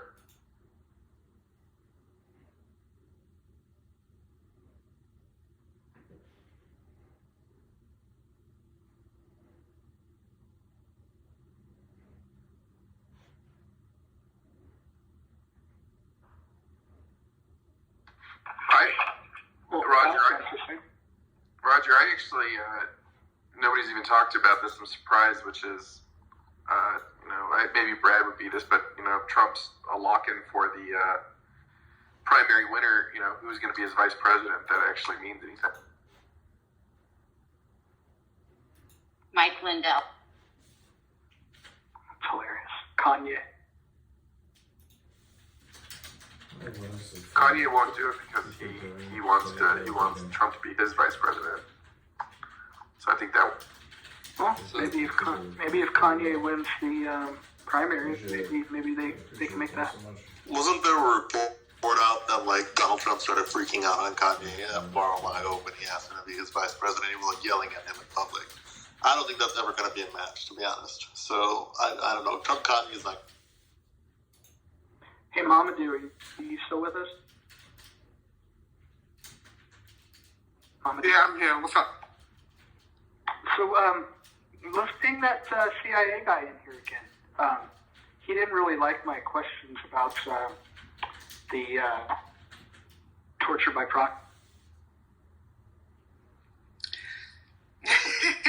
So, that was a good question. You had your thing. Listen, what individuals that work in the agency, they all have their own account of how things went down or what they did. I also feel like Americans, there's a big disconnect, and I guess there's a reason for it. At the end of the day, if you've seen a scenario where individuals are spied on, for example, these are things that you can bring up. It's completely fair. But my concern is that we live in a space now where people cannot trust absolutely anything, and to some extent, that can be problematic because these are agencies that are supposed to serve you guys, right? At least your needs. Your question about, for example, the funding of the Mujahideen, that was a government policy. So, I don't think it's the agency itself. It's the president that authorized that, right? And I thought it was hilarious when he hit you back with the Pakistani prime minister that you referenced, when you said, against the advice of the Pakistani prime minister, then his response was, this was the same guy that was facilitating the arms transfer. I don't know how that's different from what Biden is doing right now, though, with, what is it called, with Ukraine. It's the same thing, right? Yeah, I thought the funny part was that when we tie it all together of, Operation Cyclone and the funding of the Mujahideen, and then we have the blowback, which is 9/11, and then after the blowback hits, then the CIA is involved in flying people into countries where torture is allowed. And I noticed he didn't want to address that question. The torture by proxy piece, he didn't really want to touch. All he said is that, hey, I'm not going to apologize for the administration or for the agency, and that he's critical. But he didn't acknowledge that it was happening, and he didn't acknowledge that that it shouldn't have happened. Yeah, but Roger, to be, what's so funny about that question? What a lot of people don't know, and I've never talked to him about this. Gambia, of all places, my own home country, was one of those places where detainees were brought in to be interrogated because they couldn't do so in U.S. soil. I didn't, at least to Gambians, we didn't find out about this. Some knew, but it wasn't until about 2 years ago. There was a commission of inquiry that was looking into the things that happened in the previous administration, the dictator that we had for 22 years. Despite his, criticism of the West and everything, he was more than happy to collect money from the Bush administration. But, I didn't bring that up. You know what I'm saying? I want some of these individuals to be to sort of find it a little bit more comfortable so they can appear, and then we can ask them many questions. Now, I would say one thing. I feel like a lot of Americans, for example, when you talk about the CIA, they go after an agency that's simply executing the orders of the White House. Like, if you fundamentally have a problem with, say, for instance, the U.S. funding the Mujahideen, right? That is something you want to take up with whoever the president was at the time, because the CIA is acting under orders of the president. These are just a bunch of guys that are following orders. It's not like they're setting policies separate from what's happening. I don't know. Do you think that's too far-fetched?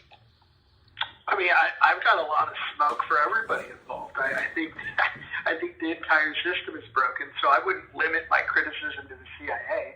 I was just calling the guy out on his bullshit. I mean, when he was sitting there saying that, like, oh, the CIA has never been involved in the drug war. Like, it's like, come on, man. Like, I mean, that guy was, look, he did his time. He served an agency. He doesn't want to say anything to besmirch it, but that dude's credibility in terms of being honest is zero. I mean, like zero. That was one of the most dishonest human beings I've seen on there. Roger, how do you even know? That's what I was about to ask him. First, though. No. That was even legitimate CIA, or his background really was. Oh. Okay, so you can look him up. He was the station chief for the CIA. Yeah, he was a station chief, and he was the head of the Africa division.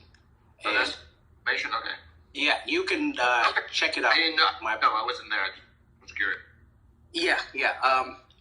So, Roger, okay, the problem is when it comes to confirming the credibility of these individuals. You and I, we don't work for the agency. We don't know what the hell happened. Unless you've worked there before and maybe can prove every single thing that you were just claiming, we really don't know. Wait a minute.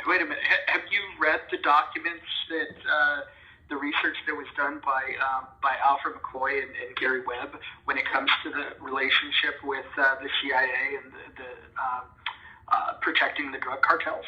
I mean, like this is well documented stuff. This is not like conspiracy theory stuff. This is stuff that you can connect the dots, and that guy was just a bold-faced liar. That's the thing, though. I'm not disputing, for example, like some of these things have. Okay, what does an intelligence agency do? The problem is, at least in this modern era, right? When they deal with drug dealers, bro. Like, why is this kind of a new thing? They talk to drug lords. They talk to terrorists, for example. They would talk to very bad people. I mean, it's like, let me ask you something, Roger, because I'm really interested in this. I know I asked the same question to, who was it? Monica the other day, but what kind of an America do you envision, for example? That is not to say, for example, you are like going to support, torture by proxy. I mean, obviously that was a very problematic thing, and it is clear that it happened. So I'm not disputing that thing, and he acknowledged it too. But we live in a world where if you have a country or you're running a country, you have to have spy agencies to go around, steal information, and do things to influence your own interest. Countries do that. The Chinese do it. The British do it. Hell, even small African countries that don't have anywhere near the power of Western countries, they do it. So, do you sort of have like a mechanism in place, or a country where things can be a bit different? I don't know. Well, let me ask you this, and you tell me if I'm asking for too much. I probably am. But how about administrations that don't lie to get us into war, that ends up killing not only foreign military, but civilians in other countries, as well as our own U.S. Service folks? They die. We spend trillions of dollars to execute these wars that we lied to get into. Like, I would like to not do that. Yeah. And if we're going to declare a 52-year war on drugs, 52 years and counting, I would expect that we would take a side and not play both sides of the war on drugs. And I would expect that, if we think that certain weapons are dangerous, this is what Democrats say, they want to ban certain weapons, I would think that the Attorney General under Obama would not give, fully automatic weapons to the cartels across the border. I would think that those, like, am I asking for too much to say that we don't do corrupt shit? Yeah, no, not at all. Absolutely. No, dude, that's not too much to ask, brother. The difference here, which is where you have an issue, you don't take this up with an agency. The agency is being run by individuals. First of all, you elect people, right? The president and members of Congress, right? Then the president appoints a CIA director and sets a policy. They say, this is what my foreign policy is. This is how I envision you guys to run the agency. This is what I want you to do. It's simple. Like he said this thing, which is absolutely true. I'm pretty sure you know it. Their job, at least from my understanding, is they collect intelligence, they analyze the intelligence and produce report, give it to their policymakers, and then covert action. That third piece doesn't even belong to the CIA. It's the president. He's the one that authorizes a covert action. So all these like grievances that you have, you might want to take it up with George W. Bush or President Obama or Joe Biden or Donald Trump. See what I'm saying? I think I have smoke for all of them.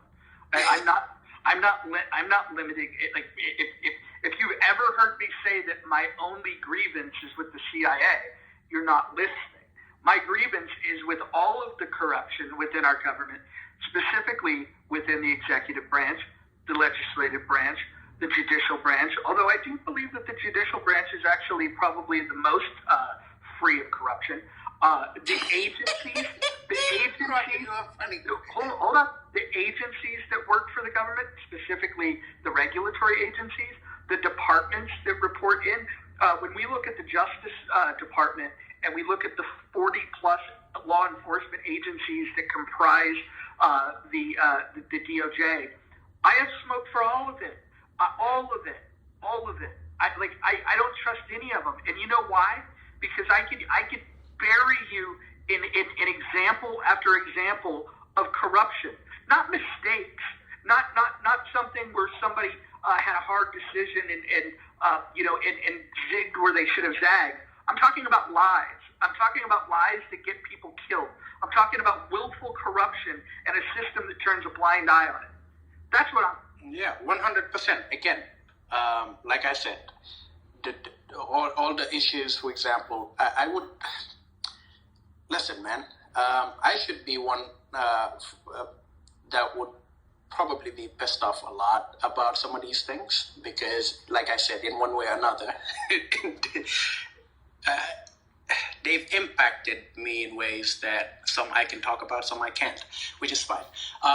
The bottom line is, unfortunately, we live in a world where corruption is just hard to combat. It's just the way of doing things. I'm not here capping for it. It's just every country you go in this world, you're going to find corrupt leaders. You're going to find people that are going to lie about stuff. Yeah, it would be nice to have that, Roger, a place where it's full transparency 100%.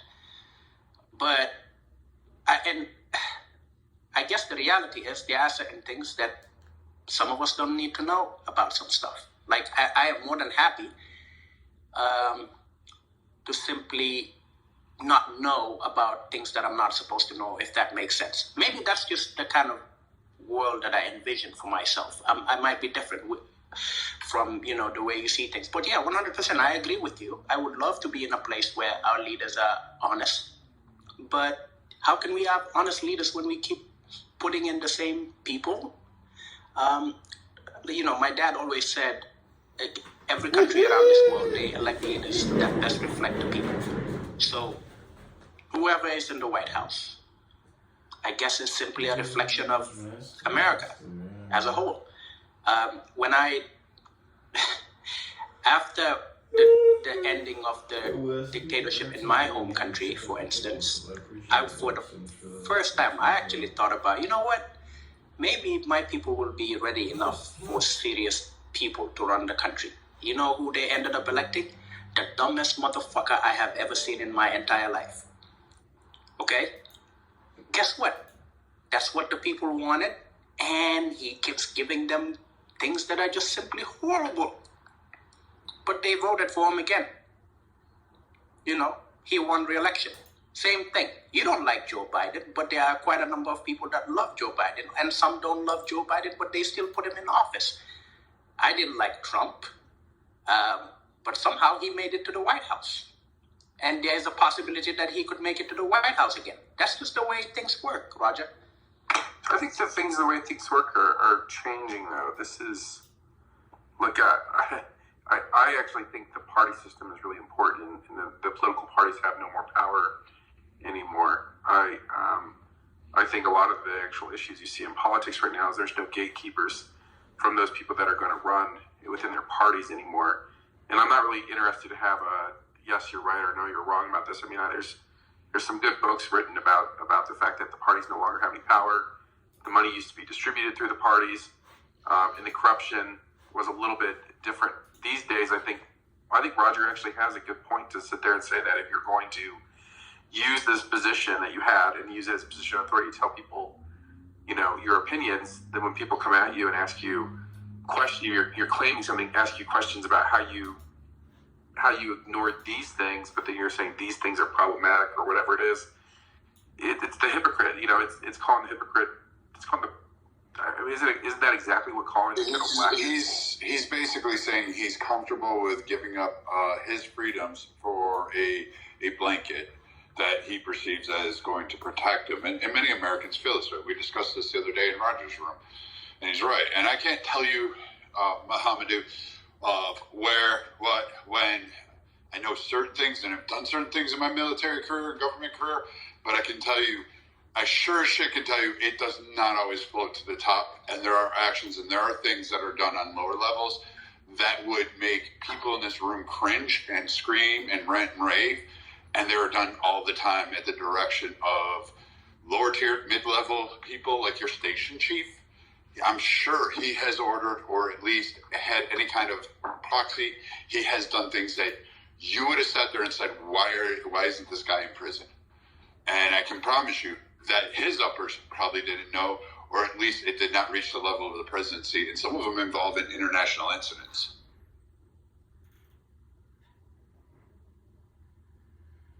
By the way, if I can just inject that, whatever, I can't even think of the word right now, but just to go back on a subject I was talking about, somebody asked about the powers of the vice president. The guy who was the acting defense secretary for Trump on January 6th is now saying, among other people, that it was but Mike Pence was the one who gave the order to mobilize the District of Columbia, the National Guard. And, actually he doesn't really have that authority, but guess what? If the president sits it out and doesn't give them a firm order, and they see the type of situation that they saw, and the vice president calls the Secretary of Defense, guess what? They just mobilized the National Guard. There's even a video. I don't know if anyone's seen it. This video that Nancy Pelosi's daughter shot during the event. She never thought she'd be shooting that. She just thought she'd be shooting the normal electoral college process. But when Pelosi and Schumer they're like in their secret location and they're speaking to Pence, you can hear that conversation that Pence is the one who got the National Guard mobilized. Okay, so is it supposed to work like that? Perhaps not. But guess what? In you have a situation like that. There's practicalities that happen, particularly if the president has not given a contrary order. The president is sitting watching television, and this is where it is, and sitting it out. So I just thought I'd put that out and it's probably one of the reasons Pence doesn't want to testify, by the way, and why he's trying to get out of the subpoena. I actually can. This is. Oh, go ahead, Roger. Yeah, thanks. I was just going to say the most important thing about the vice president is the line of succession. Like you have to have somebody that you would be willing to accept in the ultimate leadership position should something happen to the president. And when you look at somebody that has a disapproval rating of 55%, and that's on a good day, by the way, 55% disapproval rating. That's a problem. When there's people within their own party that question the capabilities of the person, and then the middle of the road folks obviously question her, as well as the opposition. In order to have a 55% disapproval rating in polling, this is not just Republicans that disapprove of this woman. So it's very, very important when you start thinking about who the vice president is going to be, that you've considered, the fact that they may be president someday.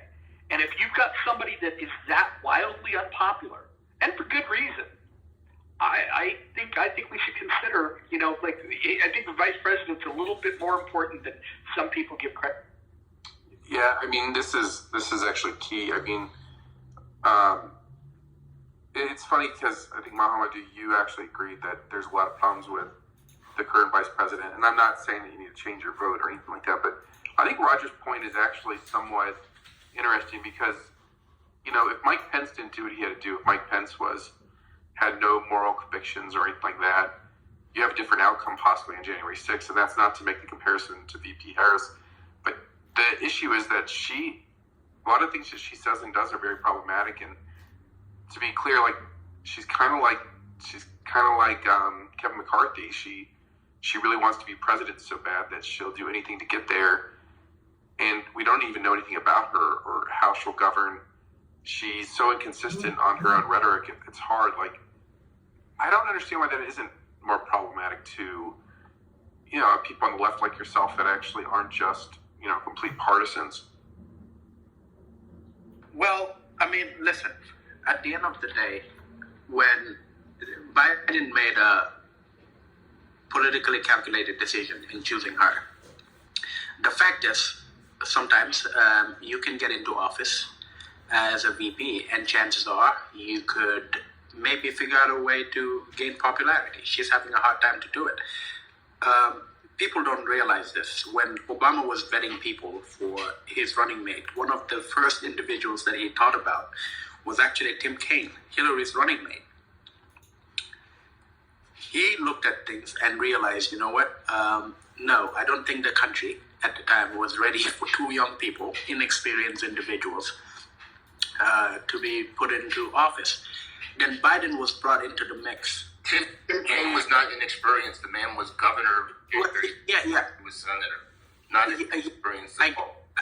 Yeah, inexperienced might be the wrong term, but the fact is he was still a young person, Ken. You wouldn't disagree with that, right? At least on the Obama camp, that was one of the things that was brought up. So when Biden got into the mix, what was Biden's issue?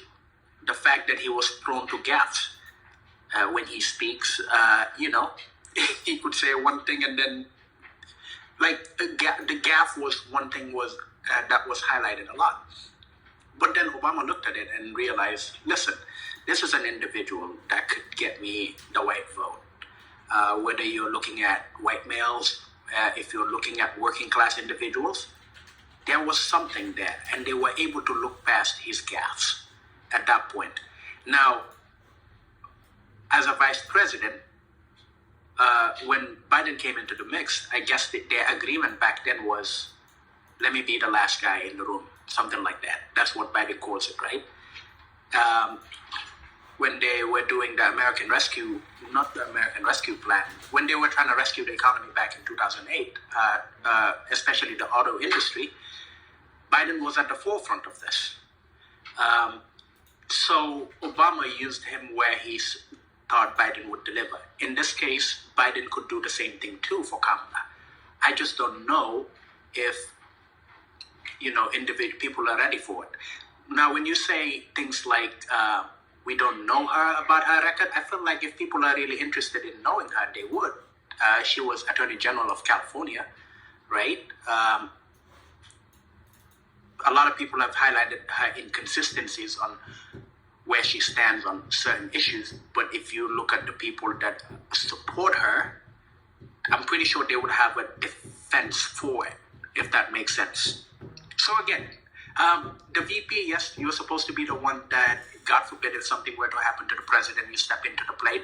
And depending on what kind of president you have, you would likely gain a lot of responsibility, or you would be deployed in areas that the president thinks you can be effective. The problem is this administration, when they came in, there were a lot of problems that they were like all over the place. But if you look at this last year, for example, 2022, Biden was able to accomplish a lot of things from a legislative standpoint. How much of that would Kamala try to claim when she decides if she's going to run for office? I guess we'll have to wait and see. At that point, but she can claim that this was the Biden-Harris administration, just like Mike Pence right now. The only thing Mike Pence has to run on is, I was the VP for Trump, and this is what we accomplished together. This is what we did.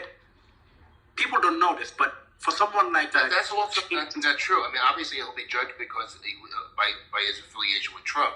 But Mike Pence was a governor. He was a member of the House. He has a record before being vice president. I mean, so look at so that's all I'd say. Yeah, but I was gonna say someone like a Cheney, for example. I read. I don't know, Philip, if you read this. Decision Points, George W. Bush's memoir. I did. Yep. Okay, you remember there was a time where Bush wasn't actually too sure that he was going to keep Cheney on his ticket. Yeah. Exactly. This was something. So politicians do what serves them best at the moment. If Biden, or at least his advisors, determine that, listen, Kamala isn't going to cut it, they'll have to come up with an alternative. Because at some point, winning is is far more important than the individual.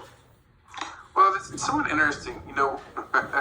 I think George W. Bush he answers the question in those things. They explored it, and it really wasn't a non-factor. But I actually think George W. Bush, in a lot of cases, got along with George Cheney. The relationship that people on the left paint of that thing is actually not the relationship people on the right paint of it. And somebody that actually knows the president, sits down with him, and has talked about this. You can listen to Joe Goldberg. I think it's been interesting to see that. But it would have been interesting. I say this wholeheartedly. It would have been interesting for George W. Bush to be a president without the actual wars, because it would have been a change for the country from what he campaigned on versus what his presidency had to turn into based on what happened. But look, I mean, this is the way history goes. This is why I think it's weird. I actually agree with Ken quite a bit that sometimes it'd be nice for us to actually talk about, instead of right after the election's done talking about the next election, it would be nice to actually talk about the policies and the different things that are going on. But I mean, we kind of have a religion right now in American politics where all we care about on each side is winning. So when we lose elections, we really don't care about, we really don't care about what's actually going on. We just want to talk about the next election. So exactly. And the presidency is what you make of it. If you surround yourself with advisors that are like warmongers, not serious people, you do like every administration that we've had in our lifetime. Exactly. So Obama, when he actually, before I get to Obama, let me start with Bush. It was the Rumsfeld, right? And then ultimately it was Bob Gates that came in, which Roger is going to accuse me of being a warmonger myself. But Bob Gates, to some extent, I can tolerate him, actually. He's a great guy. He's a serious individual.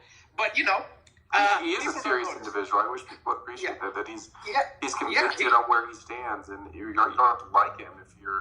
He's a serious individual, to be fair. But what ended up happening when Obama got elected, he had... Did you read his book? He talks about this. This is the kind of boring stuff that I do. I don't have a life. That's a great book, yeah. So you remember his secret meeting with Bob Gates at the airport at Reagan National, where he called him and was like, dude, I'd like for you to stay. And, he did. What ended up happening? Obama continued pretty much Bush's policy, foreign policy, right? That was what happened at the moment. Now, when Trump came into the office, yes, Trump brought in new faces, but someone like a John Bolton was back in, and then you had Bolton was in the mix. You had thinking about the national security staff. What was the? Are we talking about so you had someone like? Are we talking about Bush's? Or No, I'm talking about Trump.